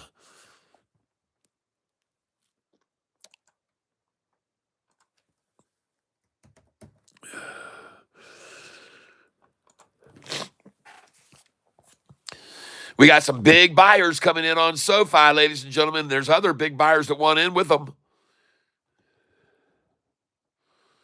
By the way, if you own this stock, PDYN, you should be selling it now at 96, 97, 98, 99, and 7.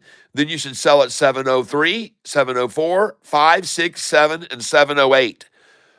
The highest number you should put in is 720 and 721 and 724. What was today's high? Today's high was 729. Well, see what I mean? You should have sold this at 724.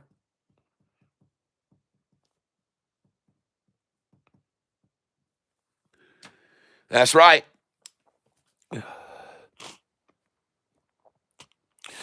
And they didn't even let it get to 731 or 33, which you would have seen it if it really had momentum. It could have got to 731, 733, but they cut it out there at 729 today. But I tell you, folks, it's a number to sell is the 20 and buy back at the below or 88. When you sell at that 720, you can almost always buy back at 688 afterwards, or at minimum 697 or 693.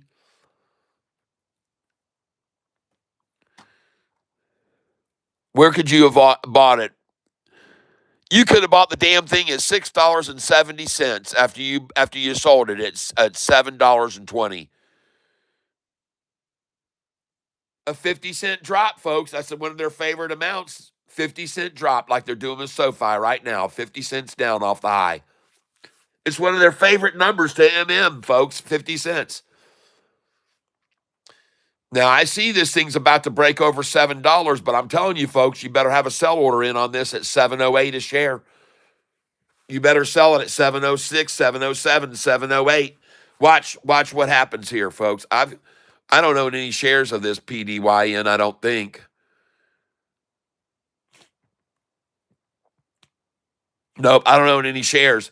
But wait till you see what happens when this thing hits 708 a share, folks. If it does. I see the bid now at 7, the ask 701. Bid now at 701, ask is 702. PDYN.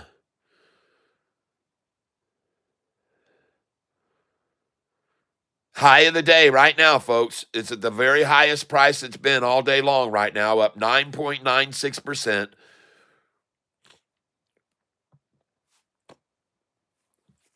Tomorrow morning, I'll probably buy this at 666 a share. You might as well just put one in, 666. Good. Good till canceled plus extended. You should also drop in a 655 and a 647, 48, and 49, folks, for tomorrow morning. You might even get a 631 or 633 tomorrow morning at 9:15, at 9:45. I'm warning you, folks, you should sell this right now over 7 and buy it back at $6.66 tomorrow morning, most likely. I can't guarantee that, but it's very likely that would happen. All right, what's going on here? Something's starting to rise. We're starting to see some of my temperatures starting to rise. It was a long, cool woman in a black dress looking for the FBI. Was a bad mess. A cold woman carry on. Whoa. Oh my. Firefly 471. Bid 471. Ask 475. Cha-ching. Up 4,600 on it now. AIFF, folks. All those shares that I just got at 464 ran out, folks. How did I know they would do that? And now I'm filling at 469 on this stock. Jeepers creepers, folks. Oh, let's look at the chart now on this AIFF. Uh-oh. We got a short-eating crocodile. Oh, my goodness, look at him smile. Everybody, you can see a short eating croc, a short eating crocodile. Look at him. You see him smiling. Oh my goodness. Oh, look at that short eating croc. He's got a 5-day appetite. Oh my goodness gracious, he has taken a bite of Shorty's ass right there, and he grabbed his balls, and now it's Shorty's gonna. Oh, we see them calling out, oh, help me, I need some KY. Oh, Catfish Tyler and his clan all buying here. Look at this baby run. Oh my goodness sakes. Folks, I told you, consolidation, convergence, and capitulation, all three of those C words favor longs. 9 times out of 10, it favors longs. And there's the consolidation, the capitulation, the rise of the 10-day, the rise of the 5-day. The 10-day is orange, the 5-day is turquoise, all crossing up. You can see now the 45-day peak is going away from the 50-day blue, and everything is rising. The green 200 is rising, the 45 and 50 rising, the 5 and 10-day are rising. They're all freaking rising here, people. And this is why everybody's buying here. Look down at those candlesticks. Whoa. Look at the exponential average just cross over the simple moving day average right there. Whoa. And look at the MACD going green. The first candlestick comes green on the MACD right here. What do you know, folks? I called it. I told you, when it converges like that and consolidates and compresses together, it's very, very, very hard to drive the price down when all the long moving averages are rising. You can clearly see the 200 has begun to climb. You can see the 45 and 50 down here are starting to climb. And it gets very hard to push the price down when you've got all these long moving averages rising. And I called it, folks. I absolutely called this, all right? And folks, again, I want you to know something. I'm not bragging that I can do this. I'm grateful to the good Lord above. That's what I'm grateful for. I'm grateful the Lord has given me the wisdom and guidance and understanding how to figure out these charts after 26 years almost of doing this, folks. I'm as of tomorrow, I will be 1 month away from reaching 64 years old. And I've been doing this now for a long time, since I was on the Wheel of Fortune and won a bunch of money back in the year 2000 when I got my check. And from all my experience, folks, in all the years, I've learned how to trade from my losses and how many times I got my ass kicked. And right now, I see a big gap between the bid on the ask on AIFF. There's no longer a penny gap in between. The bid is 12 cents, now 13 cents below the ask. And that is true desperation. Forget about it, Shorty. You're not going to get a 466 buy again. I'm filling now at 474. No matter how hard you want. And by the way, the shorts aren't even trying to get a 466 anymore. Looks to me like they're ready here to settle with a 467 if they can get it. Looks like they're just ready to settle with a 467 if they can get it. They don't even care about their favorite number anymore. They're desperate, folks. And there's the 472.5 KY flag just came out at 472.5. Welcome to the KY club.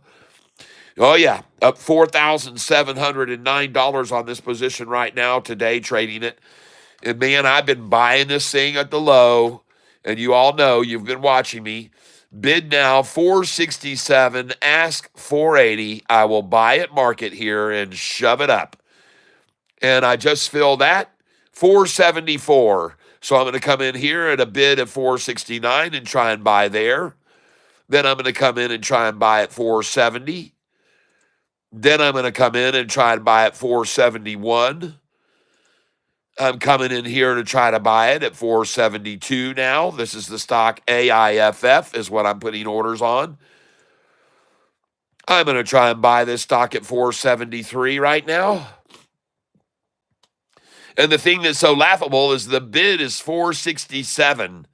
And now I'm going to try to buy at 474. And I just filled at 474. And look at those desperate shorts throwing in a bid order 13 cents below the ask on this stock, AIFF.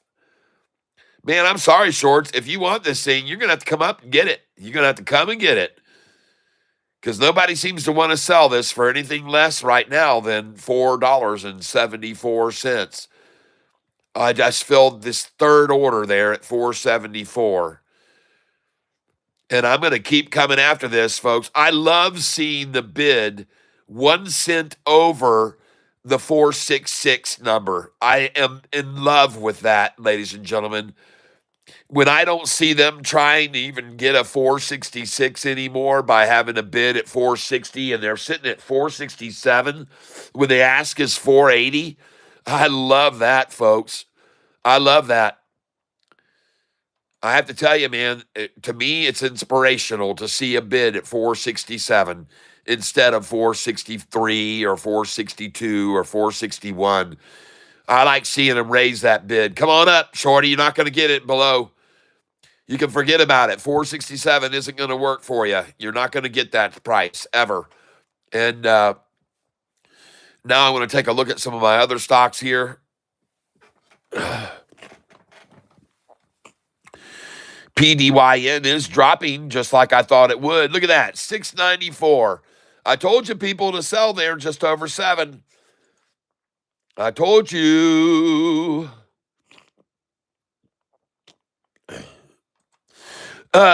So Kathy Wood, I want to again thank you for getting out of Sofi and helping us rise the price. You always come through for us every time you've sold. I just showed everybody last year when you sold, the price was $7.27, and it went all the way up to 11. And then after you sold it in the 11s, it's gone all the way up to 14.44, where it is now. So we're looking for another big push up after you just got out again on the 25th of February. And we want to thank you for helping relieve the curse of the Kathy Wood curse. So thank you very much for getting out of this stock again. In case you guys didn't realize this, Kathy Wood has made some very interesting plays on SoFi. She likes to buy it at its high and buy more at its high here, and then buy more, and then she likes to sell it at its low. And then she sells it here higher, and then she sells it up here even higher. So, Kathy, I really appreciate you doing that, buying here on the highs and selling on the lows, because when you get out, the price takes off. And yesterday, I found out that she sold more shares yesterday, and I found out that she sold on the 25th, she sold 3.22 million shares, and at an average price of $11.63, that if she just would have held on to until today, she would have made another $8,533,000. If Kathy Woods would have held on to these shares that she just sold, and she just sold them on February the 25th, I'll write that down, February 25th, 1 week ago, Kathy Woods sells 3.22 million at an average share price at $11.63, totaling 37,448,600.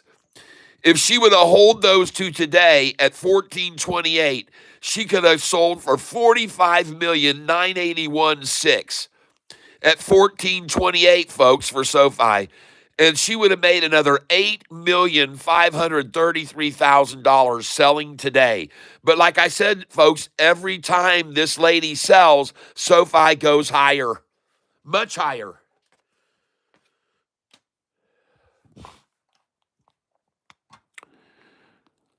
I mean, look at this, folks. I'm going to prove it to you right here. Right here, look where she sold 2 million shares. $6.92 a share. And the price started rising. So she sells the next ones it's basically the same price. And then the price takes off. Boom.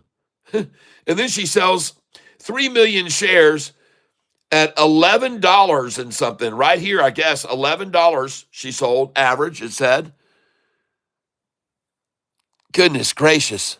11.30 something is where she sold. Well, good for you, Kathy. Every time you sell more SoFi, the price just keeps rising. Thank you.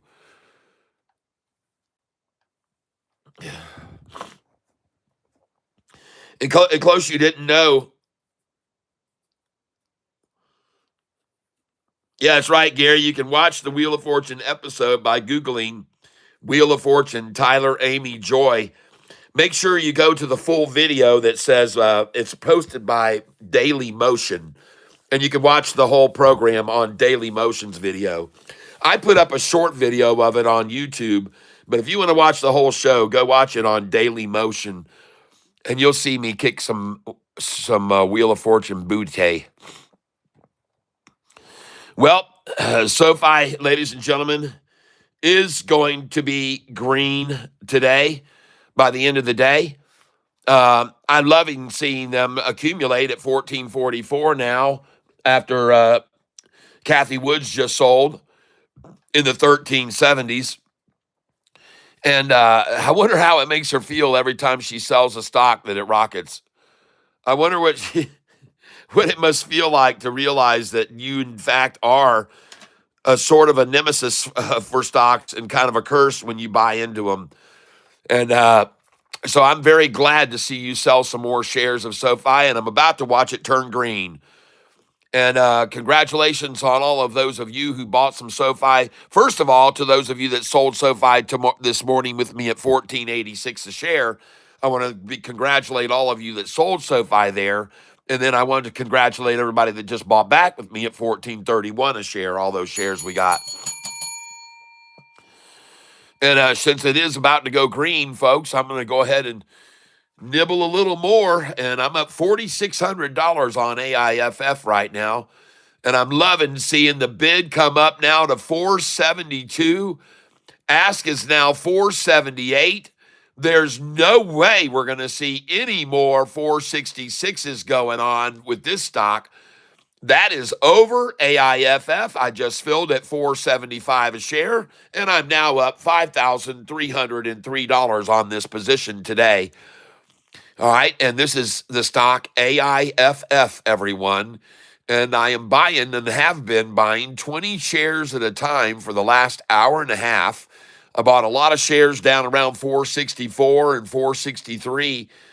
Even got some 461s there for a little bit. And now I'm watching it rise, folks. And I'm up $5,193 on this position today.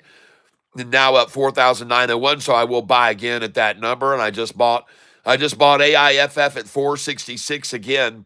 And so here they try one more stab to get a 466, and I bought it. Yeah, baby. I got the last 466 today, my friends. I got the last 466, and now it's at 470. So nice job there to get that at 466. What a stab. Nice. I just got through saying I got the last, there's no more 466s, and now we're up to 470. So I think they wanted to get it one more time to 466 just to prove I was wrong. And their bid now is at 465. Their ask is the ask 474. And I just acquired some more at 470 a share. And I'm not buying all by myself there. Look at all that wall right there at 470 right there. Right there's a wall, folks, at 470 a share right there. A lot of people very confident to buy at 470 a share this stock. And I'm going to buy it again right here again. I'm going to come in on this. And I got it at 470 again, right along these people, all these people right here that bought there. That's where I'm buying now, 470 a share, 470. And there's many people that have been buying here. They're not afraid. Now it's gone up to 83,000. I just filled at 470 again. I'm going to do it again. I'm going to come in next to all this wall of buyers right there. I'm coming in with all these people, and I come in with confidence just like they did. Just filled at 470 again just then. And then I see the KY flag come out a half below it at 469 and a half. So there's your KY right there. There's your KY flag, 469 and a half, ladies and gentlemen. Just filled at 470 again. And I'm not going to stop filling here. The bid is 465, ask 474. And again, ladies and gentlemen, sometimes it's almost as if they're just listening to what I'm saying. And my comment just recently was, I love seeing the shorts with a bid over 466. That really, really encourages me and makes me feel good when I see a bid over 466. Because to me, it means desperation is given in to just absolute concession. They can't even get a 466 anymore.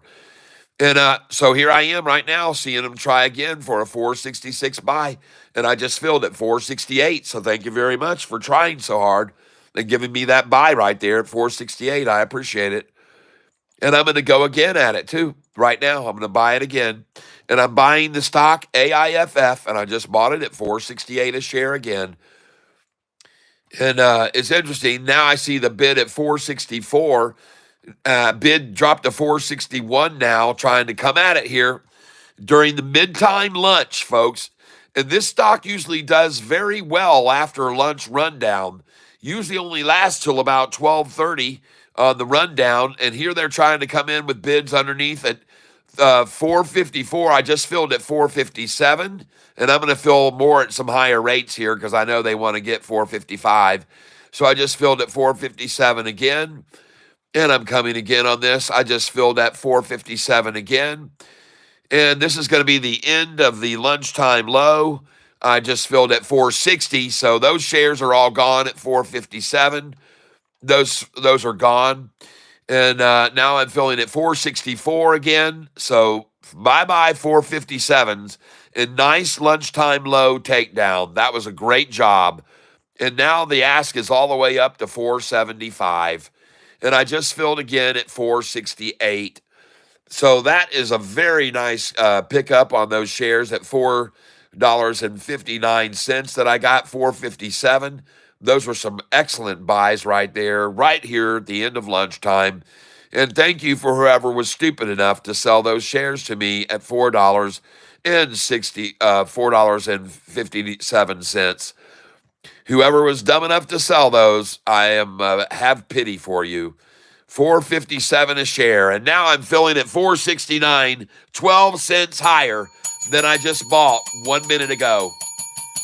Oh, I like the feel of that, folks. I have to tell you right now, I really do like the feel of that. Wow. Let me see if I can locate something here.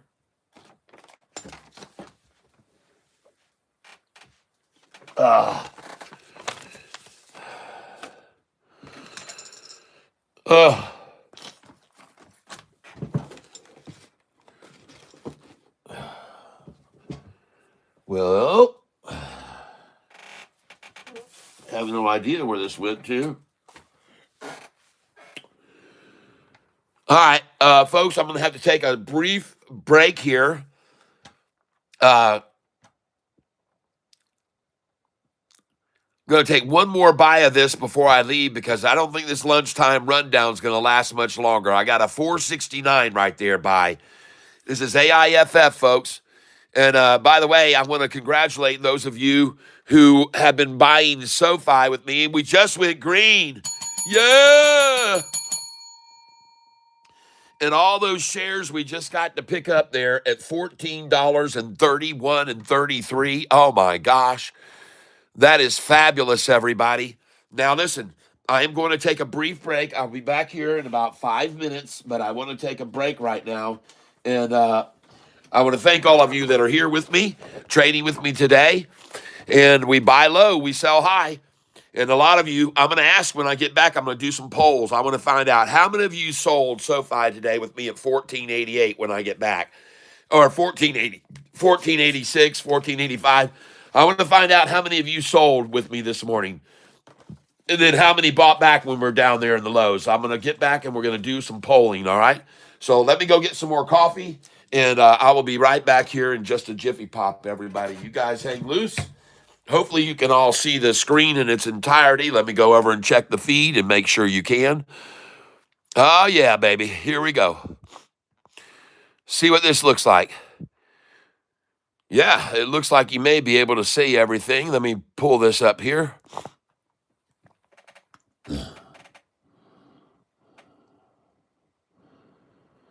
Oh, D. Will says YYAI. Take a look at YYAI.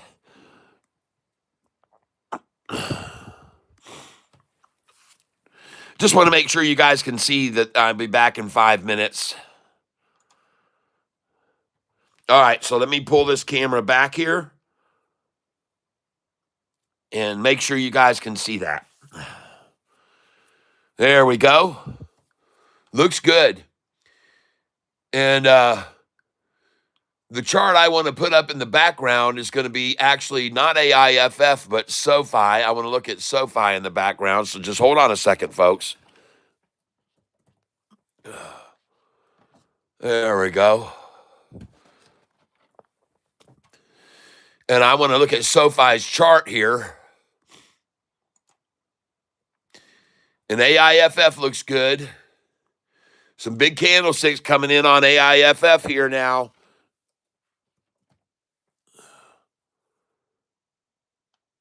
And this is Sofi's chart. Oh, yeah. And let me highlight this area on the Sofi chart.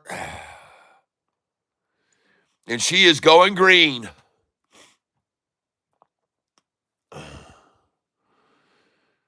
Oh, yeah, baby. And now, ladies and gentlemen, you can see Sofi converging here, and you can see it break over the 45 and 50-day moving average right now. Ladies and gentlemen, this orange line is the 10-day moving average. This blue, light blue, is the 5-day.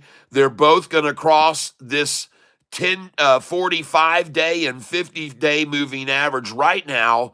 They're breaking to the upside, and if they cross over this 200-day, Sofi is going to rocket people. All right, I actually called this formation on Friday, and it was doing the same thing. And I told everybody, man, if this thing crosses over that 200-day, it's going to take off. And it did. And at $13.99 a share, it crossed that 200-day, and you saw what happened after it. It went from $13.99 to $14.40 in a heartbeat. So I'm telling you now, folks, what you're looking at right there, that is a very good looking chart for Sofi for a possible breakout to the upside right there. And I'm just going to leave it on this screen so you guys can see this. And I'll be back. All right. It's the 5-day chart, everyone. And I will be back here. You guys can see this very clearly. And I'll be back in just a little bit. All right. 5 minutes. Okay. You guys not take off. I'm going to be back 5 minutes. You guys can see the screen now. Talk to you soon. Let me go get the coffee. Aha. All right.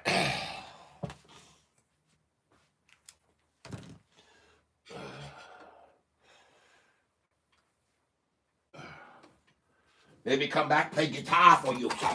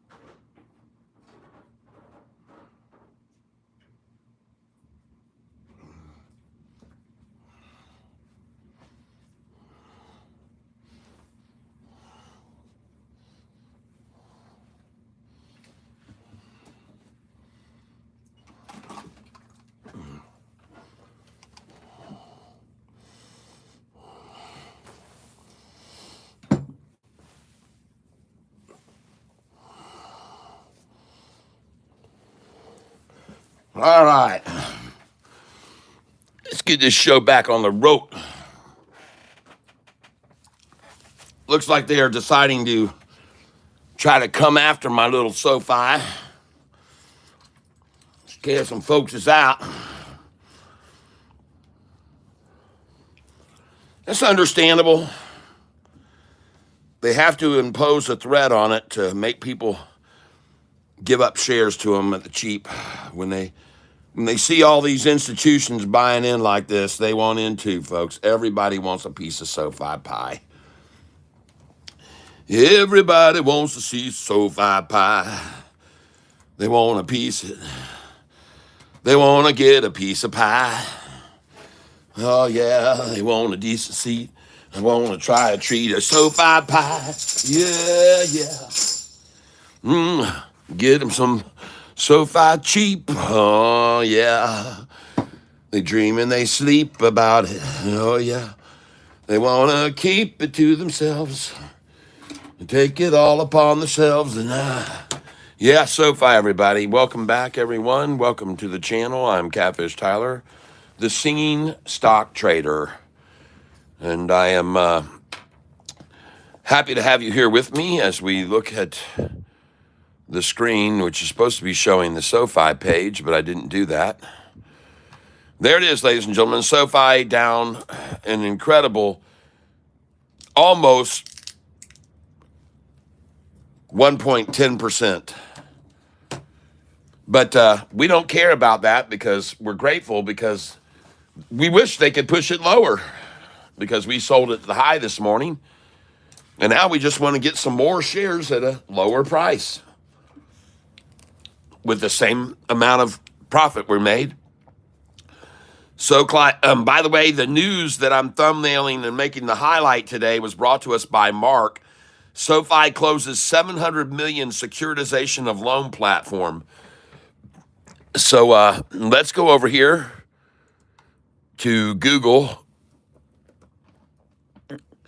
the omnipotent Google. SoFi closes $700 million securitization.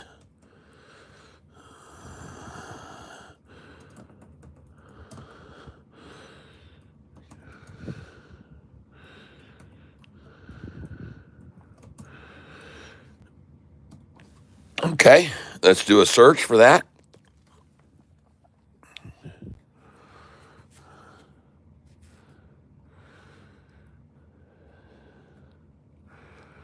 Four hours ago, NASDAQ SoFi, a member-centric one-stop shop for digital financial services that helps members borrow, save, spend, invest, and protect their money. So you like that shameless plug there along with the news? A nice little plug there that serves up their purpose to let everybody know what they do at the onset of the article about them. So very well crafted. NASDAQ SoFi, a member-centric one-stop shop for digital financial services that helps members borrow, save, spend, invest, and protect their money, announced today the issuance of $697,600,000 in notes secured by a pool of personal loans originated by SoFi Bank. Woo-hoo!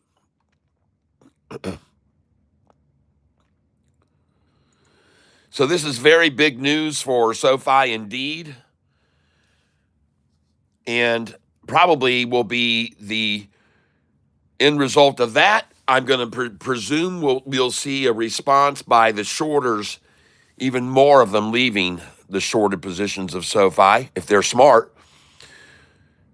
And so in this article that is posted today, 6 a.m. this morning on Pacific Standard Time, all right, so right after at 9, what would it be, 10 a.m. this morning, I guess, Eastern Time. 6 a.m. Pacific. Yeah, 10 a.m. our time out here. San Francisco, March the 3rd. That's today's date, of course. SoFi Technology is a member-centric one-stop shop for digital financial services that helps members borrow, save, spend, invest, and protect their money. Announced today the issuance of a $697.6 million in notes secured by a pool of personal loans originated by SoFi Bank N.A. The transaction was a co-contributor's securitization with collateral consisting primarily of loans previously placed with loan platform business partners.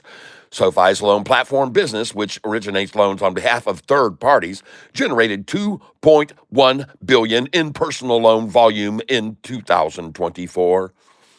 Now, folks, we got another entity called Fortress Lending, who Fortress is a $58 billion company in assets, managing over 58 billion in assets, and came to Anthony Noto and his team at SoFi and said, you know what?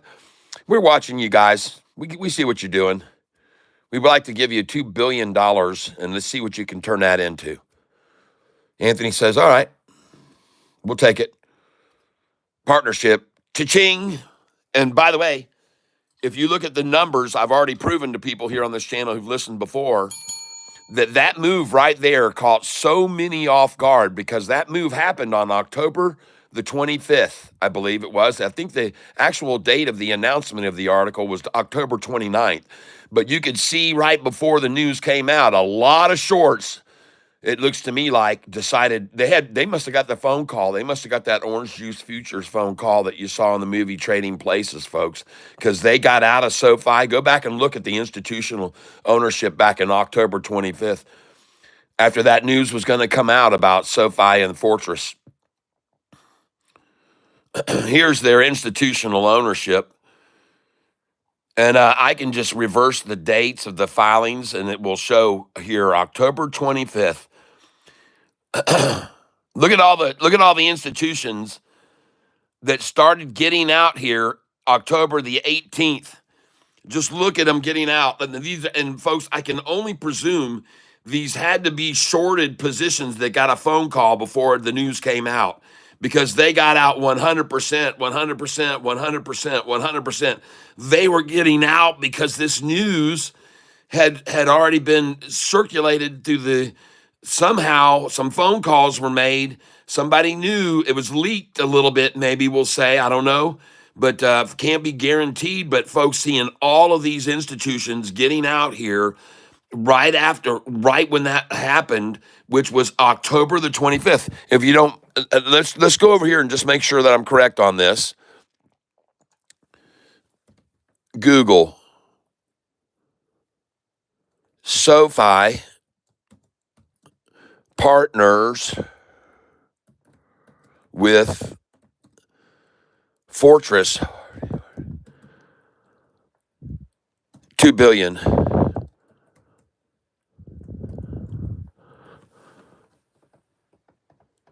Here it is right here. So this is when the story broke about this deal, and it was on October 15th, 2024. And I'm telling you folks, seeing what I'm seeing here in October 18th and October 22nd, 23rd, 24th, these people, man, they got big power and big money, and they got big phone calls and connections that come to them before things unravel. And these are all shorters getting out 100%. Every one of them, you can look over here, leaving completely 100% out, 100%, 100%, 100%, 100% out, 100% out, 100% out. Now, I could be wrong, but it seems very interesting that on the date that they shook that handshake and got that deal, that all these signal loss. Let me go over to my channel. And it's too bad because I've been showing you guys some interesting information about index funds coming in on SoFi lately. Yep, it's just spinning. Shoot.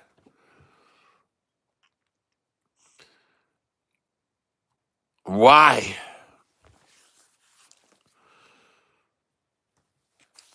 Ah.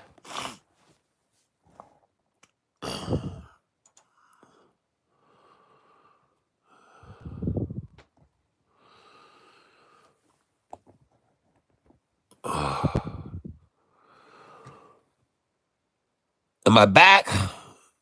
Yep, I guess I am back now. This is getting to be ridiculous. And I'm not getting a notification. It used to tell me on my screen, reconnect, and I'm not even getting that anymore, folks. Hopefully you can see me again. Dadgum this.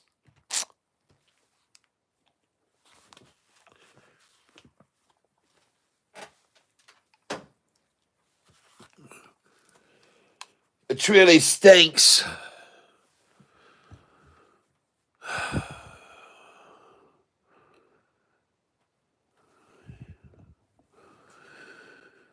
Can you see anything or hear anything, anybody? I think you can now. I don't know.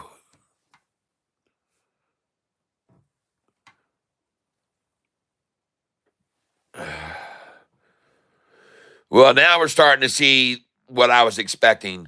I told you folks, I believe we're going to start seeing swings of $1 a day on SoFi here. It's really going to get radical. Is there anybody here?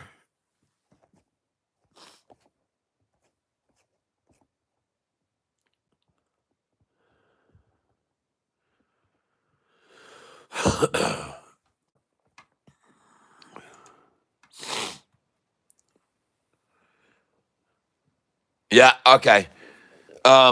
Yeah, again, my signal is just having all kinds of weirdness going on. I don't know what. Unfortunately, I'm not getting notification.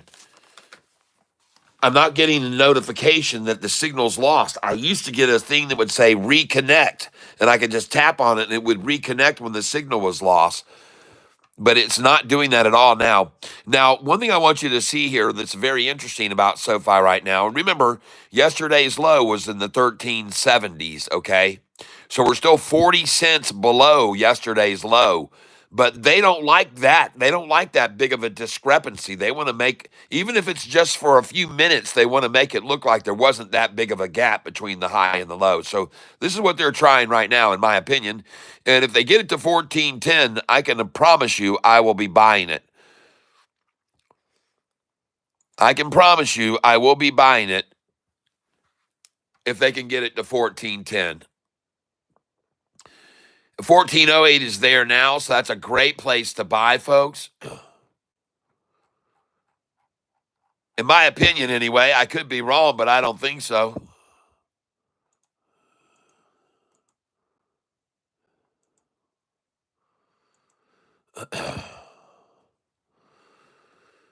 So I'm going to come in and buy some of this.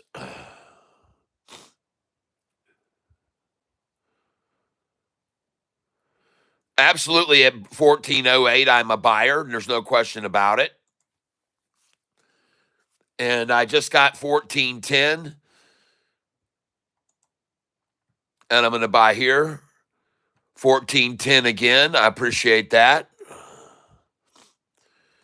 And I'm looking over here, folks. This is the stock I'm buying. I'm going to try to buy it at 1408 if I can.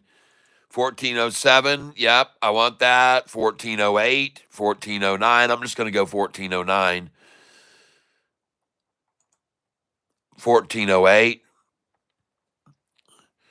And remember, folks, I sold this morning, folks, at freaking $14.88. And this would be about the standard move per day should be about 80 cents to $1. And I predicted that earlier when the price was down here at the low. I said, folks, now this thing isn't just going to swing 40 cents. I knew that. I knew it wasn't going to do that because today's SoFi is $1 swing a day almost, people. All right, that's what you're going to have to start expecting here. All right. Today's SoFi is going to be $1 swing per day, ladies and gentlemen. We got to play it that way. And I'm filling here at 1408 a share right now. 80 cents less than I paid for it right now. And 80 cents to $1 is what I expect to see. So this is going to be it right about here, in my opinion. And I could be wrong, but I see no other reason for it to be down this much other than for manipulation, period. And what I call just artificial sell-off. It's artificial selling it. It's an artificial They're trying to give you the illusion that there's a sell-off when there truly isn't. They're just trying to get another nice 80 cent to a $1 swing today. And I just filled at 1408 again.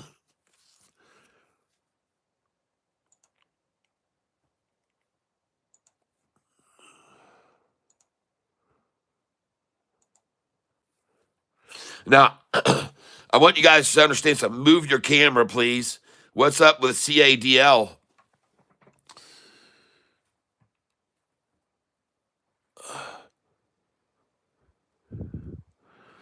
For now, guys, you guys are going to have to say, when you ask me about a stock, say what's up with it if it is up, and say what's down with it if it's down. All right?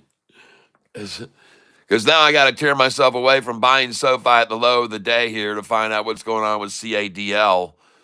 So just give me a little bit and I'll figure it out what's going on with CADL. But I am buying 20 shares at a time here at 1408. Man, I love to buy at this number, folks. Especially when I just saw the last 13.99 Friday. I saw the last 13.99. Was it Friday or Thursday? Okay, here we come. They're coming for my number here. I'm just going to try and fill here.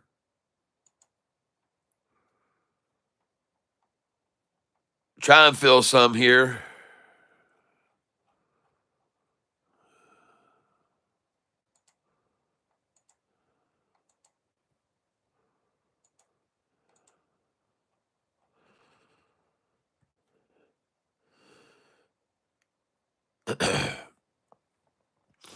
Now, you might be wondering, well, how low do I think it's going to go? I don't think it's going to go any lower than 1408. That's why I'm putting these orders in here. And now it is rising off of that number, which is a very common number for them to want to accumulate shares, by the way. A very common number, the '08. You guys know that when it rises to that number, I tell you to sell it every time. I tell you, sell it there, people. Sell it there. And today I told you to sell this stock at 1488 with me this morning. Go back and watch the beginning of this video, and I was showing people to sell at 1484, 1485, 86. I was selling 200 shares at a time. Boom, boom, boom, boom, boom, going out 200 at a time. And now I'm just buying 20 shares at a time at 1408 right here. Yep, just sitting here filling my plate at 1408. Well, I'm going to fill my plate at 1488 today. I'm going to fill me plate today at 1488. Har, har, har, har, and here we go. I fill my plate again at 1488, and then we'll sell it later on at 1488. So we'll sell the stock at 1488, and we'll buy it again at 1408. Oh, at 14.8, I think it's great to fill my plate at 14.8, and sell it later at 1488. Hey, so I'm going to sell all these shares at 1488 that I just bought at 1408. You will all bear witness to it tomorrow or the next day. I can be patient. Well, I got all the patience in the world, folks. I'm an old man. I can take me time. When me leaves off to go somewhere and we got to get somewhere there, I'm always leaving myself about 20 minutes extra so I can take me time when I'm driving along. Many of you is cursing me when you're behind me back there, slamming on your horns and stuff and weaving out and so I can see in me rearview mirror. But I don't care. You see, I'm going to slow down even more if you want to try that on me. Because you all should be not getting yourselves in such a hurry and a tussy. Come on back here, folks, when you're St. Patrick's Day. You'll have yourself a good time. I guarantee it. Acting like a penny stock. Yeah. No, Sofi right now is doing exactly what I expected it to do. It's starting to make big swings each day, 80 cents, $1. This is going to get very fun for us to make a lot of money on, people. You just right now, let's just sit in this trench and sell for 1488 and buy back at 1408. Let's just keep doing it with them. All right? I mean, I'm going to. That's what I'm doing here, baby. I'm buying. It's like drill, baby, drill, as far as I'm concerned right here. Drill, baby, drill. And you know what? Right now, when they got it this low, I don't have to go very far down to hit oil, if you know what I mean. All right? That's right. I'm drilling right here, baby. I decided to put my drills in down in the valley. Only makes sense to go there in the valley where everything would be gravitationally pulled to, right? Down in the valley. I'm buying in the valley, everybody. Yea, though cat swims through the valley of the shadow of death, he shall fear no evil, for thou art with him. Swimming alongside down here in the dark bottom.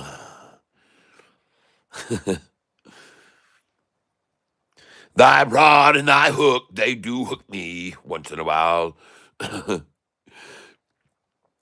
Somebody sent some video of here recently to me of this person noodling. This chick was noodling.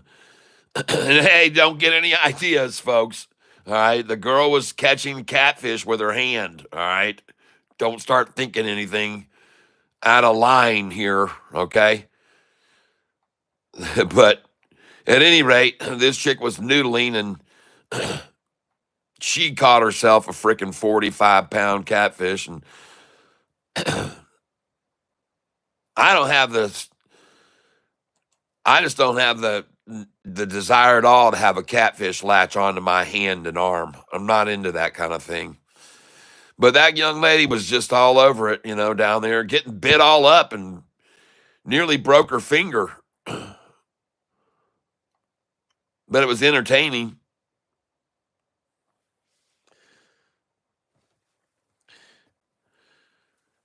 Listen to me, folks. I want you to know that this day trading of this stock is going to have to be something you have to stick to the program and use the numbers I've got on that sheet of paper, everyone. And one of the numbers that you'll see on that sheet of paper to sell when the price runs up is 1406, 1407, and 1408.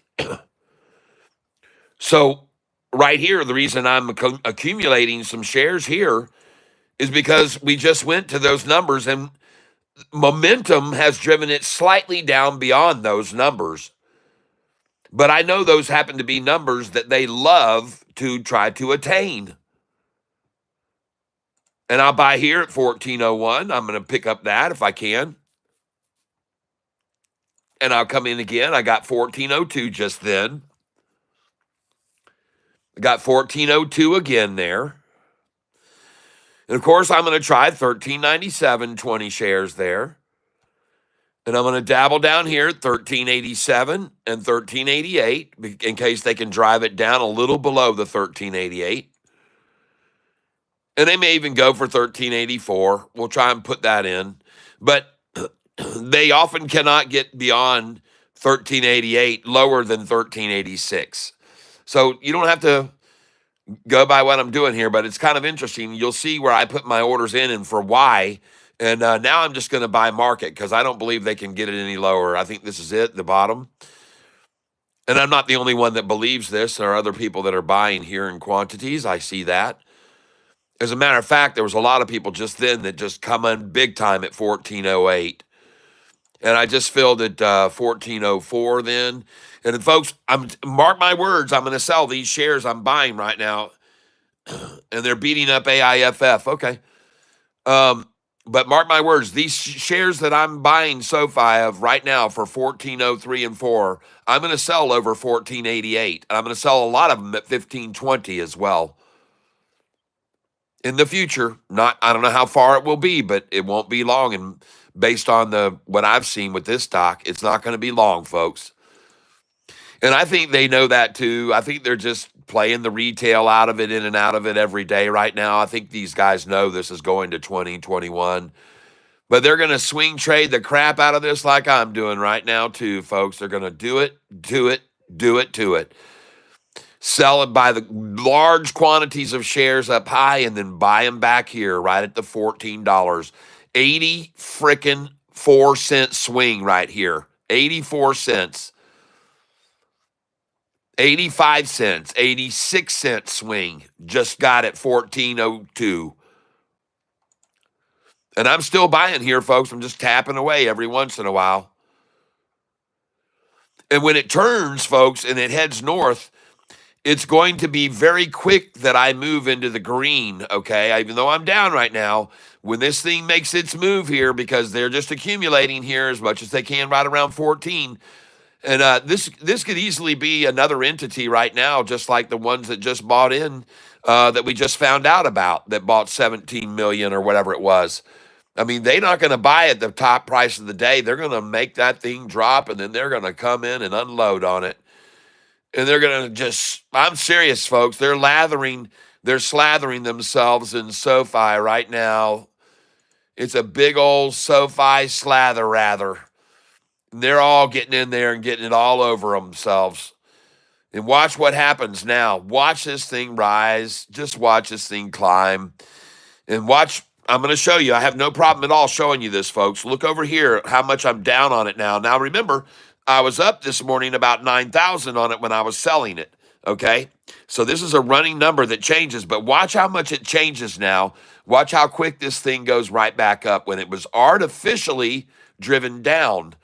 See, I always try to tell everybody, when things get artificially maneuvered down, they can't hold up against the desire of people to obtain a stock. And there's just a lot of people that want to buy this SoFi stock right now. You're seeing all these institutions. I just showed you all the doggone index funds that wanted in yesterday. I just showed you that, or on Friday. I showed you there was 12 index funds buying on Friday. Index funds, people, not just ETFs that day trade stocks, index funds, state. You know what? I also have here, ladies and gentlemen, I'll show you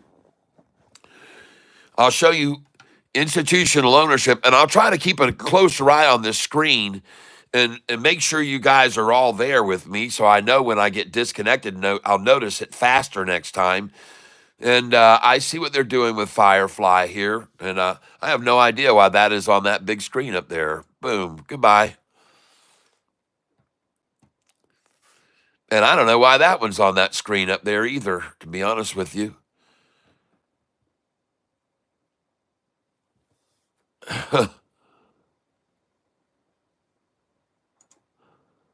Okay. Hold on a minute.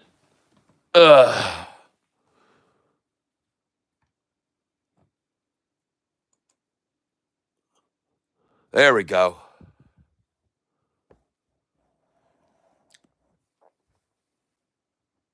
All right.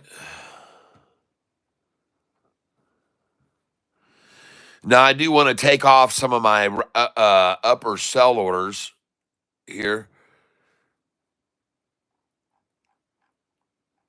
I got some sell orders pretty high on SoFi I want to take out right now.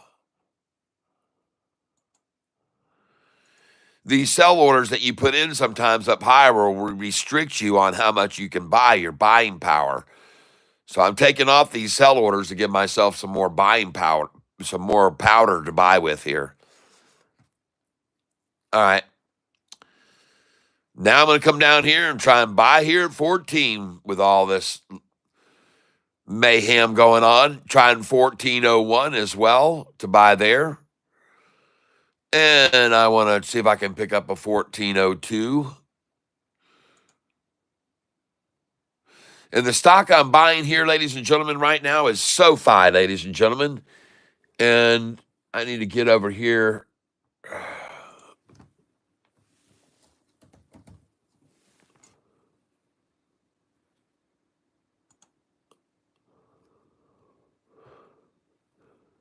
And SoFi is about to go all the way up over $20 here.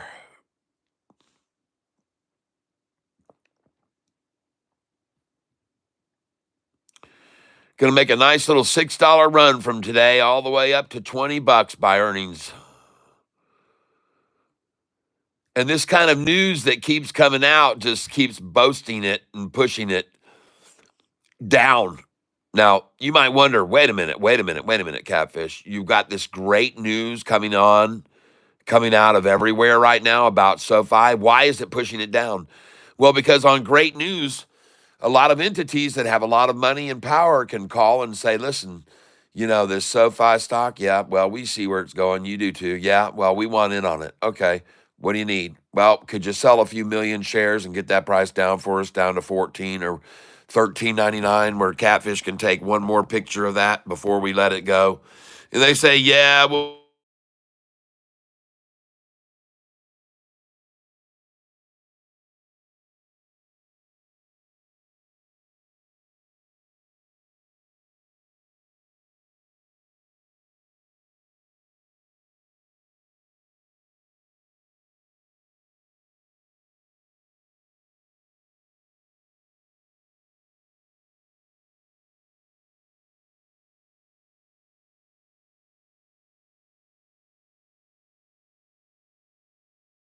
one. Oh my goodness gracious. Couldn't there's a 14. Let's get that. Yes. Ding. Oh. Loving it. Come on in for the last time. You will see that she'll soon climb higher and higher. She'll catch on fire. You'll see the desire. Oh, you will see it. You're gonna see it. Just like they did it Friday, folks. You're gonna see it. It's the same old movie once again. Playing around, and there's no pretend. It's the last time of 13.99. I'm here and I ain't telling no lying. There's no denying the people are buying. Shorts are crying. Is the last time you're gonna see it. See it. You better believe it. Oh, it's gonna conceive it. Yeah, it's the last time. At 13.99. Oh, yes, into my rhythm, to my rhyme. It's the last time at 13.99. Whoa, let's see her fly. Oh, here we go with Catfish tie. Oh, I'm telling you right now's the time to buy. You better get her before she's skying, flying. Last time. I'm ringing the bell. I say she's running like hell from here. Gonna disappear. It's the last time at 13.99. It's the last time of 13.99. I hope that you are buying. Cause this is the last time Sofi will ever not fly like she's gonna do. All the short is gonna get all screwed. They're gonna get a bad attitude. You'll see how rude they'll become. Cause it's the last time. Oh yeah. The last time for 13.99. I'm gonna sing it up. You'll see how it climbs. Oh, we're gonna keep beating that tambourine in time, cause it's the last time for 13.99. Like I did last week when I buy it. It was the very last time for 13.99.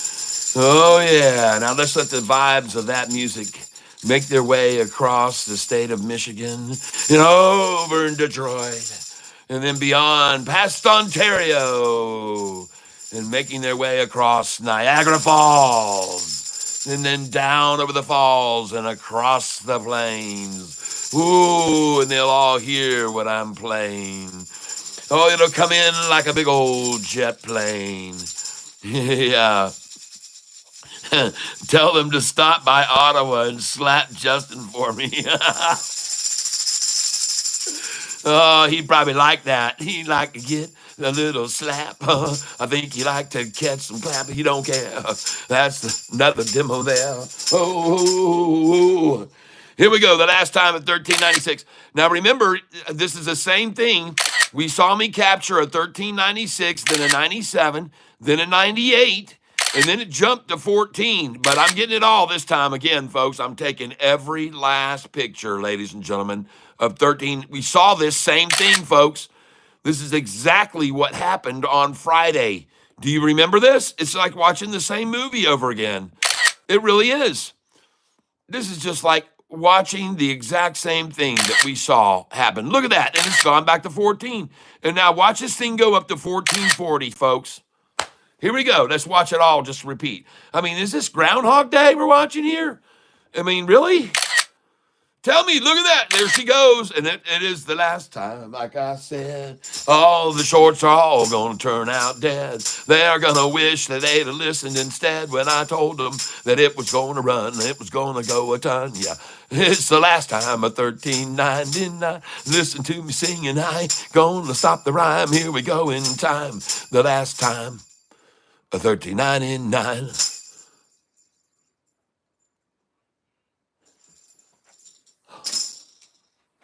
Ladies and gentlemen, I am hearing my microphone over my headphones. I'm pretty sure of it.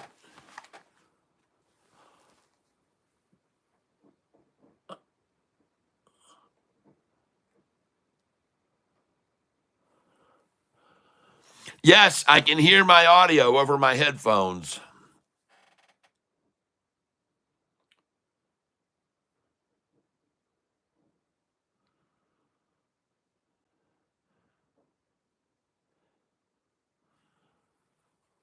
All right. Hold on a second here now. Hold on a minute. Well, I did some work on this morning and something's taking an effect.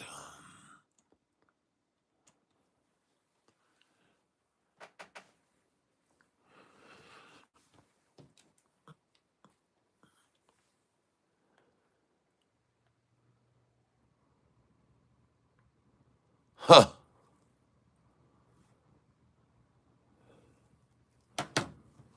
Well,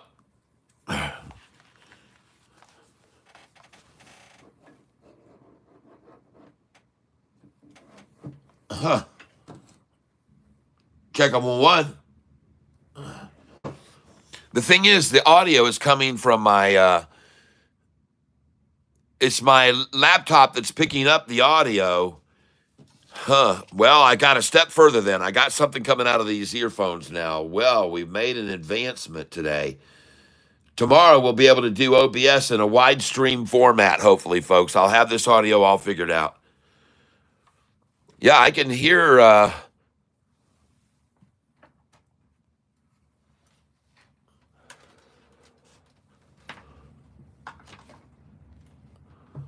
Man, did I get a last time of $13.99 or what, folks? Look at this price.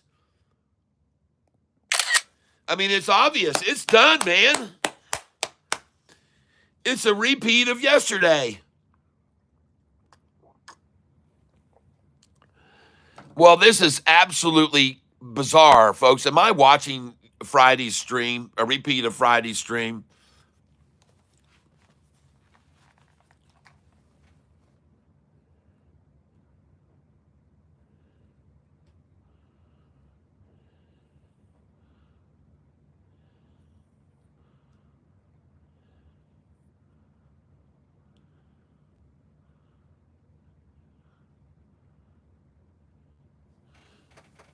I'm going to try something else here. Oh, it's a connection thing.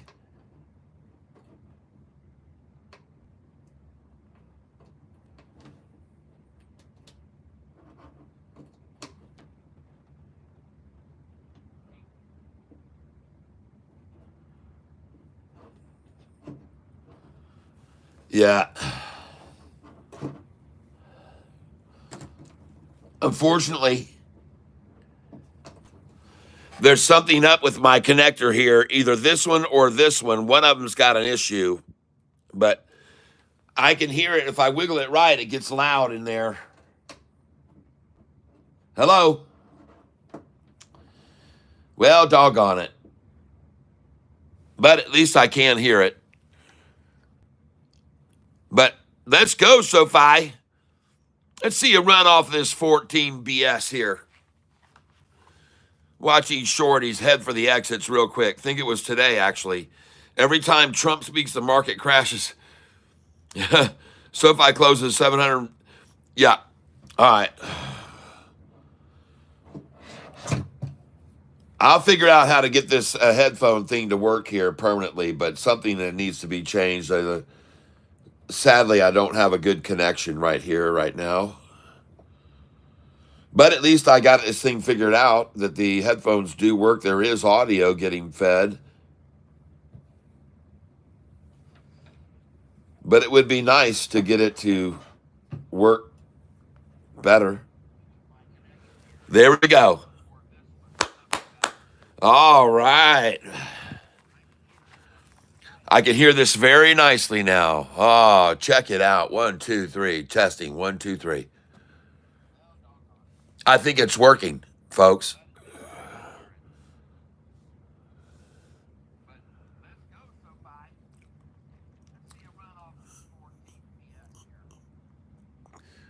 Okay, I got my headphones on.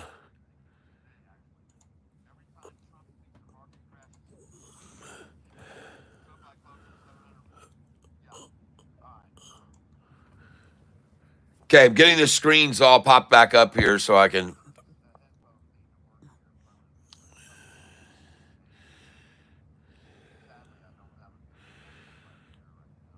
Wow, this is really cool to be able to hear this audio very clearly. I can hear exactly what you guys can hear. I can hear what my guitar sounds like for once. Let me see what this sounds like.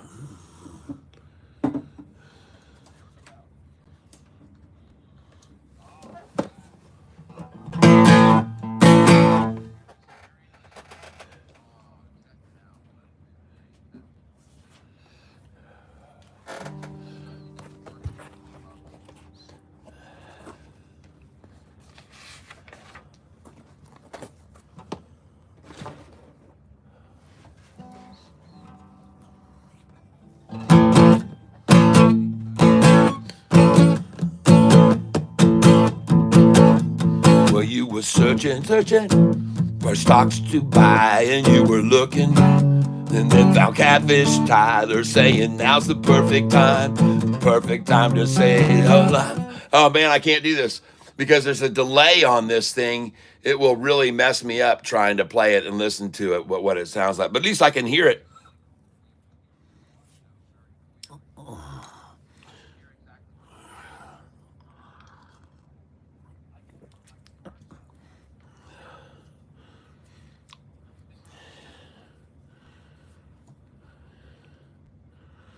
Yeah, I'm going to fix the video too. I'm going to be getting this all going. This OBS is going to work.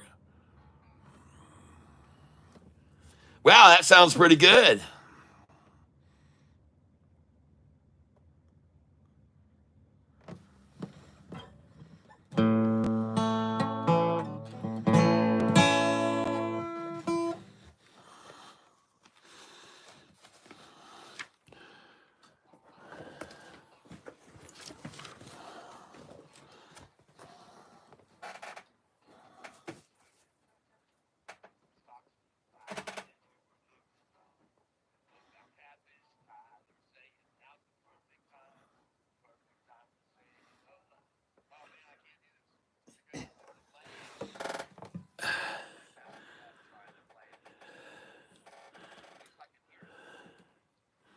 All right. Well, I did my test and I just listened to everything and I like the way it sounds. So, but I will be streaming in a wide stream format for people that choose that they want to use the wide stream format soon. I will be doing that. Now I can see AIFF has faltered here, and I'm going to have to turn down this thing actually because it will mess me up. It's too loud. Check 1, 2. I do like to be able to monitor it, but I'm going to have to turn it down. But maybe we can get OBS to work tomorrow, and I'll be streaming this, and you guys will be able to hear it on OBS. We'll try it out. See if my friendly laptop has the capacity to hold all this. And I'm going to go over here right now to Sofi institutional ownership. Switch to tab. And I'm not sure. Ah, there they all are. So we do still have them all, and now I actually have 2 tabs running here. So we're going to come over here to this one and get rid of this completely. And there goes AIFF. AIFF has just turned, and SoFi is a great buy just then for anybody that just bought at $14 with me. And whoever sold, well, remember we were selling 200 at a time this morning at 14.86 and 87. So then we just started buying 20 at a time down there when it got around 1308 and now 1408, and now it's gone. We got all the way down to 1390s, 1397 there. Nice buys. And now watch them run it back up. I'm just thinking, that's what they seem to be doing every day. Run it way down, run it way up, run it way down, run it way up, run it way down. All right, can you guys see the whole screen here right now, or what? Did you get the new microphone going? Yeah, I did some research on the microphone again this morning too to check that out, and like I said, right now this microphone is showing that I am being picked up very well. I'll show you right here. This is my microphone, and it is working right here. And there is the volume control, and if I turn the volume control, the lead down, it will go down if like that. But if I turn it up like this, it goes up and up and up. And the next thing you know, it's all the way up. There it is. There it goes. Even in the red zone, but I'm going to keep it down here in about the yellows. Right there, out there, right there. That's where I like to have it. And soon, folks, this is going to be working. It's just a matter of time till I flip the right switch. But I did do some research this morning and figured some things out. So we're making advancements, and hopefully tomorrow we'll have this streaming on OBS for everyone.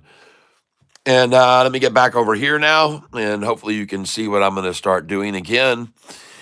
And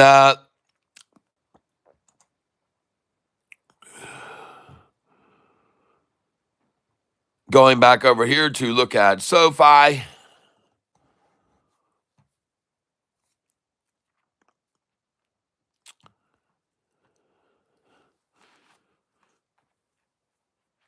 $14.03, good deal. Folks, what we want to see at this stage of the game is we want to see them keep doing this every day. We want to see them keep doing what they're doing here every day, and we need to take advantage of it. Sell at those 1480s like I sold this morning. Buy back here, down here at the 14, 80 cents less. We're going to see with this kind of volume, we're going to see this every day. We got 33 million shares. We used to only see about a 40 cent swing on 33 million, but here we are getting an 80-cent swing on 33 million shares. It's fantastic, folks. It's a day trader's dream come true. And it's nice that they're, obvious, that they're obvious about their efforts, because they don't try to take SoFi down any further. It's just an 80-cent swing, and then they just sit there and just hoard shares. They don't try to take it down anymore.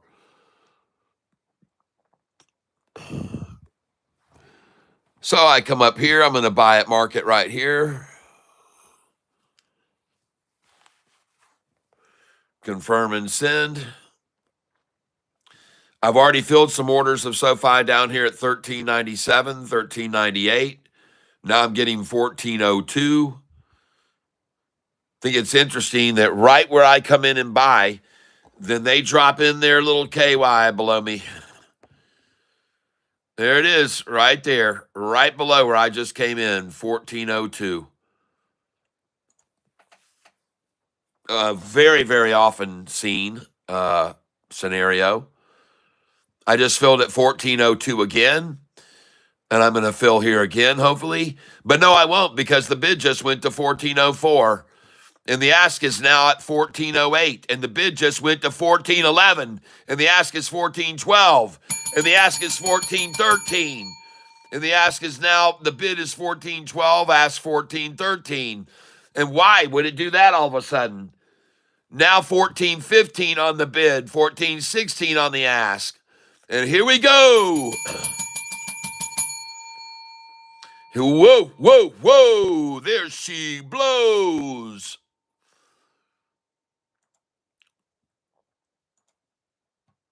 Whoa, ho, ho, and there she blows, and there she goes again. Just like yesterday, my friends, and there she blows again. She's blowing. You can see she's blowing her top. She's blowing again like she did Friday, and she will not stop.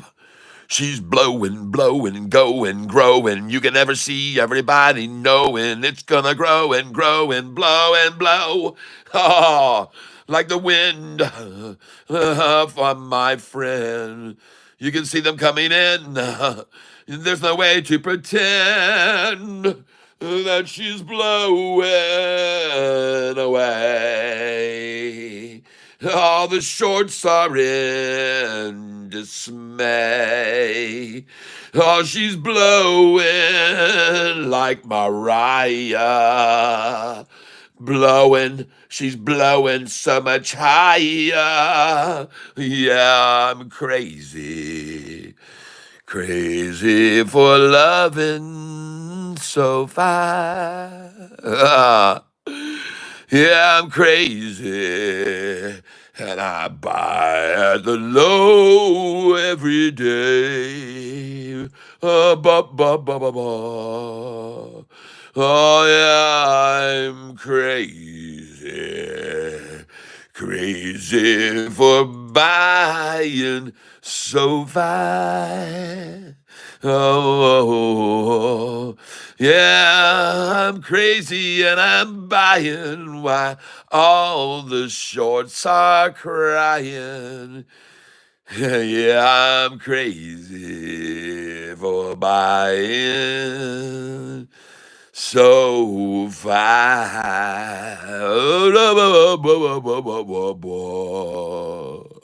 Yeah. Hey, listen, folks.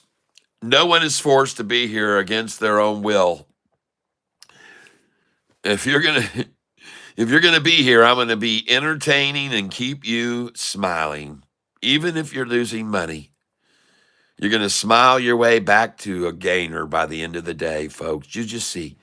It's a no-brainer she's gonna be a gainer because they just can't contain her too much longer.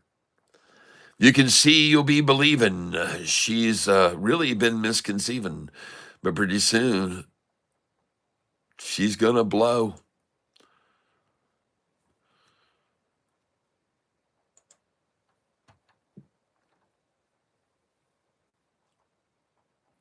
Did you get the new microphone going? Yeah, Michael O'Banion, yes. I have the new microphone up and it can be heard right now. I'm listening to it over my earphones, but I got to make a few more adjustments to my OBS. And then we'll be all set, I think. I don't know. We got to just set an audio level right. But anyway, I'm very, very happy and content to be buying Sofi here at $14.07 per share. And I'm accumulating 20 shares at a time. I even just got to buy down lower at $14.01 and $14. I took a picture of it, in fact. I took a picture of the last $13.99 today that we're ever going to see, ladies and gentlemen. I did it again. That's right. I took a picture of $13.99 again today for the last time. And I'm getting good at that. I'm getting real good at it. Plus, I'm getting good at selling at $14.80 like today and buying it back at $13.99. It's unbelievable, folks. But it is believable because I told you it was going to happen. I told you we were going to see 80 to $1 to $1.20 swings per day. And those highs where I was selling this morning, if you were watching, you were selling with me. I know people sold with me this morning. I know it may not seem like the right thing to do, but you see now that it was because you're getting to buy back shares at $14.08 that tomorrow you might be able to sell at $15.20 a share. Because I'm going to tell you something. Once all these institutions buying on this more great news for SoFi, I mean, there's just great news coming out of every window of SoFi right now. There's just great news. There's great print on SoFi everywhere right now, and everybody wants some. Everybody needs some. Everybody wants some. And everybody needs some. Wow. Boom, boom, boom, boom, boom, boom, boom, boom, boom, boom. We're talking about SoFi and we'll buy at the lows. Everybody knows the way that she blows. 1 minute she's $13.99, the next she's $14.50 in the shorts. I'm perplexed. Oh yeah, I'm buying here, folks. I'm buying SoFi right here while I sing a little Van Catfish for you. Cat Squire. No, no, no, no. That's pre-Squire. That's no Van. That's no. That's not Billy Squire. That's Van Halen.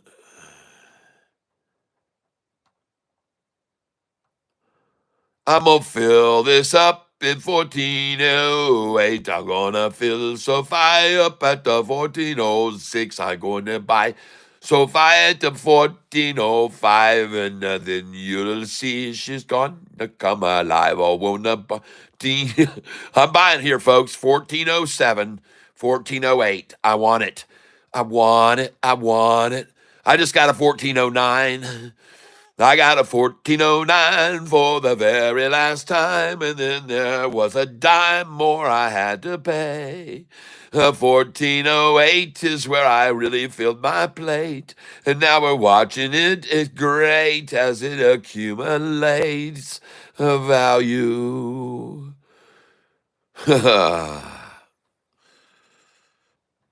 Bulldog has been blocked. Did you get? Yep. Oops, sorry. Mark, so if everybody wants some is Billy Squire. Well, there may be more than one song, but the one I'm singing is by Van Halen, David Lee Roth on lead vocal. And Billy Squire, for all I know, he may have written the song and let them play it, and they might have paid him royalties for it. But that song I'm talking about is Van Halen. It's on Van Halen 1, I believe. If it's not, it's on Van Halen 1 or 2. It's one of the first two albums. Time to book on a rainbow. The wind blows, but everybody wants some. Oh, I want some too. Yeah, everybody needs some. How about you? Anyway.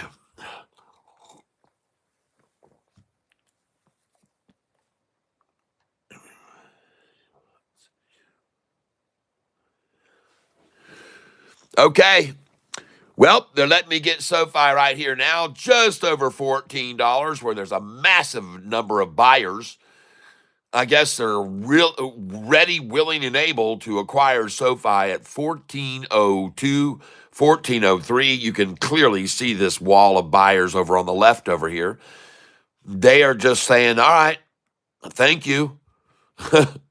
They're getting them here like I am and thanking everybody, because tomorrow we'll get to sell these at 1466, 1488, maybe 1508, 1512, or eventually we will. And then if we want, we can even hold them until they're 17 or 19 if you just want to be patient enough. But these shares that we're getting here, you'd be likely to be able to sell tomorrow at the 14. Well, I'll start selling them at 1449 tomorrow probably. Sell them up at 1455, 1466, and it goes right on up. See, the thing that's cool about this type of news is it creates great desire, and institutions will come in on this type of news that SoFi got today. But the bad side and downside of that is they don't want to buy in at the premium price of the day or the high of the day, for God's sake. They're going to they're going to help make a little FOMO here and run it up to $14.88, get people all excited, and then they're going to take it down to $14 and they're going to accumulate the crap out of it. Just sit here and just keep getting it with me, Catfish, and then the next thing you know, the next institution's running it down from $15.88 to $15.08. And then beyond that, down the road, the next institution wanting in is selling it down from $16.88 to $16.08, where they'll get in. And then one day it's going to hit $17.88, but some institutions are going to want it more there, and they're going to run it down to $17.08. And that's the upside and downside about institutional ownership and institutional accumulation. I actually showed some people here one time some more detail about that. And right now, though, folks, I want to take a look at some other things besides just SoFi's price where I'm buying it here.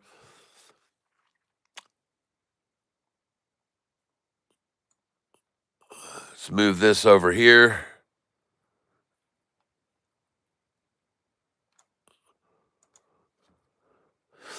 SoFi, big news today. San Francisco SoFi Technologies, a member-centric one-stop shop for digital financing, just said that they announced today the issuance of $697.6 million in notes.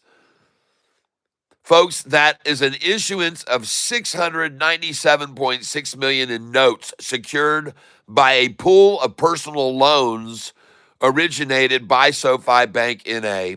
The transaction was a co-contributor securitization with collateral consisting primarily of loans previously placed with the loan platform business partners.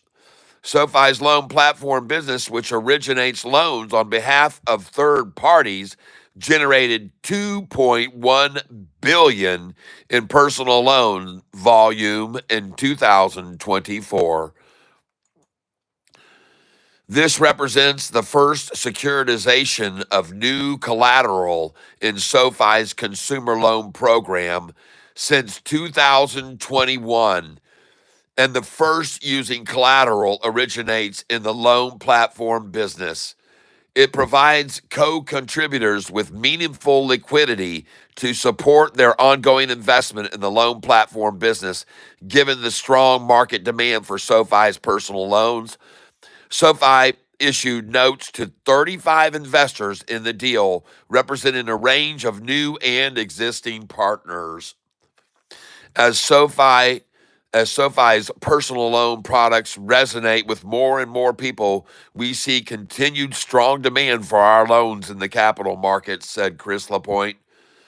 This offering demonstrates the clear value of our loan platform business and our diversified funding strategy.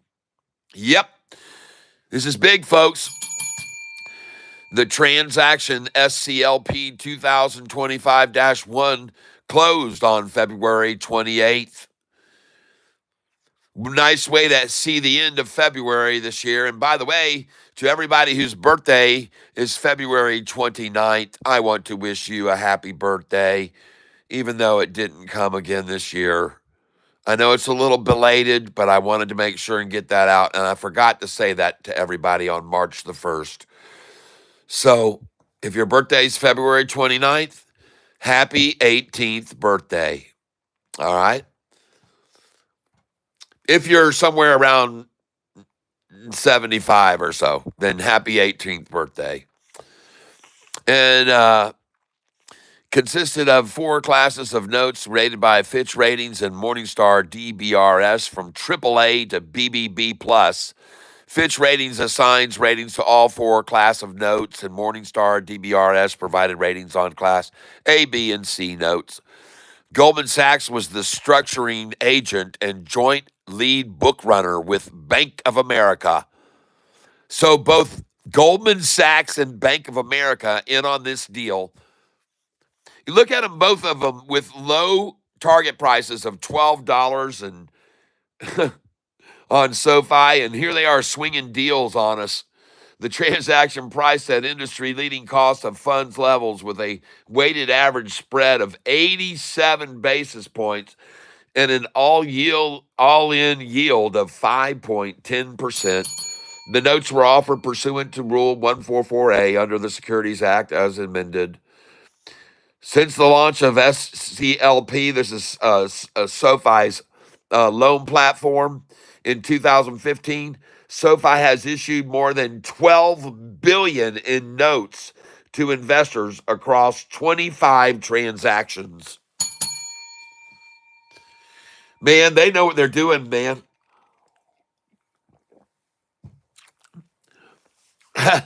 This company has people clawing to get in on what they've got going on, man. So there you go, folks. Just wanted to share that with you today. SoFi closes a basically a $700 million securitization loan platform business. So that was sweet news for SoFi today. And there was also news, other news about institutions which have been buying into SoFi in big numbers, ladies and gentlemen. Institutions wanting in on SoFi and many, many large purchases happening. And that information was brought to us by some other members of the channel who sent me emails this morning. So I want to thank you, Susan and Kimberly, for your email updates this morning. I appreciate that very much. And I want to also say thank you again to our good friend Easy Beasy for making up the new short eating porpoise trading manual for me and tracking all of the ways that I make money and how I buy the shares, when I enter and exit the positions, and how much I make. And man, look at all the work this person did. Easy Beasy, folks. I mean, let's give him a round of applause, ladies and gentlemen.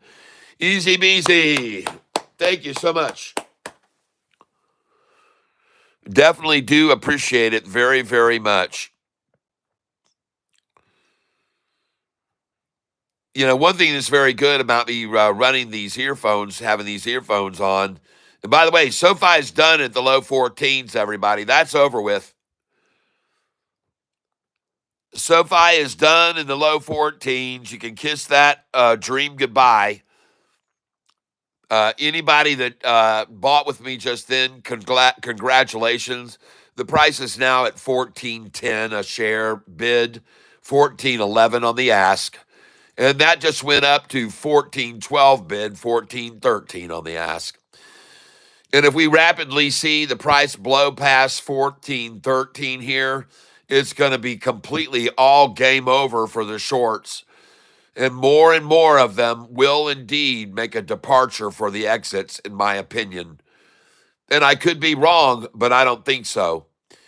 And I can see right now that they're trying to stop it there at $14.13 for sure. They just took it down to $14.09, $14.10, now $14.10.11. Man, there's a lot of slugging going on this stock, I'm telling you. There's a lot of people that believe in it here. And I'm buying here. I see the bid just went to $14.11, asked $14.12. There's more pressure to the upside here, it looks to me like. Let me look at the chart a little bit better on this. Yep. You can up here at the top, folks, you can see what's going on here. Got the turquoise 5-day coming up over the orange 10-day on SoFi right here.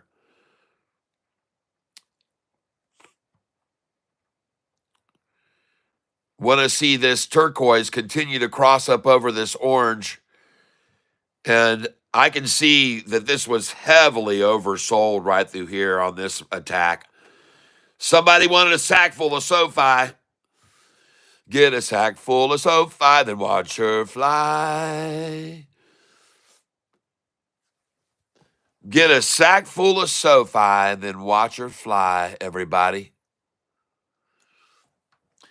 It's a sack full here, a sack full there, a sack full here in their underwear. And then she goes, who knows where, after a sack full here and a sack full there.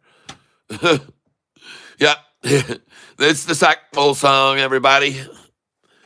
What happened to AIFF? Well, it was $16 a share where we sold it. And then it dropped to $4 roughly a share where we bought it. What else do I need to tell you? Down on it right now, but I'm overall, I'm up on it big time. I'm not down on that stock by any means at all. On AIFF, I've made a virtual fortune. It's been an absolute dream stock.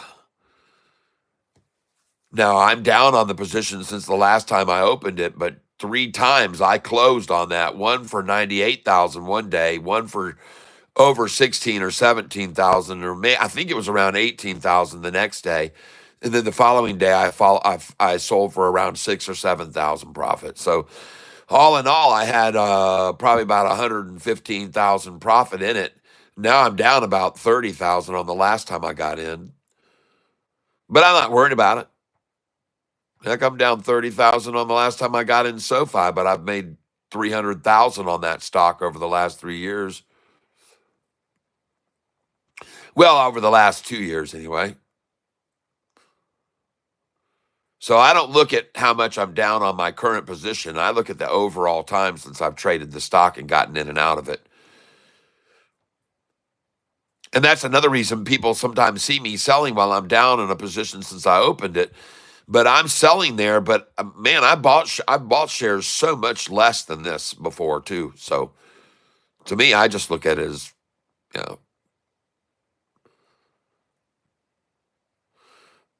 well, you guys saw me selling Sofi this morning when I was up about 7 or 8,000 on it, and maybe I think I was up 9 or 10,000 on it this morning when I started selling it when it was at 1487, 1488, and now looks to me like they just ran it down and got everybody out at 1402 and 3. They're out now, and then now it's 1411 and 12, folks, and when they start seeing it go to 14, 12, and 13, and it doesn't stop there, then it goes past 13, you're going to see people start to make an exodus on this stock, people. I can promise you, they're not dumb. If they can't hold it at 14, 13, they're going to see the writing on the wall, or they should, and they should get out.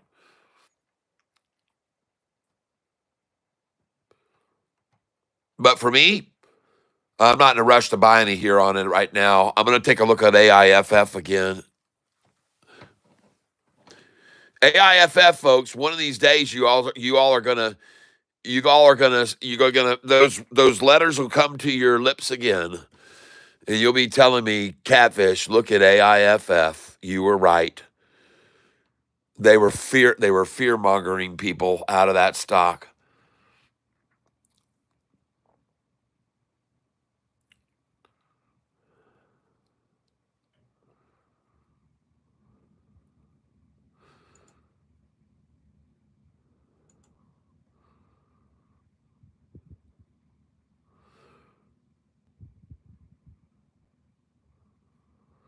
And I just feel, and there's a big gap here, 8-cent gap on this AIFF here. Well, they just dropped the ask to 427, so I'm not going to be buying any more, seeing the ask price being dropped on it. But I can tell you one thing. Somebody mentions a runner to me right now that's going up this afternoon.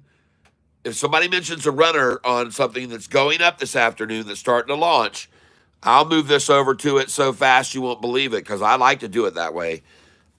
I like to take the ones I'm big down on and move them on breakers, ones that are breaking out.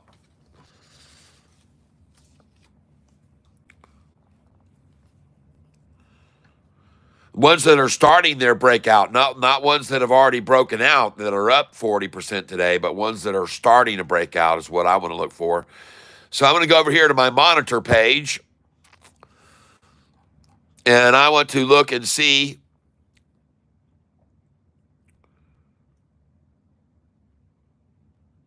if anything is breaking out at all.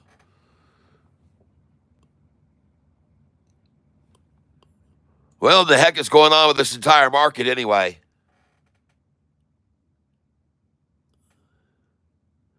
The Dow down 312, the NASDAQ down 229, the Russell down 1.3%. The highest drop of them all is mid-cap, small cap stocks, of course.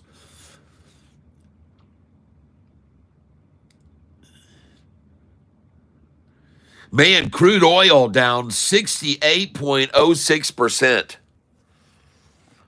Why are we not paying $2 a gallon at the pump?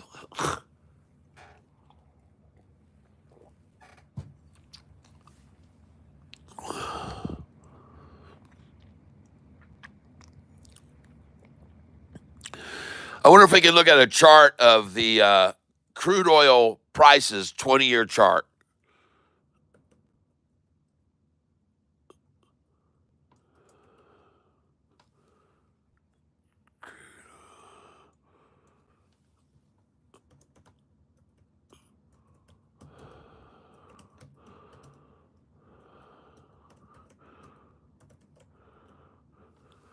Actually, I'd like to do a lot further back than 20 years. Let's do freaking 50 years.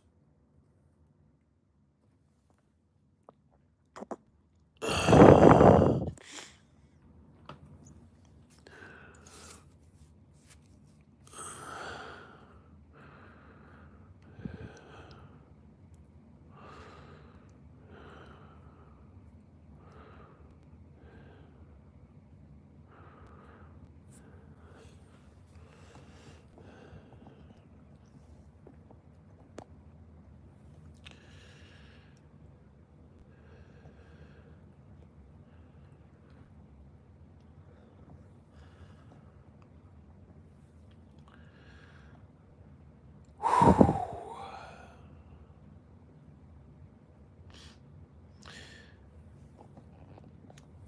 2016, folks.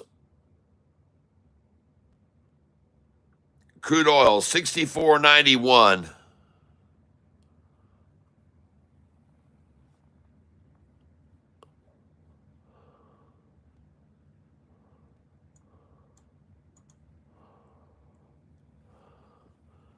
And right now it's at 68.0 something.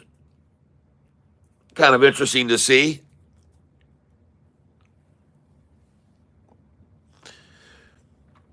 Kimberly says, I would personally go with the 399 entry.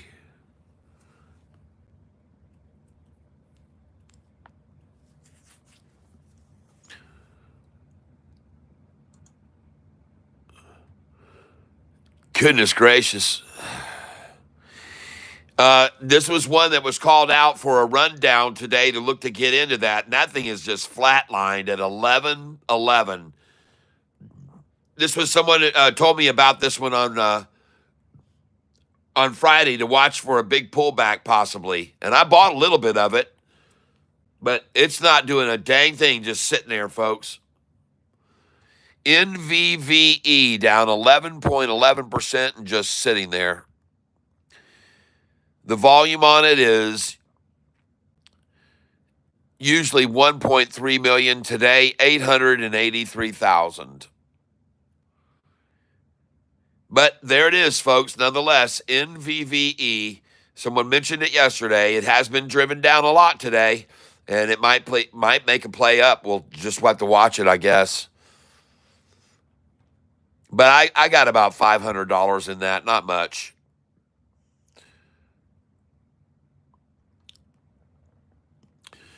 So the reason I wanted to go over and look at all that, NASDAQ and everything, Dow and everything, is because every single position that I have today is red, every one of them. Now, I don't have many other positions. I sold off in the middle of last week. I just decided to liquidate a bunch of my positions. So I'm only holding shares in a little bit in RNAZ. I'm holding a little bit in TENX.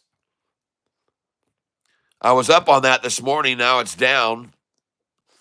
I'm holding a little bit of TNXP, and that one is red too. So everything I'm holding is red right now.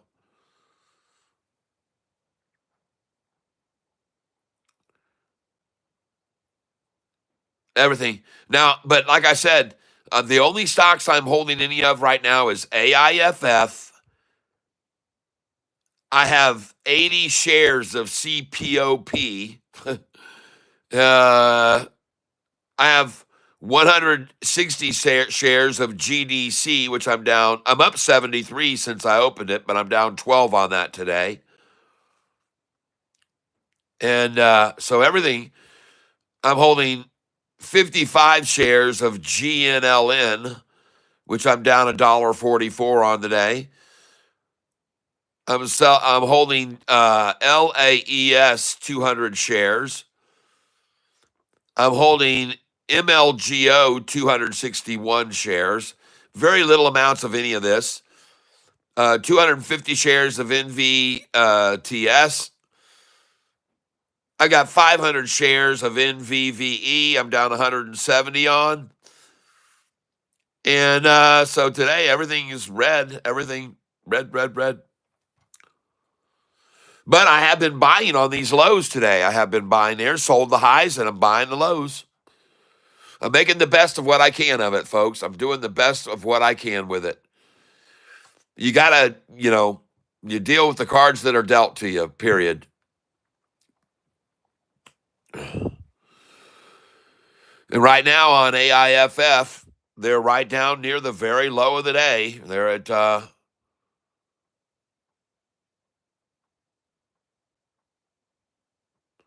422 a share, 419. And it's down 5% today. All right. So, yeah. I'm not real thrilled about it, but still, folks, since I started trading with this $100,000, the value of the account is now $343,389. And that was done in 3 months' time. So I'm up 243,000 still, even though I've taken a big hit lately. But we have our ups and we have our downs, and then we have to buy on these lows. The next thing you know, they turn around. You just have to get the lows. And speaking of lows, I'm going to buy a little bit more here of this AIFF right here. But I am going to start selling this after a week or so if it doesn't recover back to at least $8. Then I expect to see it go back up to at least maybe $8. AIFF, and I could be wrong, but I've seen it before many times where they hold it down for quite some time, and then all of a sudden you turn and you look, and wham, the damn thing is gone, and you're just like, wow, look at AIFF, oh my gosh. You guys have already seen that with this stock with me several times where I was down 20 grand, and in freaking 2 minutes I was up 20 grand. And he watched me the next day go up 98,000 on the dang thing in one day. So I have a little bit of reason to have a little consternation and be a little bit, dogged about it, and also be patient, because I've already seen the kind of surprising moves this stock can make, and so I'm just going to hold out here for a little bit with it and see what happens. And if I find a good runner that's taken off, and someone mentions something that's really flying, and it looks great news, it just broke, and I can get in on it. Maybe something that's in a halt even. I'd like to try to catch something in a halt. And then we can put in some buy orders in $1 below wherever it was halted, and then pick up some lows off the halt, and then see that thing spike and make some money off that.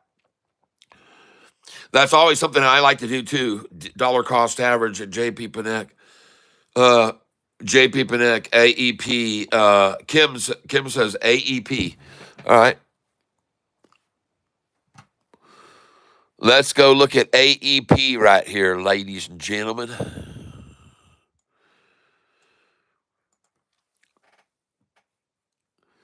Looking back to this, before we get to AEP, this chart shows back in 1973, when I was 12 years old, crude oil was $25.59 a barrel. And that was 1973. And then it also achieved a new low, 1998. And it was down around 2173. In 1998, the crude oil was 2173. And then I guess we had the turn of the century, and then we go over into the prices that spiked all the way up to $180 a barrel. In July of 2008, of course, the collapse of the stock market as well, and the oil companies, you know what, folks? They were recording record profits during that time. They had the nerve to print headlines that they were recording record profits in 2008. It was just like a huge slap in the face of all Americans. Go look, you'll see. I'm right. In 2008, oil companies recorded record profits. And crude oil was at $179 a barrel then.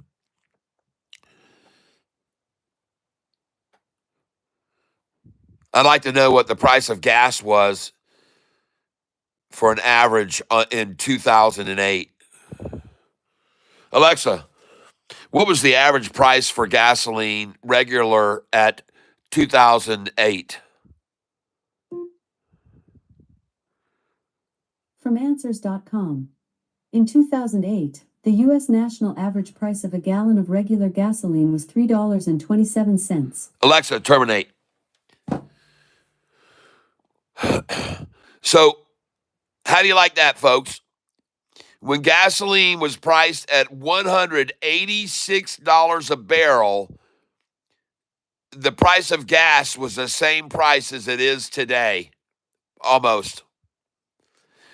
Crude oil is at $60-something today per barrel.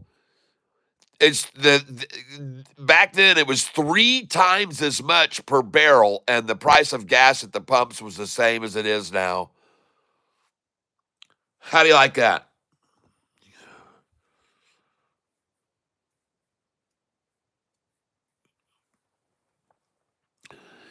I'm going to tell you something right now, folks. People won't remember tariffs 3 days from now. Not in the stock market. It doesn't work like that. It does not work like that.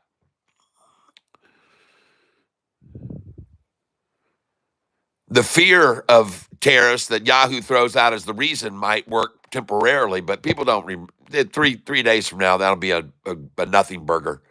Tariffs will be a nothing burger. And 6 months from now, when the stock market has reached all new highs, there's no announcement of no more war between Putin and Russia and Ukraine. The end of the war, folks. If the U.S. pulls out, it's the end of the war. All right. In my opinion, I could be wrong, but I don't think so.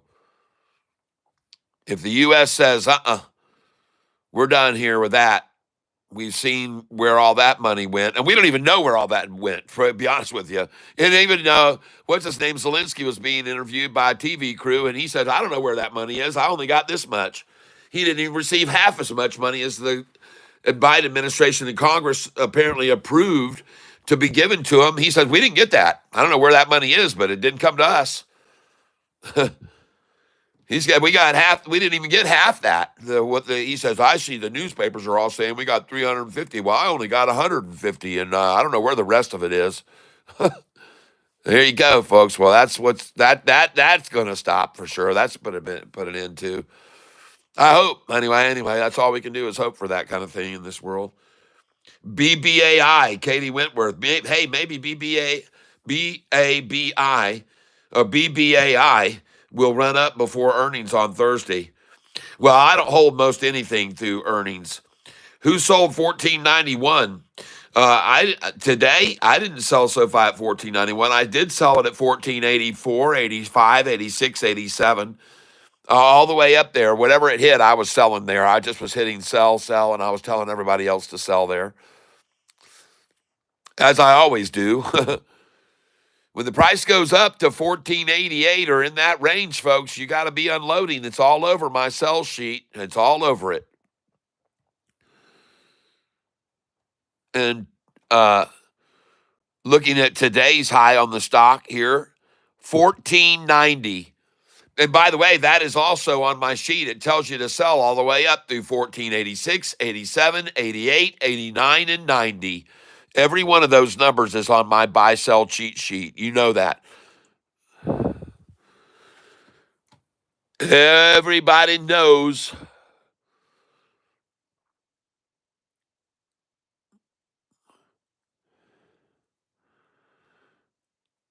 Just hold on a second here.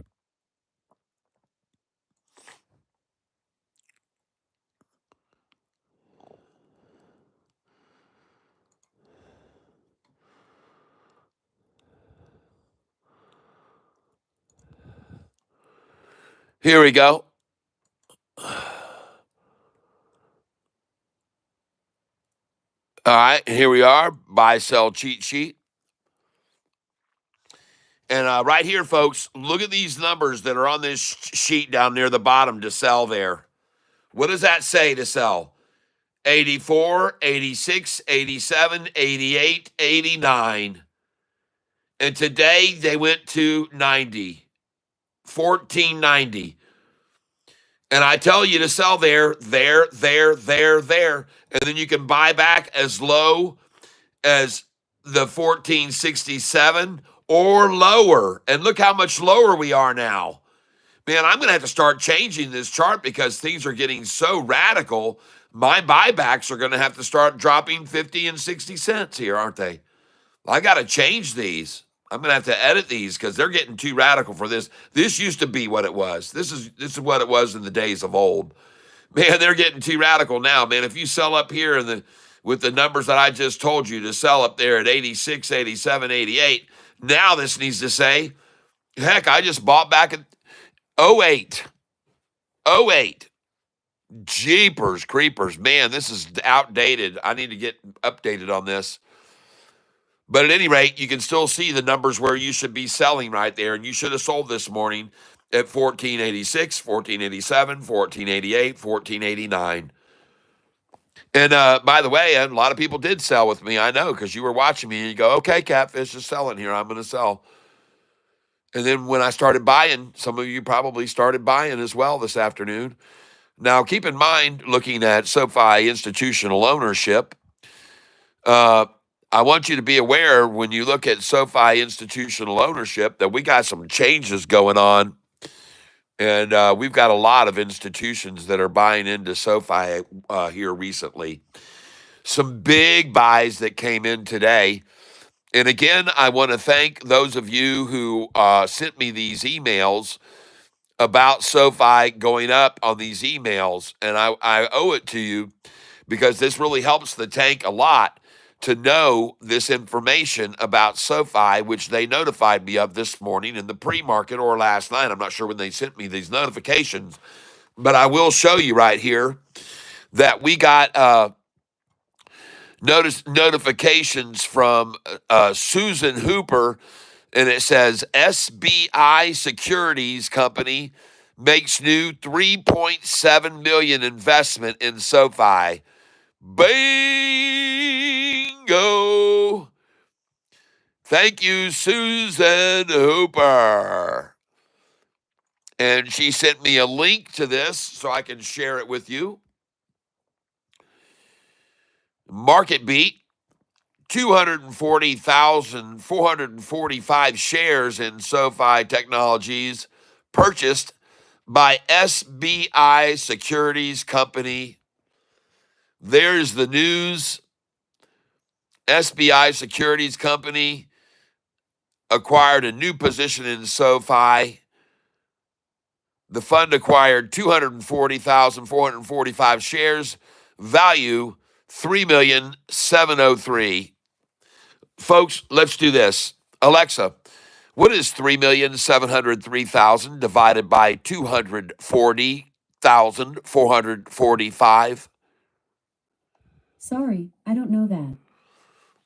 Alexa, what is 3,703,000 divided by 240,445?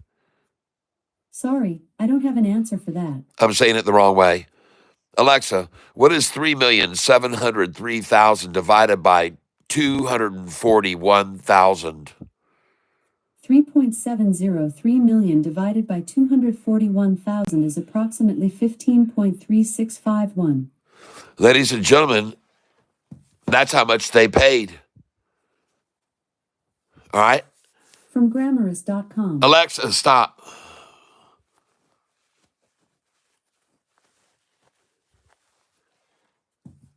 I want to assure you, folks, none of those shares that they acquired are going to sell now to you or me for $14 or just over 14 when they paid that much. All right. And there were other institutions, folks, that came in, hedge funds that recently added. Hanseatic Management Services buys in a big stake and comes in, adds 1,116,000. Kirchville Advisors comes in, adds $1,594,000 worth. Charles Schwab comes in and grew its holdings of SoFi by 1.4% in the third quarter. Charles Schwab Investment Management now owns 6,145,000 shares. Hey, Alexa, how many shares of SoFi does the CEO Anthony Noto possess? I don't have an answer for that. Alexa, how many shares of SoFi Technologies does Anthony Noto have? I don't know that.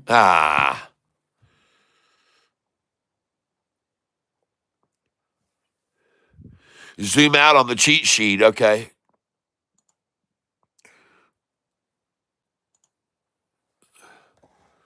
There you go. I'm zoomed out on the cheat sheet. Zoomed out on the cheat sheet. Zoomed out on the cheat sheet. Can you see it? Can you see it now? Do we have clarity and vision? And folks, we just achieved a new volume of viewers and subscribers, and we just went over 19,800 subscribers on Friday. So thank you all those who have helped me achieve that goal. And I now want to come up here and look at this. Why are institutions accumulating? Why are institutions accumulating?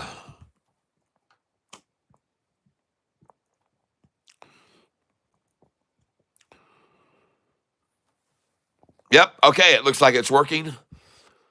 But you guys cannot see as much of the screen as I can, so I'm going to change the view. Hold on just a minute, everybody. I'll be right back. There we go. And hopefully now you can see.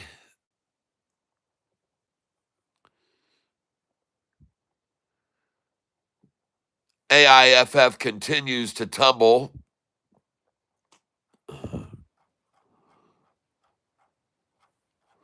I'm going to have to like I said, I'm just going to be patient. I'll move it over to a big runner one of these times. Someone will notice one. All right, let me get back over here. ARBK. I want to look back here for just a second, though, because I saw Katie said BBAI, but there was another one before that, too. AEP by Kimberly. Let me look at that. AEP.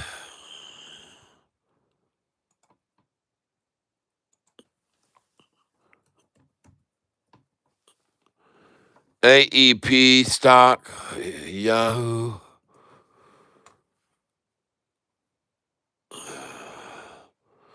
American Electric Power Company, okay.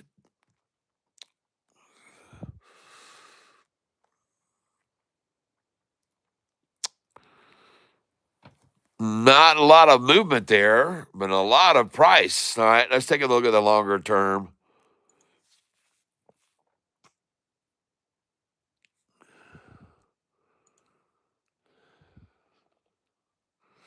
Over a 6-month period, up 5%. Well, it is looking very good right now. It's starting to look quite nicely, but that just doesn't move enough for my kind of for day trading like I do. I like to see a chart. This is doing well. The stock looks good, long term play. But for me, it doesn't move as radical as I like to see stocks move. This is a very stable, looks good. Over the 1 year, it's up 15%. So it looks very, very good and rising. So I like it there, but I'm not going to get into it as a day trader, unfortunately. But for a long, that might be a good one to add to my long list. That's for sure, AEP. And does it pay dividends?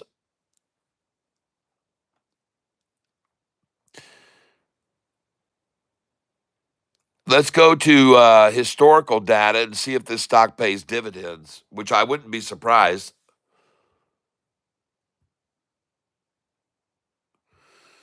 Historical data.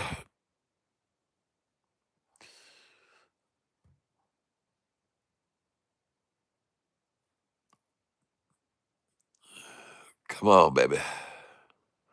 There it is. Oh, yeah, they pay a dividend. Yeah, oh, yeah, they pay a 93-cent dividend. That's nice. February 10th. And then do they do that monthly or every 3 months? Oh, yeah, November the 8th.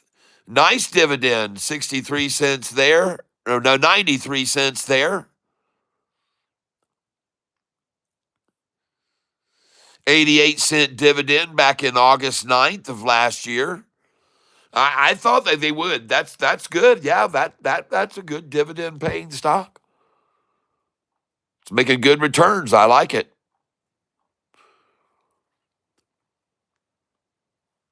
I'm going to add that to my dividend chart. I like that one. Bookmarks, Catfish, dividends. And that's AEP. So what I'm going to do here is I'm going to find one of these dividend stocks, and I'm going to have Chris sell this now. I'm going to look over my 1-year chart on my dividend stocks and find one that hasn't done real well over the last year and even over the last 30 days, and that one's the one I'm going to sell. And this page, these stocks that I have on this spreadsheet, I make them available to all people who become a member of the tank at either monster level or Goliath level. And these spreadsheets show some pretty impressive dividend stocks with some very nice gains. And you can see these because what you're looking at in the center of the screen is the 1-year percentage gains, while these stocks also pay dividends, and they pay very nice dividends. So this is one potential one to replace right there, which is down 33%. But a lot of these, look at the gains on these and paying dividends, and you get this list, folks, if you become a monster level or Goliath level member. There's another one there I might want to sell off, 33% down over the last year. 36 and 24. This is the one I want to unload right now. And Chris, please unload BITO. And let's take that money there and buy AEP with it instead. So I go over to the chart here and I just put in AEP. And now this will automatically load in, and it will change what you see on the screen in front of you now. And it's loading now. AEP, and it is loaded up, and that stock is up 29% on the 1-year chart. Very nice, of 9.1% over the last 30 days, folks. AEP. It's got a $56 billion market cap and trades at 19 times. Earnings per share, folks, 19. All right. Well, thank you for telling me about that stock right there. I appreciate that very much. But again, that's not going to be a day trading stock for me. That's a long-term hold. And now I'm going to, this auto saves right here. And just so you know, folks, when you become a member, I can come up here and I can click on share. And if you're a monster level, I'll share these with you and you can just look at all this data. But if you go in at the Goliath level, I'll share this spreadsheet with you and you can change the data like I just did. You can change the data in the cells. And to become a member, you just go to my channel and look for join next to members, or you can also click on the three little dots down there, go to my channel, click join. And if you don't know how to subscribe to my channel, someone told me on Friday, you have to go down to the bottom and pull up the screen and you'll see subscribe there. You have to go down to the bottom and swipe up, I think, and then you'll see subscribe for being able to subscribe to this information. But anyway, thank you very much for telling me about that stock there. I appreciate it very much. I just updated it and put it into my dividend paying stocks. All right. Well, goodbye to one that wasn't doing well and hello to one that has been doing well. So we'll just change that now and we'll leave that page.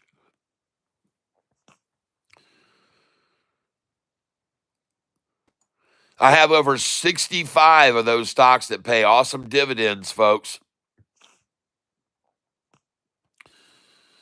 Well, regardless of what happens here this afternoon, Sofi's low is considerably higher than Friday's low today.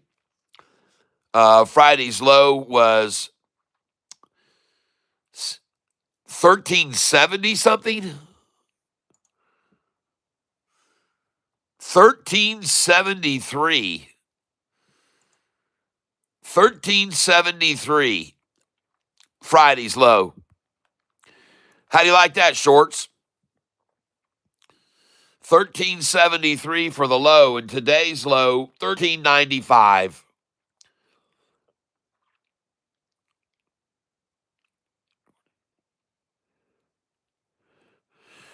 That's not very good, Shorty. 23 cents higher than Friday's low today. Uh-oh.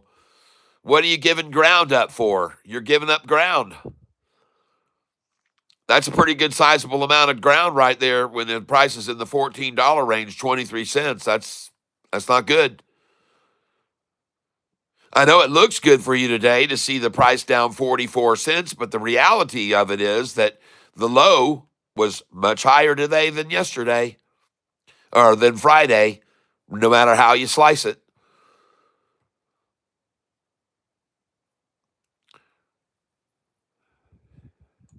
I just like to point these things out to you to keep you guys optimistic. Friday's low was 1373. And by the way, 3 days before that was 1342. Got it? So a week ago, the price of this stock was on a Tuesday was 1342 a week ago. The low, 1342 a week ago. The low Friday, 1373. And today's low, well, you're basically looking at it almost. I love how they're showing the low on this screen right now at 1422. I'll have to refresh this so we can get the accurate low here today. 1395. Oh, well, that's 22 cents higher today. There you go. A 22-cent gain on the low. Oh, my God. And look at the gain on the high we got today. We went from a high on Friday, 1454, to today, 1490. That's absolutely horrid, Shorty. Man, oh, man. 36 cents up on the high today. Oh, that's really giving up traction, Shorty. 36-cent higher high today. Oh, neither one of those look very good. Neither one of those numbers look good. 36-cent higher on the high and the low up 22 cents. No, shorts. That just cannot be, regardless of what it looks like for you with the price 3% down, that is losing. You're on the losing end of the rope, folks, and this is why fewer and fewer of yours are shorting with you here. I showed everybody the institutional ownership today so everyone can see how few there are shorting it now. And we're over 900 now, total institutions. We broke 900. We just hit 901 in institutions long. We just went over 900 in institutions long. Now 901. 26 short only. How can you short this stock when you got 901 that expect the price to rise and 26 that expect it to go down? But even against those unconceivable odds, they are able to manipulate the price down every day like they did today. Isn't that something? Borrowing shares. And by the way, there's people that are paying them to borrow shares.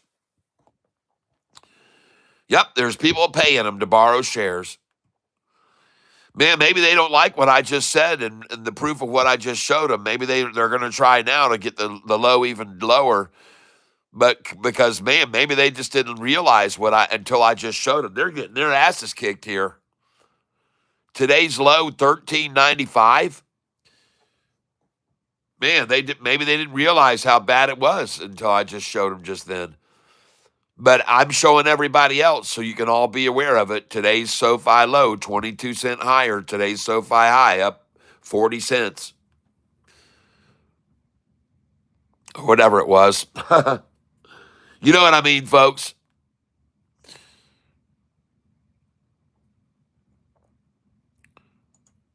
Yep.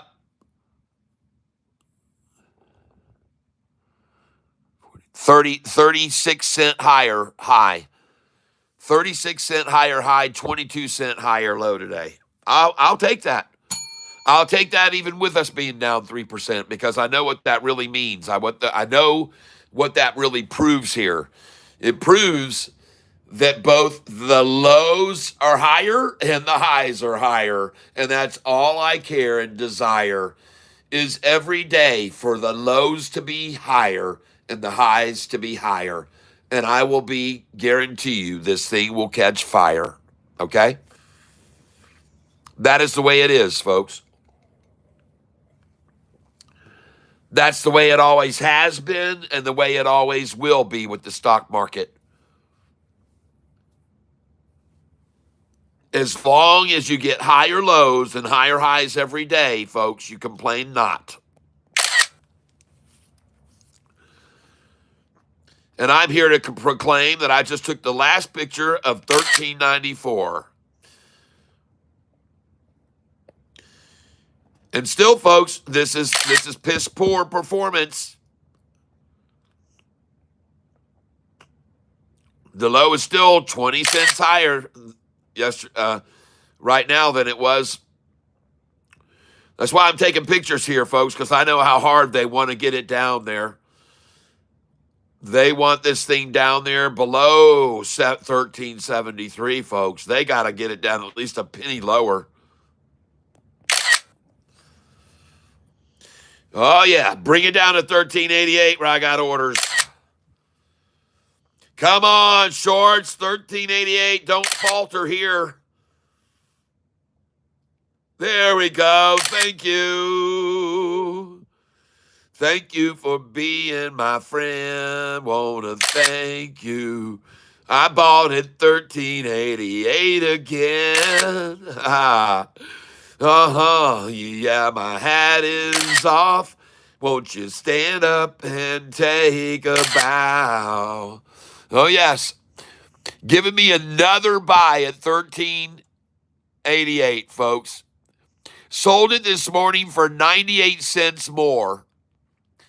And now I get another buy at $13.88 on Sofi. It's the gift that just keeps giving, folks. It's the gift that keeps on giving.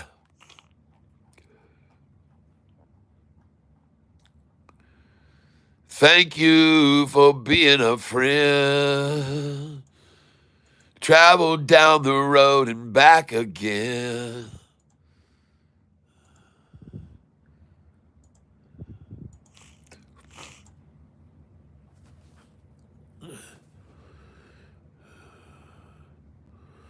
Okay, buying here, folks.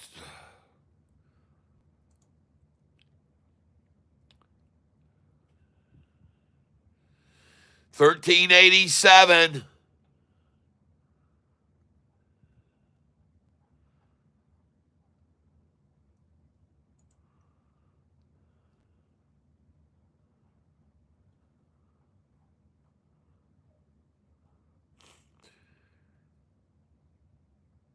And there you go. I nearly got the low of the day, $13.87. I see a $13.86. I got an order waiting on it. They're not filling it. I got an order at $13.87 to fill, but they're not going to fill my $13.86. I also got $13.88 to fill. But again, unfortunately for the shorts, yesterday's low was 15 cents lower. And they were trying to get it 13 cents higher than yesterday's low. I guess that meant something to them, 13 cents, and they couldn't do it. I had a buy order sitting right there, but they could not do it.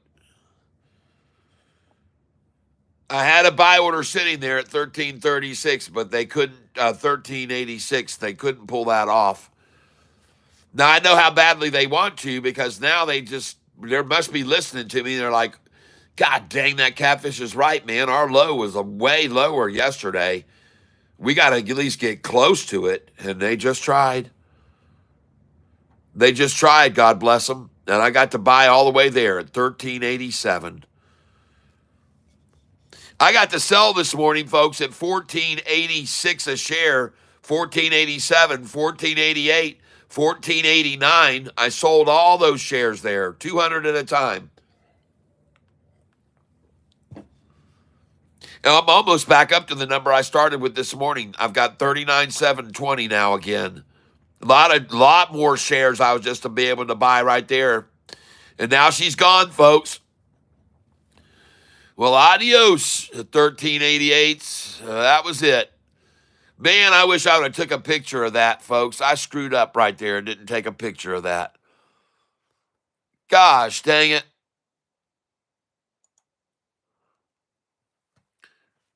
I should have took a picture of that right there for sure. Oh, well. I can come close here right now. I can get a close picture. Come on, get that 1389 in there. Oh, there it is. Come on, show me that 1388. There it is. And I got orders in my I've already filled it, these numbers right here. And the cool thing about this, still at this point, folks, they cannot get it below yesterday's low. For me, that's good. I mean, I think that's good. I mean, I'm sorry, but to me, 15 cents higher than yesterday's low is just a great place to be buying, people. All right? And I could be wrong, but I don't think so.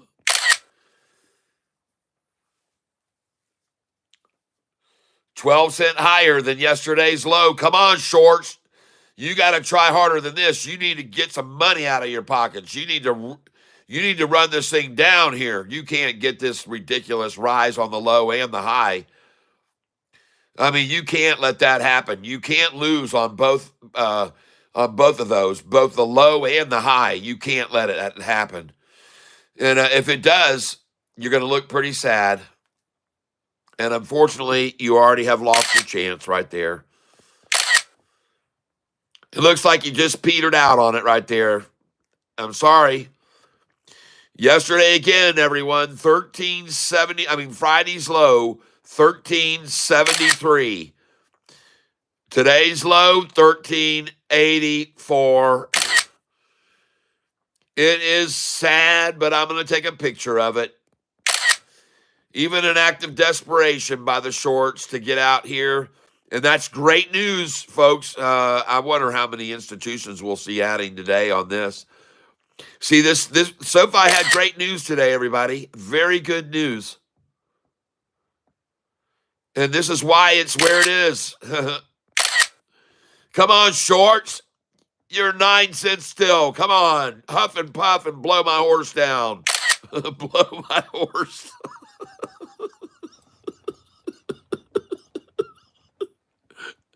I'm sorry, people.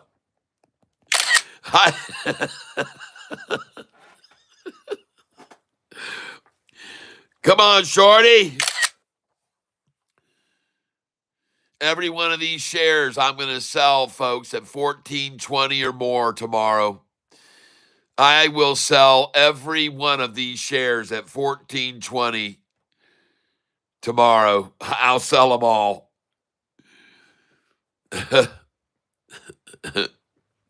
Remember, folks, I sold these shares this morning at $1.10 more than it is now. And I told you Sofi was going to start trading $1 swings per day. I told you it would.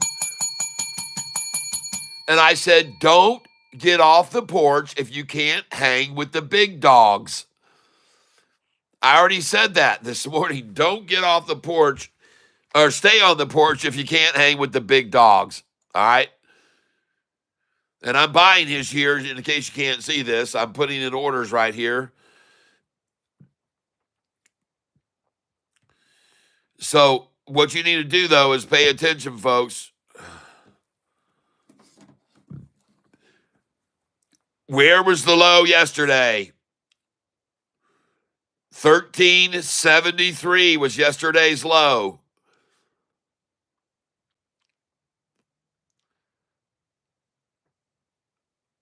Come on, shorty. Oh, don't falter it. You can't even get a 1377, God's number. You can't even pull that off. Oh, come on now. Dump, shorty, dump. You got to get a lower low than Friday's low here. You can't stop here. You can't stop here, folks. You cannot let the buck stop here. You got to get it down to 1372. You know you have to get it there. You know you have to get it there. You know it's got to get to 1372. Come on now. Here we go.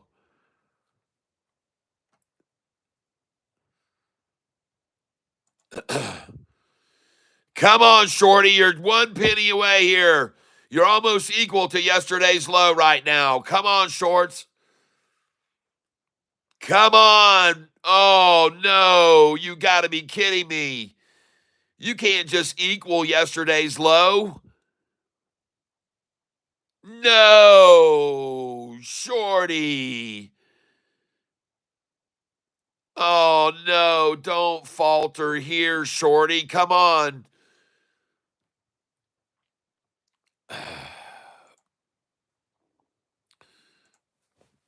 Oh, my gosh. This is insane. Come on, shorty.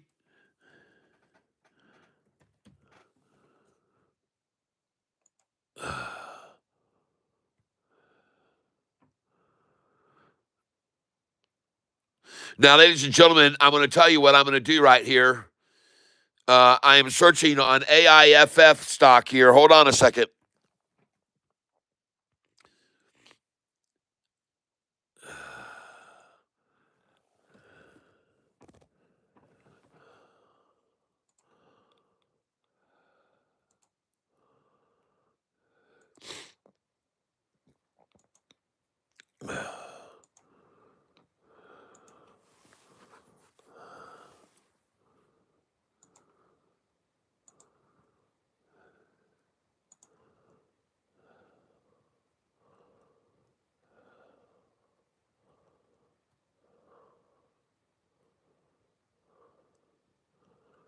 I want Sofi so much more of it here that I'm going to start moving some of this AIFF over to Sofi here.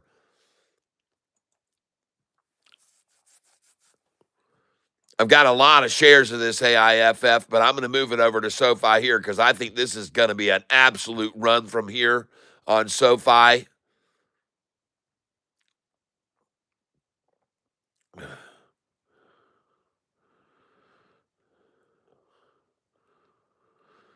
All right.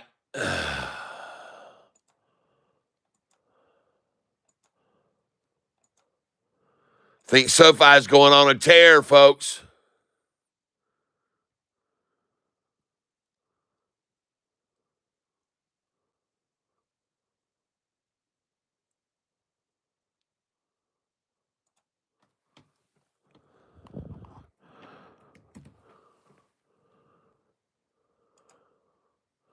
Let's go.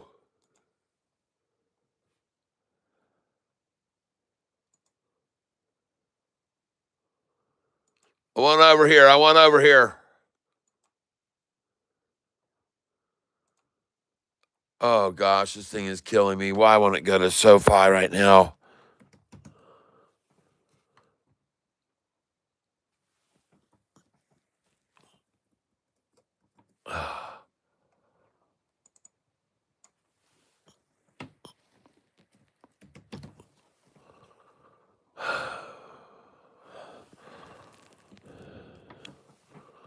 There we go.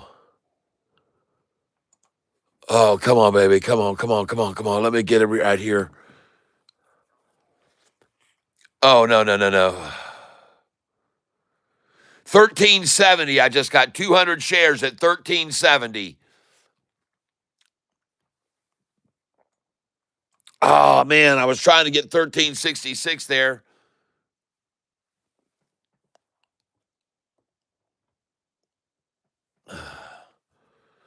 Come on here. I'm putting in orders right now. I'm going to try and catch here 1366, 1367. I feel certain I will sell these over 14 tomorrow. 1368, 1369, 1370, 1371. I'm coming in on SoFi right here, folks. Trying to buy at 1371 right now. I just got 1370, 1370. Very nice. Come on down. Come on down. Come on down to Catfish Town. 1366, please. Come on, see me. 1366. Boy, look how powerful they showed themselves today. They heard me. They listened to me. And they said, oh, yeah, Catfish, well, we're going to bring it to you right now. We're going to take it down to 1373 like we did Friday. We're going to get even 2 cents lower than that or 5 cents lower. We'll show you how strong we are. And they came after it right then, folks. They did exactly as expected. They wanted that low to be lower today, and they got it. And now I'm going to run it right up them. And here we go, folks. Look at them throw the KY towel in at 137574. And I just bought 1375, 1375. Coming on again at 1375.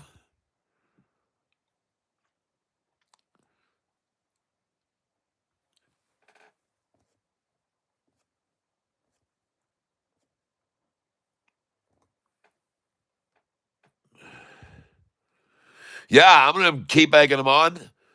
I already egged them on. I told them why I was buying just 20 shares at a time when I was selling all those at 200 at a time is because I actually expected them to go for this. I was like, all right, this is not going to be the same. This is a different SoFi stock now, folks. It's going to be trading from the high to the low over $1 a day. And I warned people that. And I said, don't be ready. I said, if you're not ready for this, don't get involved. You could lose a lot of money. But we're selling at the highs each day like we should be.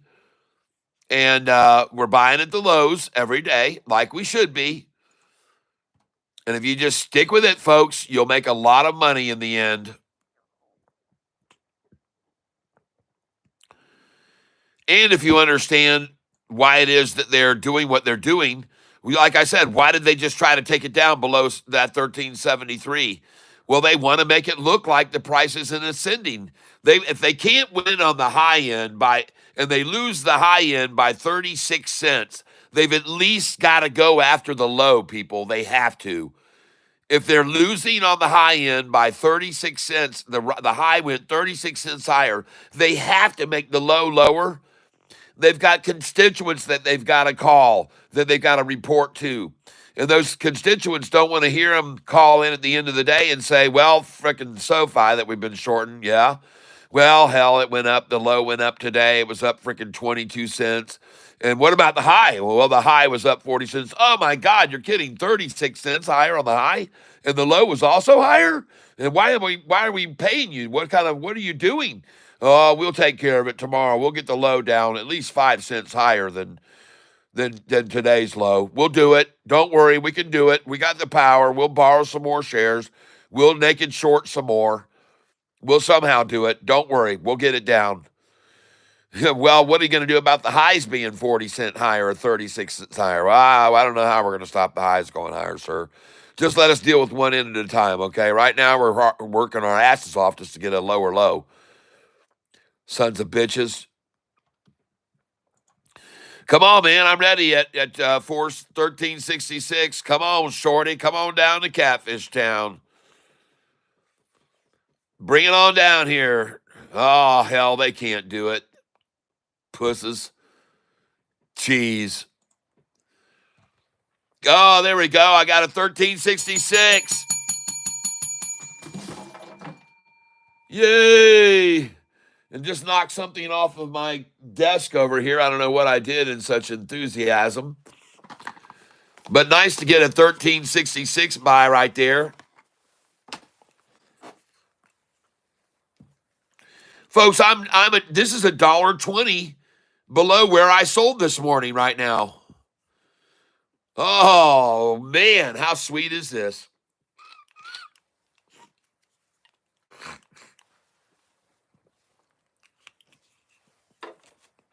Well, I told you it was coming, folks. I told you get ready. They're going to swing stock this thing. They're going to swing trade the hell out of this thing. And I told you all to be ready for it, or suggested that you were all ready for it anyway.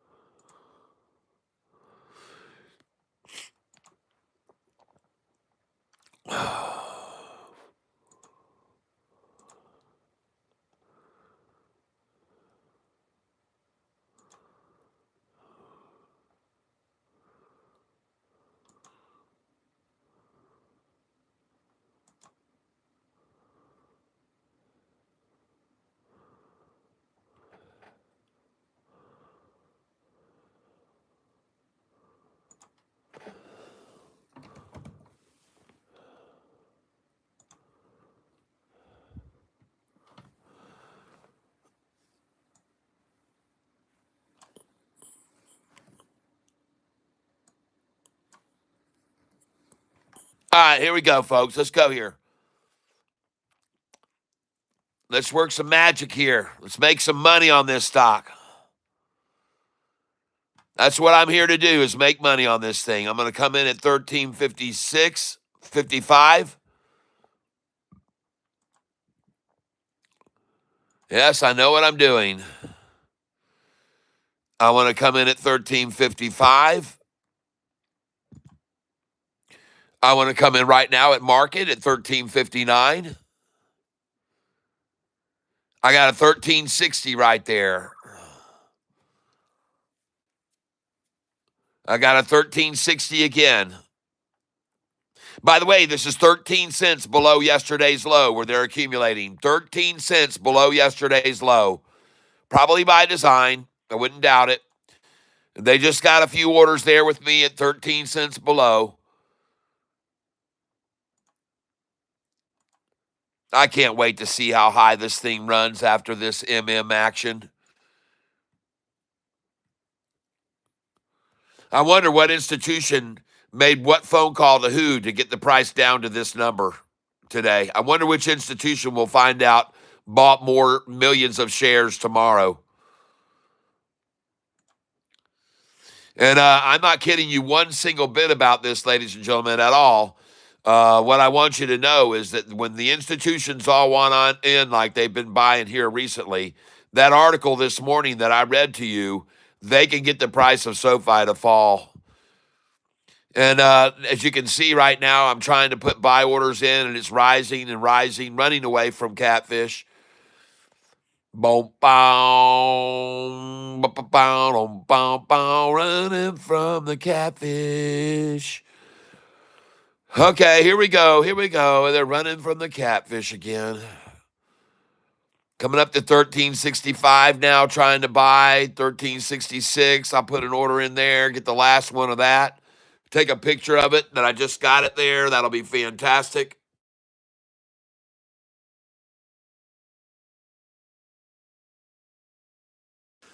Get a picture of how I'm placing my orders right here, where I was ready and where I bought it today on the lows already. Yeah, I'll take pictures of this.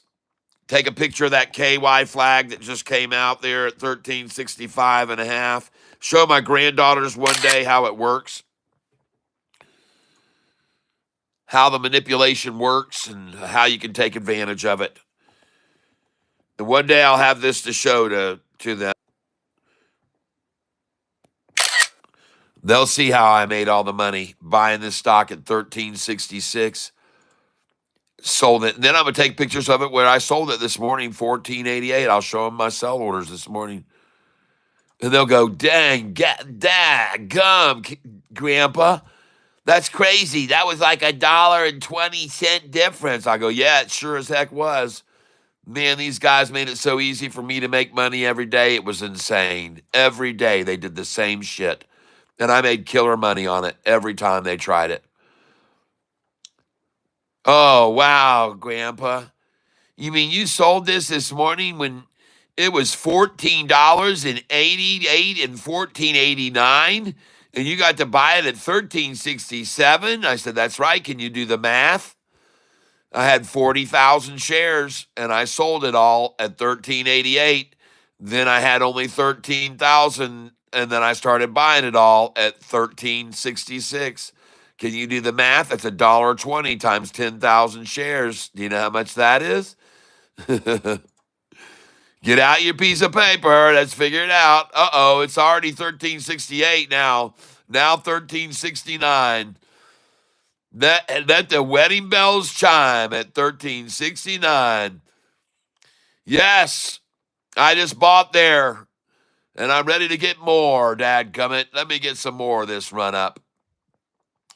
1369. You may want to pay attention as we go along here, ladies and gentlemen. Right now, the bid is 1369 and the ask is 1370. That's right. It's rising and rising. And now the bid is 1370 and the ask is 1371, in case you're not following along. Now the ask is 1370 again, and the bid 1369. I've got my buy order right behind them. I'm chasing this up. There's 283 that want to buy it, 28 that want to sell it. I am buying again here because there's so hugely many more people wanting to buy this stock than sell it. And I just filled again, and I'm now going to start making some serious money on this investment. It is going to begin to really rally, folks. It's rallying here.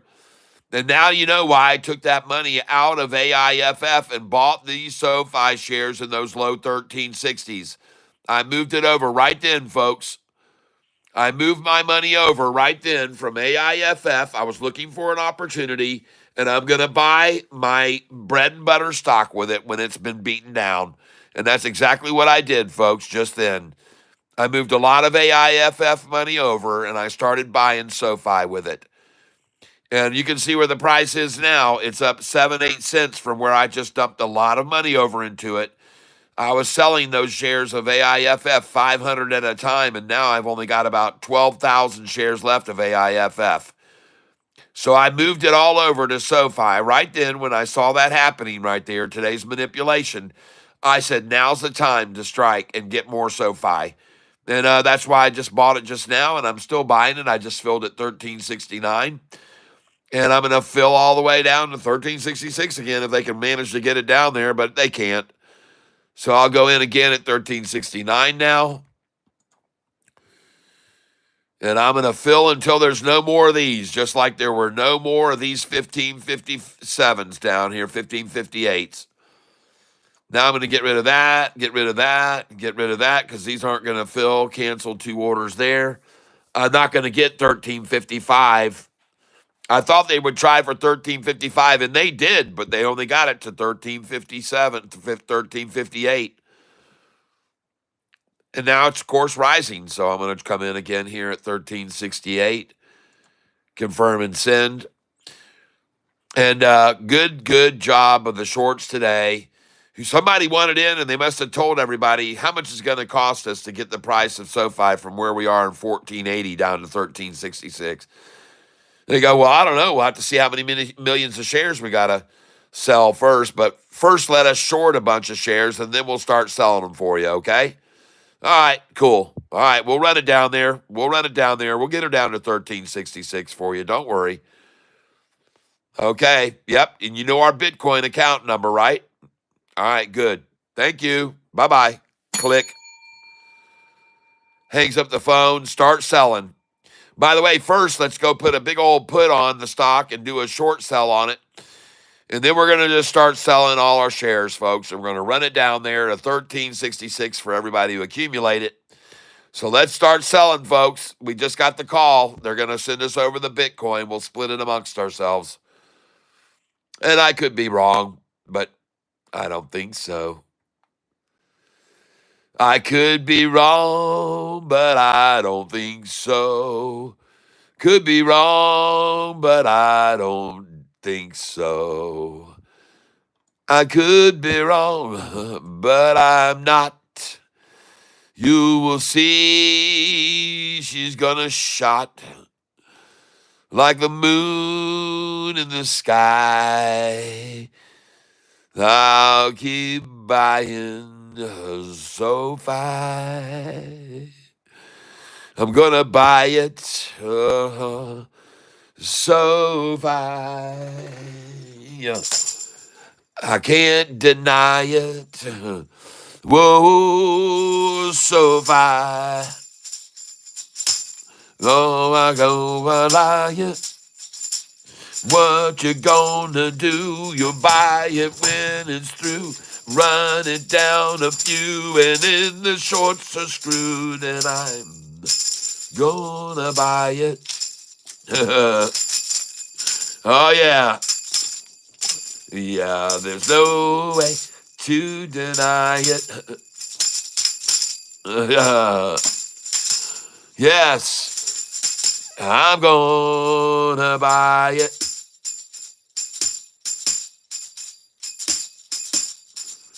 I just can't deny it. Oh, I'm gonna buy some more here at the low, and then I'm gonna watch this mother sucker blow.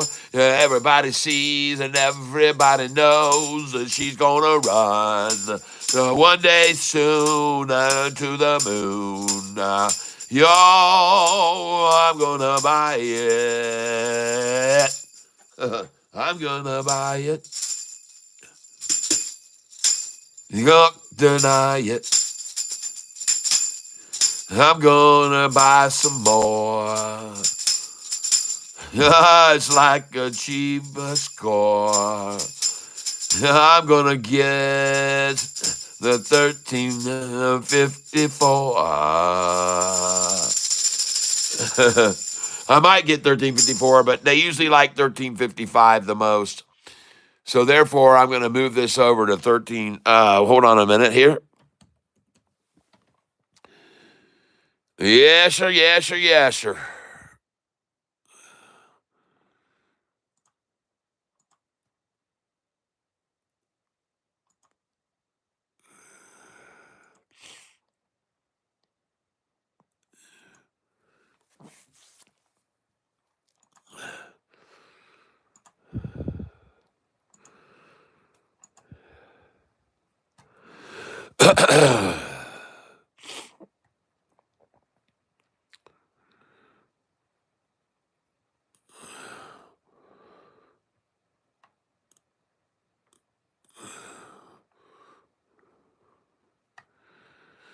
Okay.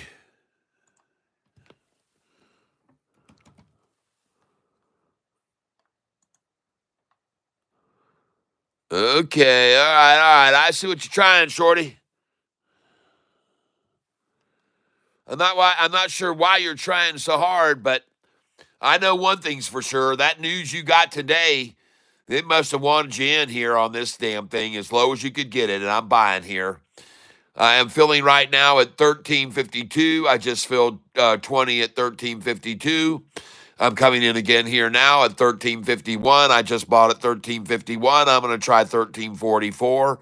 And I don't know why they want it so bad. This news today must have caught them off guard, just like that deal with Fortress. That $2 billion deal with Fortress, man, that caught them off guard too, folks. I'm telling you.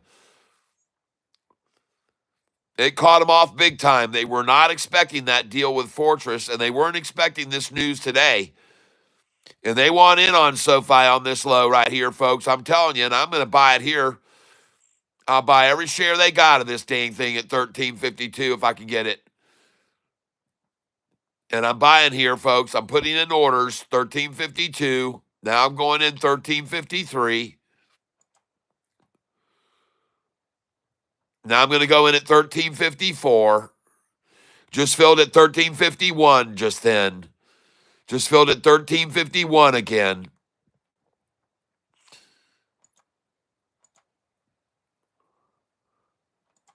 Man, they wanted in on this thing, baby. And they wanted in on the expense of stupid retailers' backs. So I'm not a stupid retailer. I'm one of them. I buy when they run it down. I'm one of those guys, folks, that sells it at $1.40 higher than it is right now today. $1.40 swing. I told you this was coming, everybody. $1.40 swing. I don't think we've ever seen this big of a swing in the last 2 years on this stock. And I track them all, folks. And if this is right up there with the highest we've ever seen, I track them. I can show them to you, folks. And I'm buying here, but I want to show you why I'm buying so many shares right here.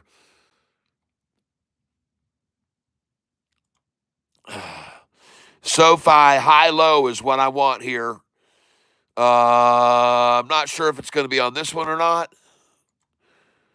Yep, so high versus low. Here we go, folks. The most we've ever seen is $1.43 on January the 27th. $1.43 is the most we've ever seen before. The $1.43. And what is the difference now? What is the difference right now between the high and the low today? Oh, man, what happened there? Let me go back to this. Where is it? This is the biggest we've ever seen, this spread here, folks.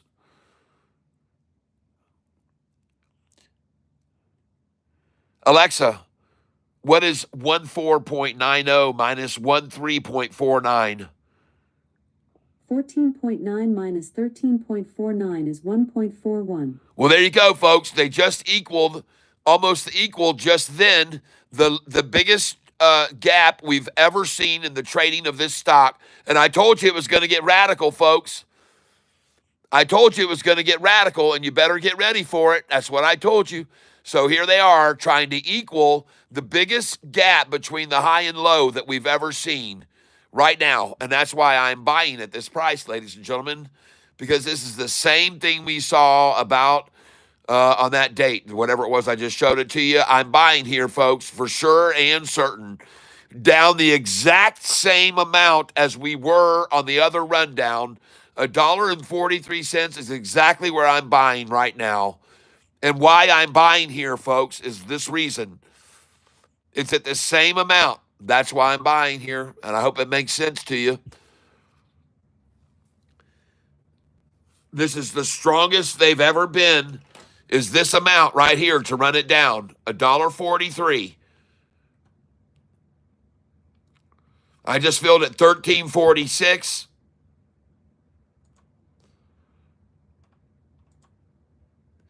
And folks, I hope you can appreciate this information that I share with you and this knowledge I have about how they've manipulated this stock in the past exactly to the friggin' penny so you can see it. I think you can take advantage of it, folks. I just showed you the most they've ever run it down from the high to the low. And right there, we just hit the same number today, just now, the exact same number. Just filled at 1346 just then. 1346 I just filled. 1346 again. I hope this makes sense to you, folks, why I'm buying here. Net 5, I don't believe it will. I don't believe it's going any lower. I don't think so.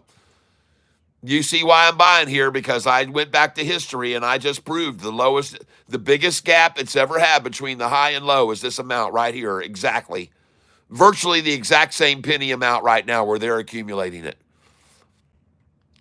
And where I'm accumulating it, by the way. And I just filled at 1350 again, 1348. And that's the end of this, folks. That's the same manipulation we saw before. And I want you to be aware of something when I'm showing you this manipulation of before between the high and the low. I want you to see there was, ladies and gentlemen, on that day of that big of a gap, look at the difference.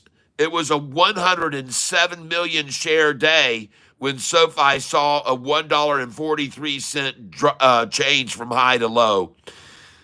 Look at that, folks. The high that day was 1698. The low was 1555. And what was the day? January 27th, earnings day, folks. It was an earnings day that saw a $1.43 change. You understand what I'm saying? And the next day, 2 days later, the price had gone from 1555 low to 1803. $3 gain in just a couple of days after this same kind of manipulation that they did on earnings day. $1.43. $1.43, folks. The change was $1.43.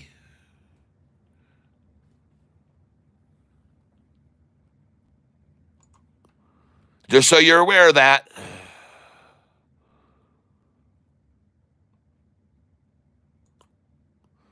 Now I'm going to go over here to the one-day summary chart again.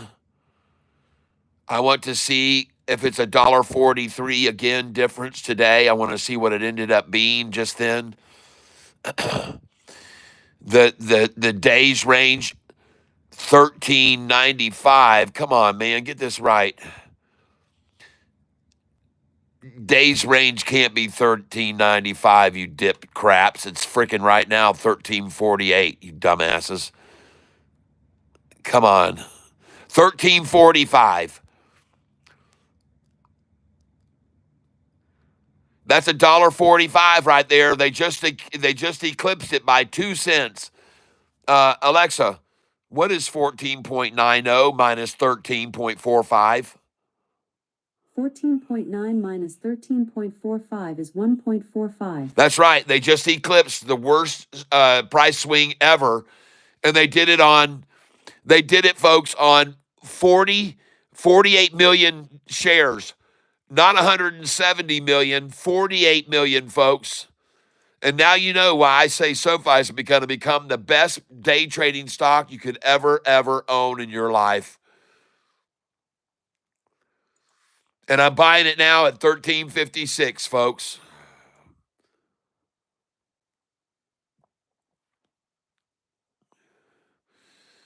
Just got it at 1357.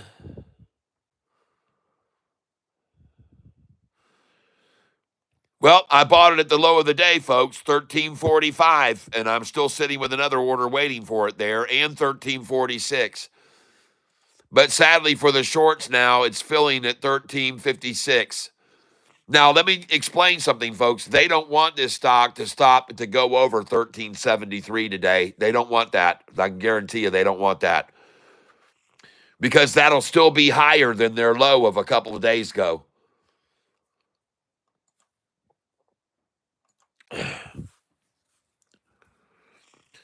Nope. Someone that was shouting, Catfish, don't buy it, it'll go lower. I don't believe so. I already got the low of the day, and that was $13.45. And because, like I said, I just proved to you that was the biggest gap we've ever seen. They just beat the biggest gap by 2 cents when they just did that just then. And good job, Shorty. That's good. But this price of this stock was still $6 6 months ago. I mean, I'm proud of what you did today, and I'm glad for you and all. I know it was a big achievement on your part to get the biggest spread from the high to the low that this stock has ever seen in a one-day period over the last couple of years. And that is quite an achievement because I've been tracking this stock a long time, and I know for a fact it's never had a move that big. Not on a one-day chart, it hasn't, folks. And that's why I'm buying here more of it. 13.50 all freaking day, people. And I'll sell these shares over 14, I promise you. And I could actually sell those today over 14 still. We could just see this thing rocket now. Somebody wanted in on this thing. That was big news. We had two big headlines today about big corporations and institutions buying SoFi and also a big partnership, another big partnership. And this caught them shorts off guard, folks. They had to call their friends and neighbors and say, let's run this down. Come on, let's run this down. We got to get out of these positions and we got to get it. We got to get out now. And now I'm going to start buying here. I'm just going to chase this thing up. I'm putting in an order at 13.48 now. I'm going to come in and put an order in at 13.49. It's time to say sayonara, baby, to these lows. I'm coming in at 13.50. I'm coming in at 13.51 here. Time 3:35. You kidding me? Coming in at 13.52. By the way, I want to do something here. I see now the S&P is down 129, down 2.18%. I see the Dow is down 1.94% at 849. I see the NASDAQ is down 2.99%, down 564. And I see the Russell, where we are, down 2.7. So we're not the biggest decliner, but all markets across the board are red. And therefore, Shorty's going to use this opportunity to buy SoFi as low as they can with me, which I just did. And I just bought it at $13.53 a share. And I'm going to buy it right here at $13.53 again, ladies and gentlemen. And I'm very, very happy to see that on a day when SoFi had 130 million shares less than it did the last time it had a spread of $1.43. That's right. We're at 130 million shares less traded to make the same strain run from low to high. I showed you the last time we saw $1.43 spread from the low to the high was on 170 million shares traded on earnings day. This is a crazy rundown on not even a fraction of that volume, folks. So I'm buying here. I'm sorry. I might be an idiot, but I'm buying here because I've seen a spread of this much before, but it was on a lot more volume than this, people. Money makers, folks. Money makers working it here. Working it hard. Working SoFi real hard here. Working it real hard. Market makers really, really playing this thing, and I knew that it was going to happen. And honestly, it makes me feel like tomorrow when we get to those highs tomorrow, whatever they are, that I might even start selling more than 500 shares more than 200 shares at a time. I might start selling 500 next time. Because if they're going to make these big of a spreads with this kind of volume, you might as well take advantage of it, folks. As simple as that.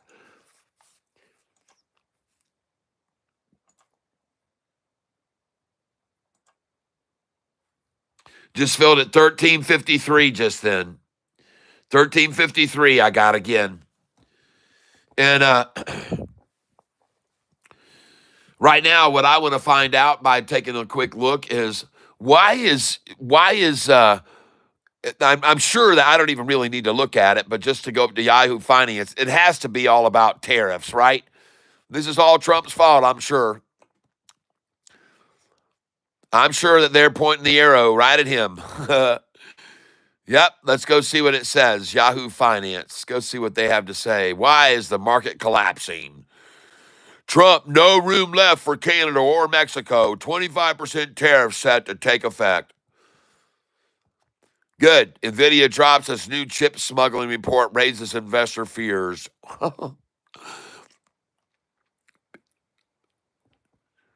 Trump, TSMC tout $100 billion investment in U.S. chip manufacturing.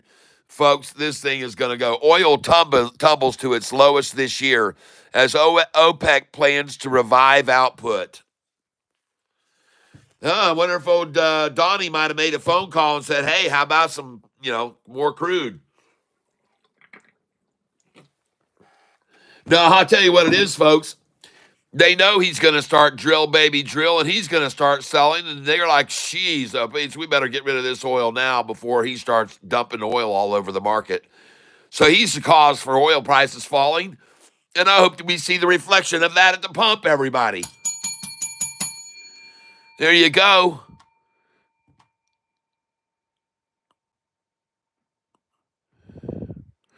Yep. Trump says 25% tariffs on Mexican and Canadian imports will start Tuesday with no room for delay. Good. Trump says no room left for Canada, Mexico to avoid tariffs. Yep. Tech giants have pledged over $1 trillion in U.S. investments. Yeah, baby. TSMC unveils $100 billion in new U.S. investments. Man, this thing being run down today, this news is all too damn good to not to run it down and try and shake people out. They know this market's going higher. And boy, what a game they're playing today, ladies and gentlemen, with Sofi. I can't wait to see how much higher this damn stock is in a week from now by the earnings call. And by the way, I keep showing people more and more institutions want SoFi, and I've already tried to also claim that's not necessarily a great thing for the short term, because when they want in, it gets real radical because they run the price down to get in on it. And to see that more clearly, you can look at SoFi's institutional chart. And I want you to be aware that while institutions were buying up SoFi from this level over here in 2021, while they were buying SoFi and buying SoFi, look what was going on to the price. Look at the price right here. While institutions were accumulating SoFi, look at the price dropping. See, so when institutions want in, they call these. It's like this, folks. All these institutions from here started buying in and the price started rising. Then all these institutions said, we need to get in on this thing. Let's call all these institutions and have them sell. So they made a phone call to these institutions and they started selling it. And then these institutions here saw all these getting in and they said, let's call these and ask them to sell so we can get in. So they started all selling together and even more got in here. See that?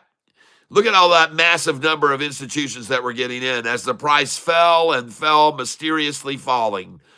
So necessarily, it's not always great when institutions want in, because when big institutions want in and want to accumulate it, they have ways of talking to other institutions that already bought the stock and getting them to sell. And one of those companies that will do it for them, and I know them already, that does it often, is BlackRock, folks.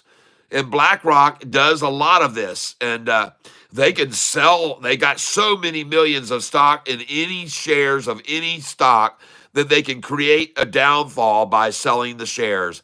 And so all these institutions that wanted more, they got more and more selling to go on until price hit the floor right here, folks. And this was the end of it, folks, because by the May the 15th, David Chiaverini downgrade right here, the price and institutions, there was no more selling of institutions. They had already all sold, they sold to get the price to drop and drop and drop and drop.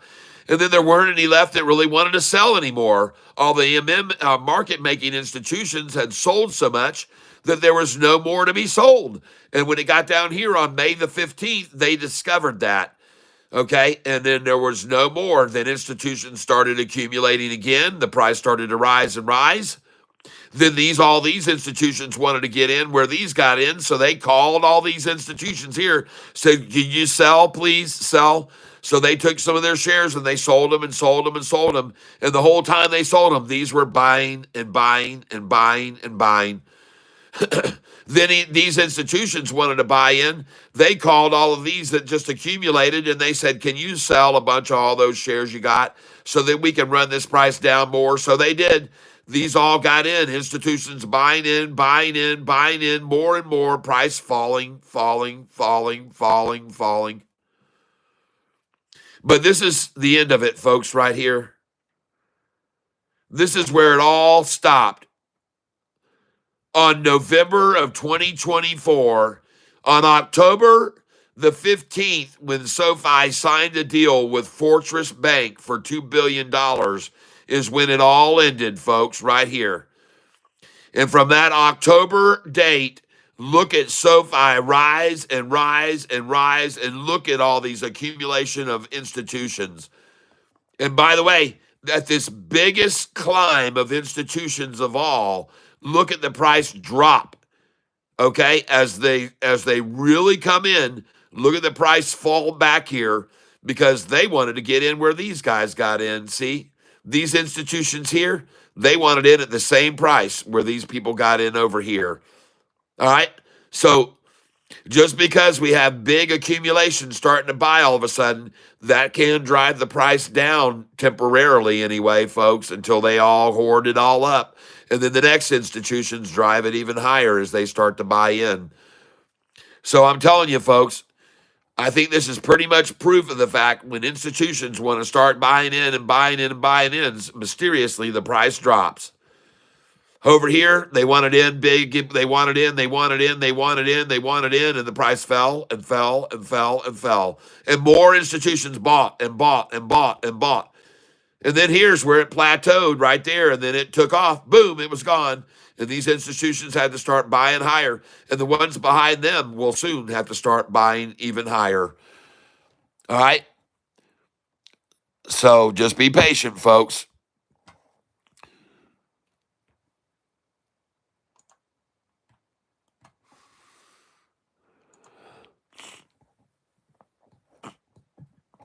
So I think it would be safe to assume that all the fear that's been thrown into the market today by tariff warnings from our president, those have all been built in. They are already priced in. It's all been done. The damage is done. The news is out. Tomorrow, tariffs. Everyone heard it today. And the big sell-off, it's just got so many people so worried. The ones that are worrying is Mexico and Canada people, I can assure you, not our people. And what the heck do you think is going to happen here with tariffs now coming from these countries that are going to start having to comply and pay tariffs, which they never have before because they've all just been flat out spoiled. And by the way, I'm just going to keep buying here. I see where SoFi is going from here. It's over. They did it all. Good for them. They got it down to 352, 20 cents lower than Friday's low. And that still doesn't fight the fact that SoFi had a 40-cent higher high today than Friday, 36-cent higher than Friday's high. So that's no way to overlook that, no matter where the low is right now. And I will therefore be buying at this number because I have been all day, folks. I'm going to buy SoFi every time it hits a low. I'm going to buy it. Every time it hits a low, folks, I'm going to buy it. Well, I already bought it at 1344, 1345, 1346, 1347. I bought it at 1348, 1349. I bought it at 1350. I've already bought all that. Now I'm going to raise this buy order up here to 1349 again, 1350 even. And then I'm going to try to buy it here at 13. Yep, I'll try and buy the last share at $13.50 right now. And all that fear and all that sold today will be in bewilderment when SoFi goes over $20 by the next earnings call. That's right. And now I'm going to raise this up here to $13.51 because I'm not going to get a $13.50.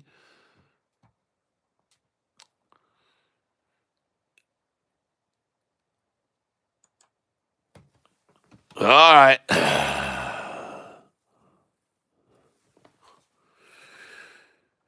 Let's move on this thing. I'm going to buy at $13.52. Going to try to buy $13.53. The stock I'm buying here is SoFi. Now I'm going to try to buy it at $13.54. It is indeed made its run down to the bottom, and now the climb begins. And I just bought it at $13.54 a share. And I'm only buying, folks, 10 shares at a time here at $13.53. But one thing's for sure, as I always promised everybody, you're going to watch me buy SoFi on the low every day. I'm going to buy it on the low every day. I will. And I already did at $13.44 today. So I already bought there.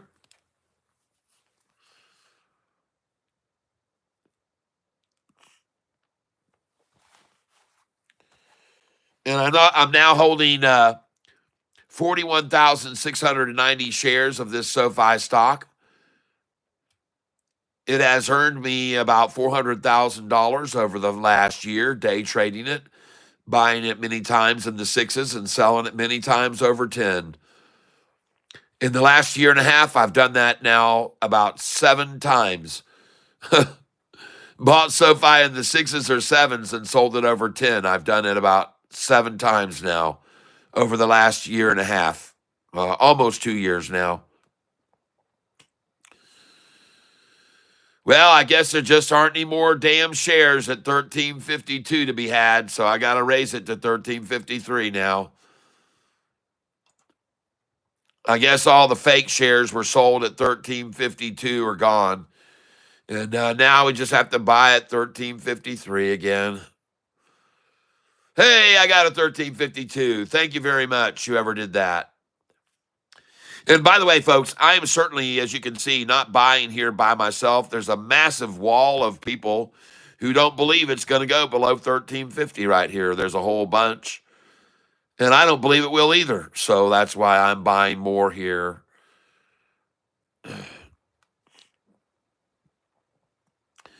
Let's try another order at $13.52.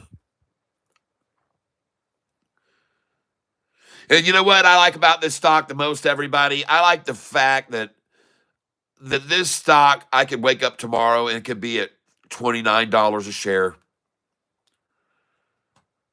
That's what I like about this stock so much, is that it has the ability to be explosive once the news comes out. And not only explosive to the upside, but in a circumstance like today, it can explode to the downside, down 6%. On news that is fantastic on more than one front. So if I had 2 good news events today to make it go down, and just think, had they not had that news at all, they might even be green today. Just think about that. If you didn't have greedy bastards that wanted in on this stock down at the very low because they saw the news this morning on it in 2 different fronts, then this price might be green still today. But because those institutions want in, it's dead red. And therefore, I'm just going to accumulate right here beside them. I'm going to keep trying to buy at $13.52 until there aren't any more.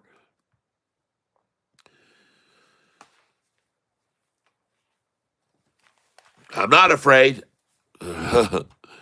Fear is not in my vocabulary, folks. It's as simple as that. And I just filled at $13.52. Fear is not a word in my vocabulary.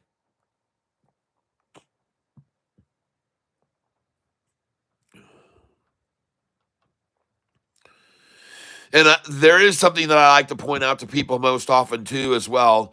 When they really run a price down like they're doing now and have done with SoFi here, why does it stop at this number unless they have a designed plan to make it stop there? That's what I like to ask people frequently. When a stock is getting driven down and falling, why does it reach a point where it won't drop anymore, like we just saw with this stock at 1344, where I was buying it about 30 minutes ago? Why did it stop there? What made it stop there? Who decided to stop selling it and start buying it there is what you should be asking. Who decided to who decided in advance, perhaps, to take it to a certain number where they would then start just buying the stock? Who makes these decisions? And you know that that's what happened with SoFi on Friday, because, man, when they got it down to $13.99 and I took that picture with my camera, that was it, man. It was at $13.99 went down to $13.97, then 96, and then I think I might even got a $13.95 on Friday. And then the next thing you know, the thing was at $14.40. But somebody made a decision before it did that to get it down to $13.96 before it popped over 14 and then went up to $14.40 on Friday. So the same thing applies here now. Who's controlling it and makes the decision that that's as far as we're going to take it down, and then we're just going to get a whole bunch of it, and then we're just going to then let it run right back? Somebody's doing that right now, folks. And they just made a decision that this afternoon, just now, they didn't want to take it down any lower than 1350. 1350. They just said, well, that's where we're going to get it. That's where we'll take up long positions on it. And then by, tomorrow, the damn thing opens at 14 again, high or higher, on this news, because this news is good, folks. And look at it rising right now. SoFi rising. I'm going to buy right here. And I just bought it $13.56. I'm going to buy it again. Just bought it at $13.56 again. I can see right below where I put my order just then, they threw in the half order, $13.555, which you see them do that all the time after I put my buy in. You see this all the time, people. You see it over and over. You've watched this happen.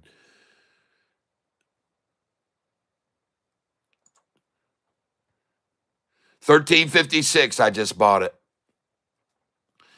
And I now have 41,760 shares of SoFi. $13.56. Now I'm going to see if they can give me some at $13.55, which is the number they like to close a stock out often. And they're sure trying to.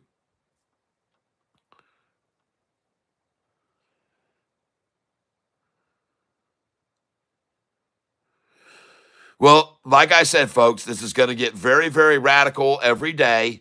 We're going to see very, very large price swings coming with SoFi. And be prepared for it, folks. Be prepared. Golly, 541 on the bid side, 195 on the ask. 645 on the bid side, 227 on the ask. 352 on the bid side, 523 on the ask at $13.55. They are indeed going to close the price at $13.55 today. There is no doubt about it. That is their design. That is their plan, a $13.55 close. And because it was manipulated down to that number, I'm going to buy it there. Or try to. And I just bought it at, I can't get $13.55 anymore.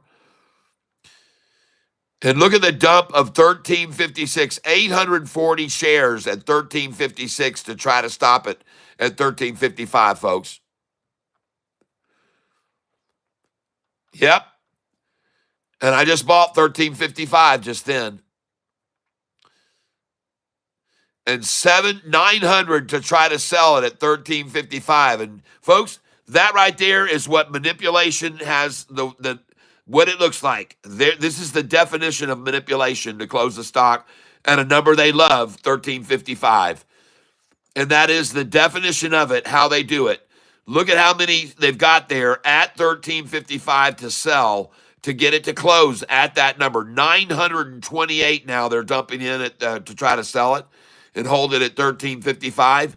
And this is exactly what, as I said, manipulation looks like, folks. This is what manipulation of a stock looks like. It's the true definition of manipulation of a stock. All right, this is the definition of it. And now you got 985 that want to buy, 367 that want to sell, and they're trying like hell to make this thing close at 1355. This is their desire beyond any other that they have right now is a 1355 close. Well, I'll come up and try to buy one of those. I'm trying to buy at 1355. And I see 11,000 at 1356 and 651 at 1355. Look at that, folks. Look at that, man. Wow, is that insane? And then you see the bid orders come in at 1355. And now the bid is, and here they go, folks. They're going to try like hell to close this thing out at 1355. Just what I told you they would try for. And here he goes. I just bought at 1355 along with the manipulators trying to hold it there. Whoa. Uh-oh. We saw 1356, 57 there. Now at 1360 on the ask side. 1360 on the ask, and there's no 1355 close going to happen. No way a 1355 close is going to happen, even though they tried so hard. And that is so encouraging for me to see them getting screwed there on that effort. Yes. Go longs, man. That is not a shorty number. 1357 is a horrendous number for them to close the day at. Yes. Oh. I know it's small. It seems like a small thing for me to celebrate, but I'm telling you right now, folks, that to me was disastrous for the shorts. And now I see the bid is 1358 and the ask is 1359. Man, oh man, love it. How do you like the small victories that I find? And that is a good one there. For me, that is absolutely fabulous to see that. Man, that makes me happy to see them not be able to stop that thing at 1355, seeing how hard they tried to do it. How'd that make you feel, Shorty?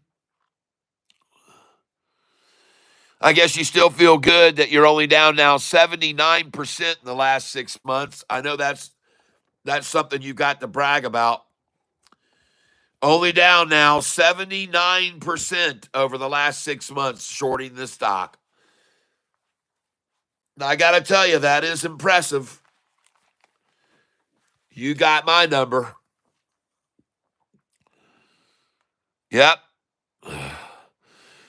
And over the last year, 50% gain for Sofi.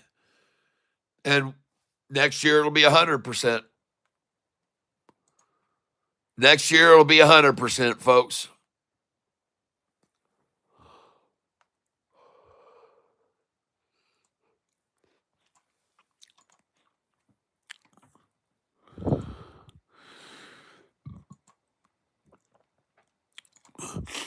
Well, Susan H. and Kim, thank you for sending me the information today. PDYN, folks, we'll have to watch this one tomorrow. It ended up 6.82% up. Someone asked me about this. We'll watch that one tomorrow. TSSI down 4.81%. Another one we had our eyes on today. ACON had a nice strong close on ACON today. We're going to watch this one tomorrow, folks. It's up 124%. And it did that on 88 million shares when it usually averages 646,000. We're going to have our eyes on that one for sure for a washout in the morning.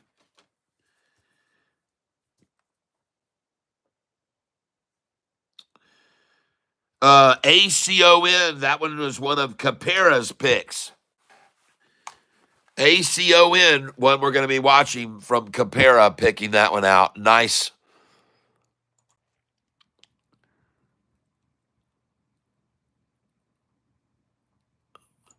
Now I'm taking a look at TENX. No volume on this stock at all. TENX, 1,651 shares traded today. That is no volume at all. Is that true? Is that what it ended up with? 1,651 volume on TENX. Wow. But still green, folks. Somebody wanted to buy it today.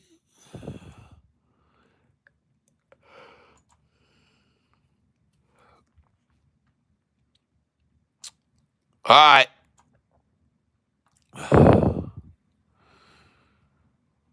Take a look at Sofi over here.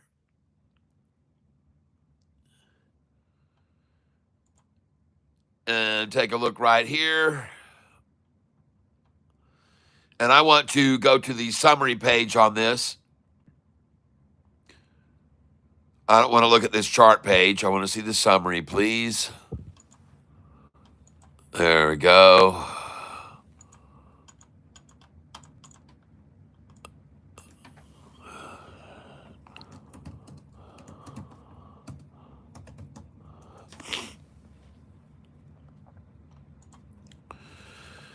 All right, here we go. Oh, what do you mean? Why isn't this thing 3 cents red here in the negative already in the after hours?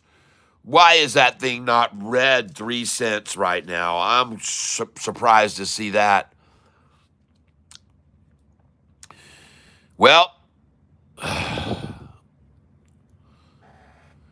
another dismal day for all markets. The S&P 500 down 104 points, or 1.76%.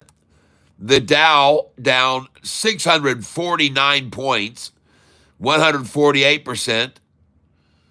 The NASDAQ down 497 points, down 2.64%. The Russell down 61 points, down 2.82%. The biggest one down, the small caps, the Russell, down 2.82%.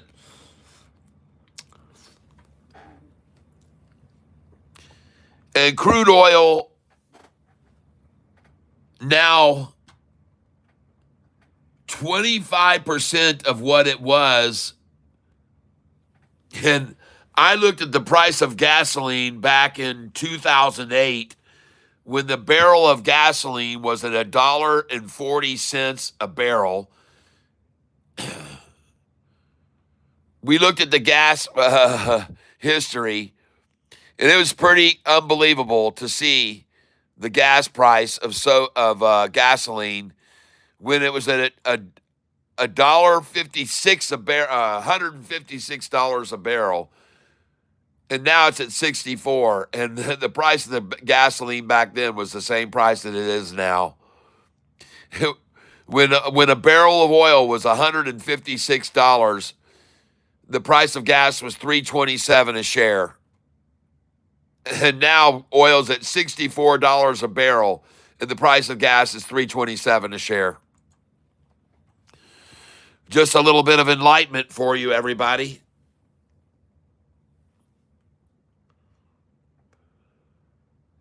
Yeah, it's insane how they can drop the price that long and the post market go green. Yes. Jay Martinez, SPPL. Okay, thank you. I'll watch it tomorrow. SPPL Jay Martinez. He's picked some good ones for us, folks. He's picked some good ones for us.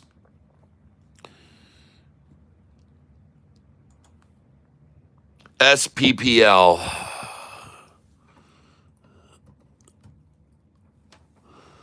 Okay, let's go look at it. I've looked at this before.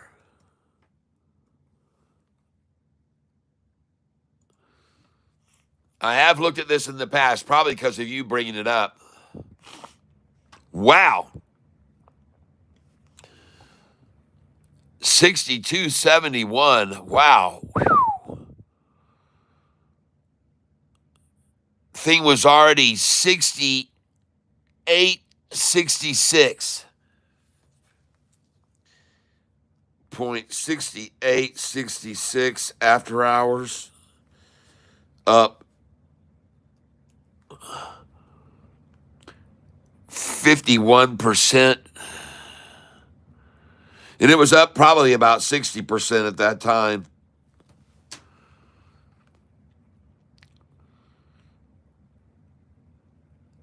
Three months ago. What's the news on this doggone stock?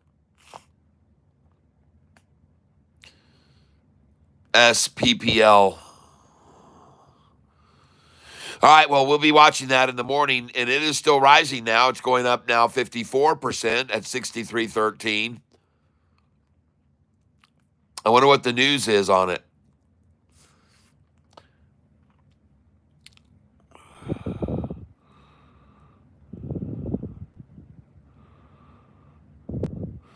Well, I'll be watching that tomorrow. Thanks, Jay Martinez. I appreciate it.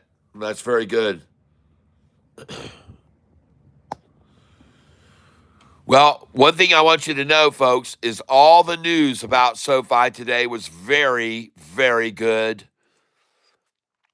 And I have to tell you this, folks, as well. I'm glad we had that dang good news, because I don't know where the price would have gone had they not had the excellent news that they had today on both parameters on SoFi. It's a good thing we had that good news for SoFi. And again, it might not be such a good thing temporarily because so many people want in. When you have that kind of news coming out, and it just it's contradictory to what all the naysayers keep saying about SoFi, see? And it's just more proof of the pudding for SoFi when you hear news like we saw this morning come out. Man, it's another partnership for loans, people.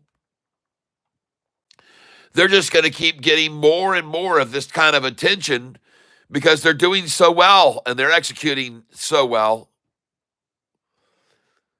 And I love seeing this thing go up in after hours now. Kiss my ass, shorts. All that desperation you made and money you threw away to get a 13.55 close. What a waste of money. What a freaking waste of money and effort throwing good money after bad. Just a total waste of money.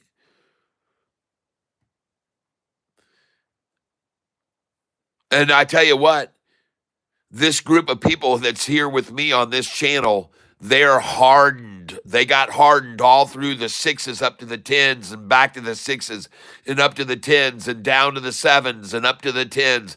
This crew here in this tank, we're not a bunch of wussies. We are strong-willed and we are dedicated and we are believers. And we've been believers all through those sixes and the sevens and the eights and back to the sixes and the sevens and eights and nines and back to the sixes, to the sevens and the eights, the nines, the tens, and back to the sixes.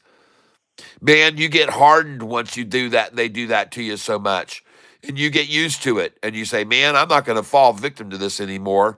Today, I'm going to sell SoFi at $14.86. $14.87, $14.88. I'm going to sell it with Catfish today. And then I'm going to buy it for $1.40 less. And that's what you do, folks. You don't get slayed by the dragon. You slay the dragon, as our friend Brew Tank Outdoors would say.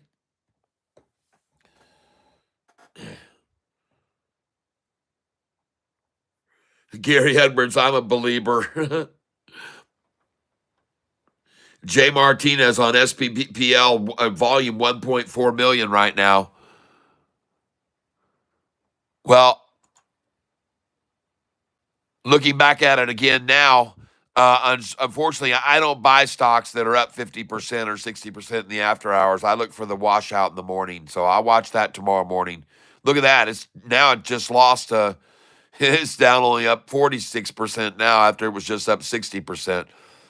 No, sir, and I don't like to buy anywhere around 66 cents unless it dropped to that much.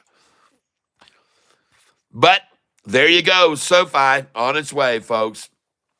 Well, don't worry. All the shares that we bought today in these price range in the 1340s and 1350s, we'll sell them all over 14 again, I promise you.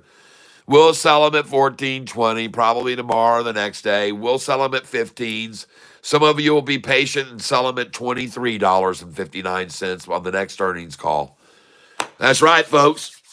That is right.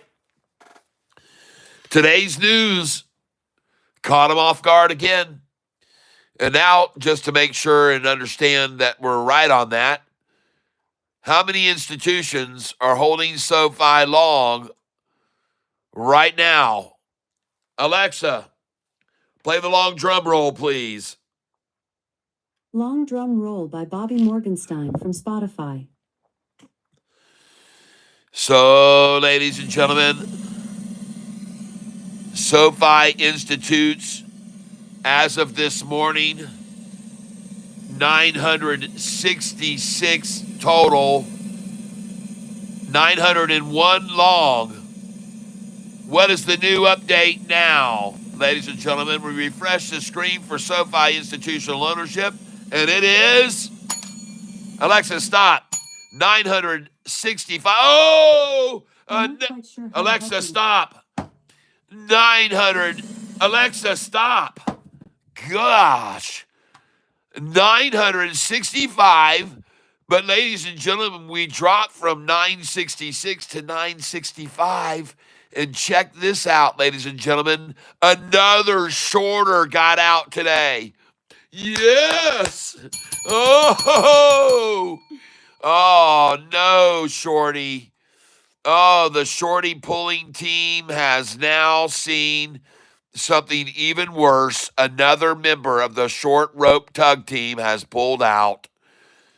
Man, oh goodness gracious.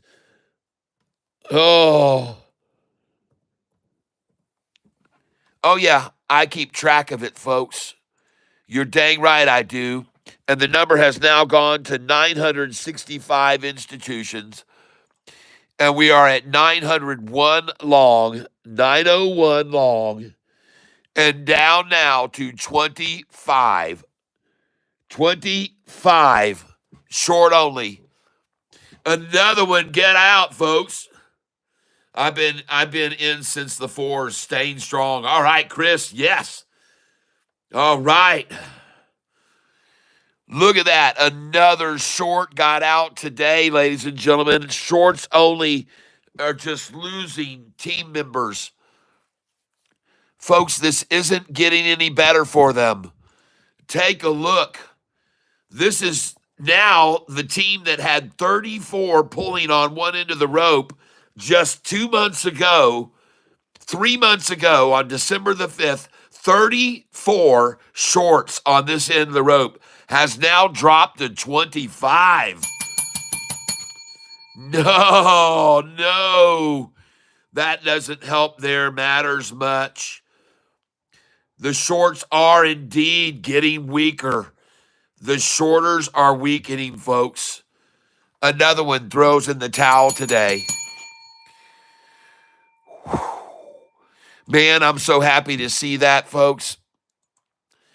And now I want to go see what the institutional ownership level is. 573, 617. Hold on. Wow. It's phenomenal, folks. 573, 617, 701. That's the same number we had before, folks. All right. And this is still 52.31%, I'm sure. Yes, it is. And it is so phenomenal, folks, to see that right there. Oh, my gosh. I'm so happy for everyone to see another shorter throwing in the towel today, folks. And SoFi's closing price today was, where we end up today? $13.55. And I don't believe that was the closing price today, was it? Summary. I thought for sure it was 1356.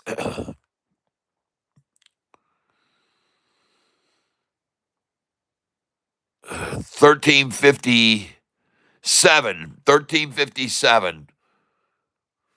The close today, 1357. Oh no, shorty. No 1355. Oh.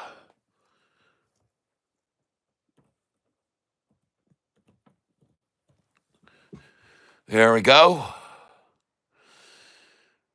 1357.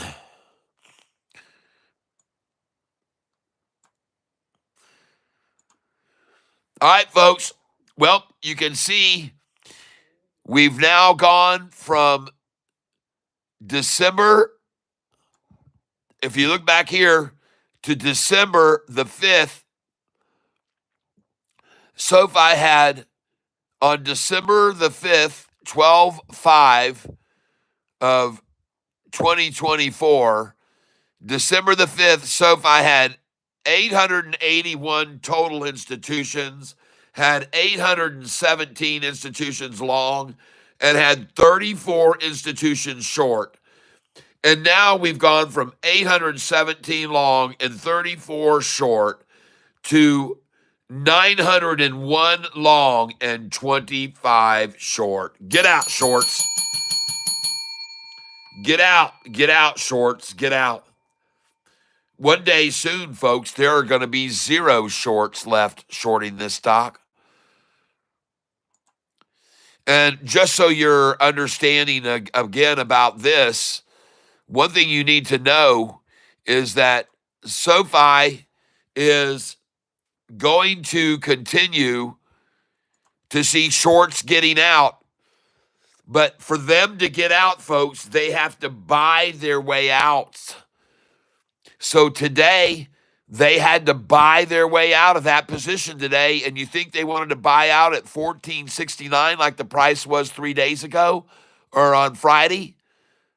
No, they didn't want to buy out Friday at 14.69. They had to make calls to a bunch of people and say, sell this stock for us so we can get it and get our buyout of our shorted positions at 13.57. $1.12 below yesterday's close. But there they are, folks, getting out. They're getting out. And they're just as desperate to get out of this as the longs are to get in. And the combination of people that want to get out and buy their positions out at the lowest they can, plus institutions that want in to buy in at the lowest they can, sometimes that can have a negative effect on a stock. It's as simple as that, folks. It's as simple as what I just explained to you right there, folks.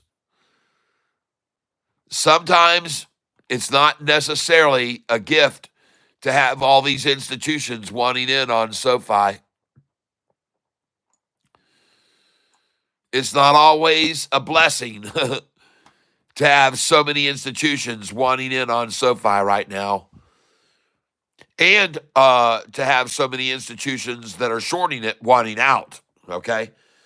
Because the ones that short it, yep, bye-bye, shorty. I'd love to watch this trading channel on TikTok and Discord live stream.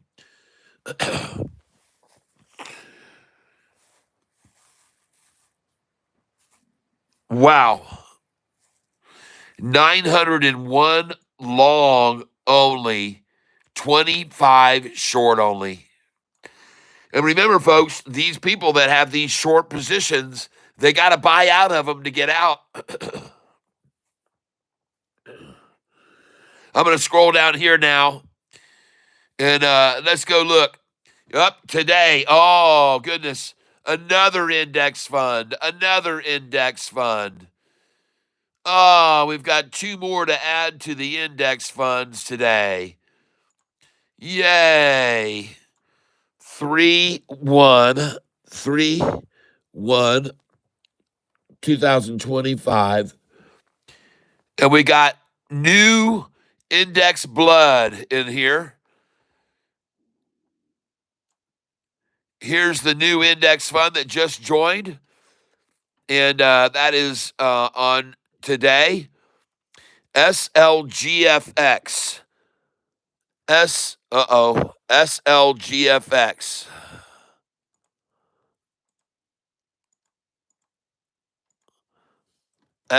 SLGFX. Oh, goodness gracious. There it is. SLGFX dash SIMT.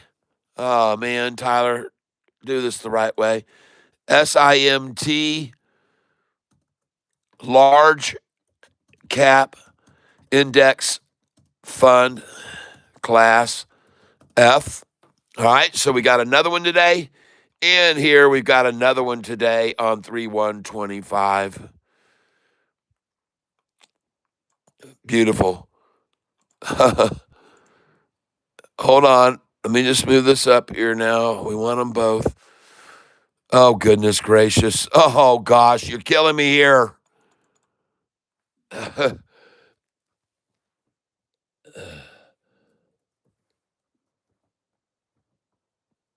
There we go. And the next one was MMSCX. MMSCX dash PRAXIS small cap index fund class A. All right, two more index funds coming in today, ladies and gentlemen. And this one increased their position value by 154% value, 154% addition. And the next one added 96.36%.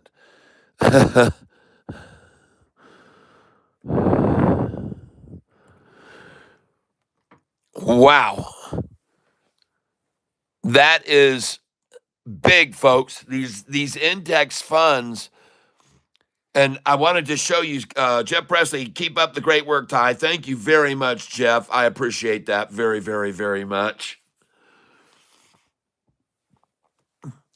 Now, folks, I want you all to see that back when index funds first started buying SoFi again, that take a look at the amounts that they were buying back in November after the October news came out and index funds started coming in.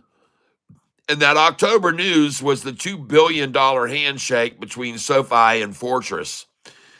But I want you to see that during this time here, I want you to see the percentages they were buying. 17.24, 18.01, 9% in. And that's what index funds usually do, is they buy in at 18.92%. Index funds buy in at 18.71% increase in their value. And they buy in at 19% like this. But then all of a sudden, institutions started coming in like Charles Schwab and increasing by 60% and 52 and 48. And they got other people's attention. Charles Schwab, they had 50% and 48%. And other people said, holy cow, if Charles Schwab's coming in at that, Fidelity better come in too. So Fidelity came in there and there, two accounts, one there, one there.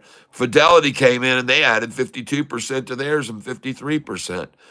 And then others looked at Fidelity and all BlackRock said, man, we better join Fidelity. And they added to their portfolio 48%. You see how this works? And then you have all these other ones, Fidelity again, BlackRock, Fidelity, all buying SoFi and increasing by 54%, 58%, 77%, 44%, 47%. And then the other ones came along. Vanguard said, whoa, whoa, whoa, we got to get in 52%.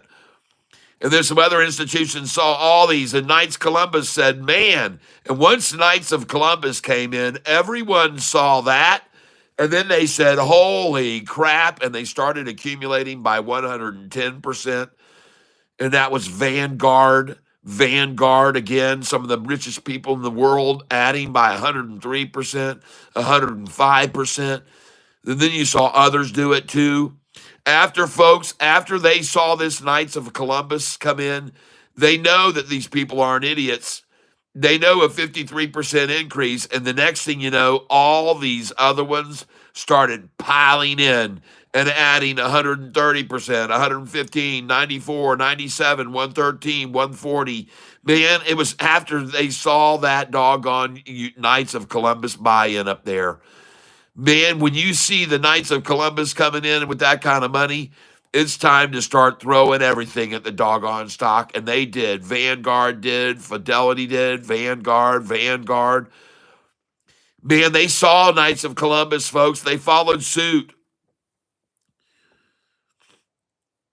How did we do with SoFi? We did great. We sold it today at the very high of the high. We sold today SoFi at $14.86, 87, 88, 89. We sold thousands of shares there, and then we got to buy it back as low as 1402, 1403, and even lower. We even got some buys in the 13s there near the end of the day. So we got to buy the stock at $1.45 less than we sold it for today. And that is pure grace of God. Thank you, Lord. $1.45 less than yesterday. Another thing some of you might want to know about SoFi is that besides this massive a number of index funds buying SoFi, you might want to see the state funds that are buying SoFi.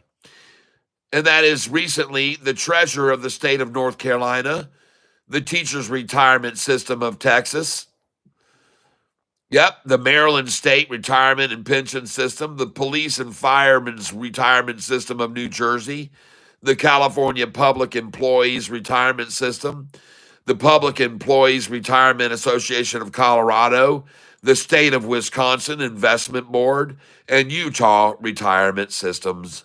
All of these states buying SoFi, folks. They're putting their pensions on the line and their retirement systems on the line with SoFi, folks, to show you the kind of credibility that SoFi has and the confidence they have in this stock to go higher. And I'm guessing that today, when more longs came in like that and index funds came in, they won't be selling their shares either, folks. So I wish I could stick around with you more. I'm very happy to see SoFi rising in the afternoon in green. It doesn't surprise me one single bit to see that the case. And I want to congratulate everybody who decided to buy SoFi today. In the same way that I congratulated everybody who bought on my first day of streaming almost 2 years ago on May the 17th. And I told everybody that day to buy SoFi at $4.66 a share and $4.67. I believe it was May the 17th. It might have been May the 16th, but I know it was right after David Chiaverini came on the scene with his downgrade and $2.50 price target because he inspired me. Well, everybody, I want to thank you for being here with me again today. Compare a Matt Tech and $13.99. Yeah. Well, I was able to buy SoFi today at the low. And I'm very happy that I did decide to buy SoFi today when they ran it all the way down there to that low of $13.43 or whatever we bought. That was good buying right there, folks, to just stay in it because you had to know it was just being manipulated, period. And so, congratulations, everybody. I want to thank you for being here. I appreciate it again today. We're going to see this thing turn around just like we did off the 6s and 7s. They'll be playing this game in the 13, 14s for a while, and then it'll go right on up like it did after they played it in the 6s and 7s and 8s. For months and months, we were in 6 through 8 and 8 through 10. I mean, just months and months and months there. And look where we are now. They're fighting to pull us down to 13.55 close when the price was $6 a share 6 months ago on August the 5th. August the 5th, September, October, November, December, January, February, March the 5th, 7 months, price up $7. I'll take $1 a month from now on till the end of the year, wouldn't you? Yeah. We'll see $13.50 now, $1 a month. In my birthday next year, $14.50. Then May the 4th, $15.50. June the 4th, $16.50. July the 4th, $17.50. August 4th, $18.50. September 4th, $19.50. October 4th, $20.50. November 4th, $21.50. And December 4th, $22.50 a share. Can easily happen, folks. Very easily happen. Easily happen. And I expect it to. I expect it to. With news like today coming out,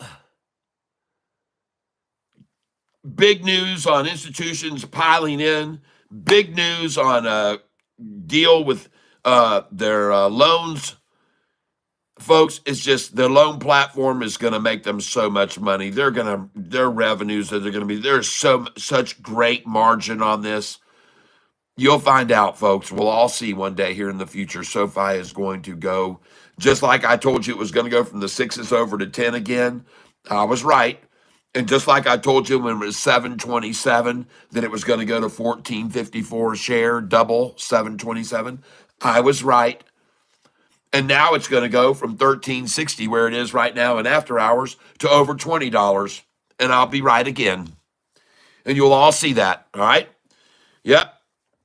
You're welcome. All right, everybody. Hopefully you can see me. I'll go over here and see my screen. Yep. I think I can be seen by everyone. Thanks again, Kat. You're welcome. And I want to congratulate all of you because it's dang good to see another shorting institution get their ass out of SoFi today. All right. And I can see you guys can't really see well. So let me go back here. Hold on a second. And let me turn the screen around. There we go. That looks better. Holy crap. Get them out of here. I don't want to build mine. There we go. Come on now. Let's get this thing fast forwarded past this limited. The Elon Musk folding house. There we go. Now you guys can see that better, and you can probably see me better now too.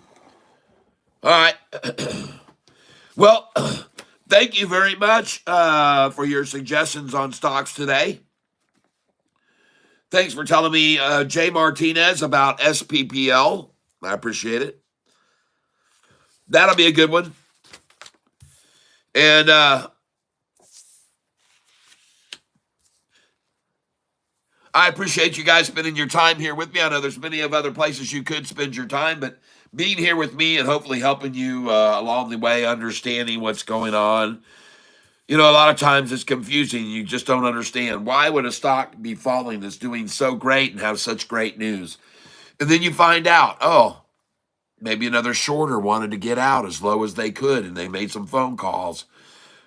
I want to know in a poll here I'm going to do before I leave. I just want to do a quick question poll. Not a lot of people here to participate in this poll, but I still want to know, did you watch the Jim Cramer manipulation video I sent a link to on Friday? Did you watch the Jim Cramer YouTube video on manipulation I linked to Friday? Okay, did you watch the Jim Cramer YouTube video that I linked to on Friday? There's my question, yes or no.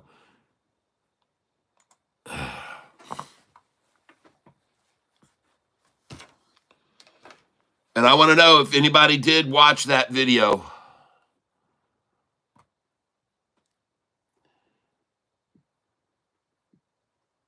Wow, 100% said yes. All right.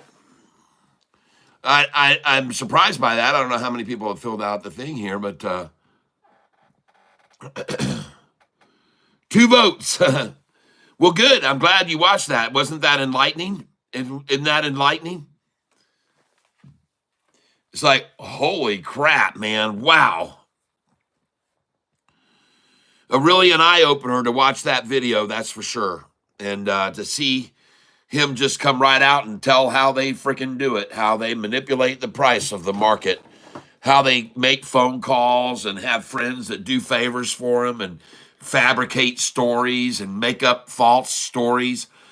I mean, it's really, really quite interesting to see that video. And I'm glad you guys that did watch it, because it can be a real eye-opener.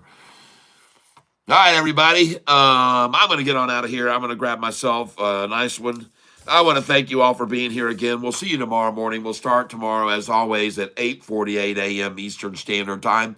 And I might be able to get this finalized. I'm glad to see I got my microphone working and got some audio coming over here. Now I just got to get it on my OBS. So hopefully I'll get that done. Hope you guys have a great evening. I'm going to have a chance now to work on this and see if I can get it hooked up for a nice OBS stream tomorrow from my computers to give some of you a view of this daily broadcast in a wide angle, full screen OBS format. I hope I can do it tomorrow.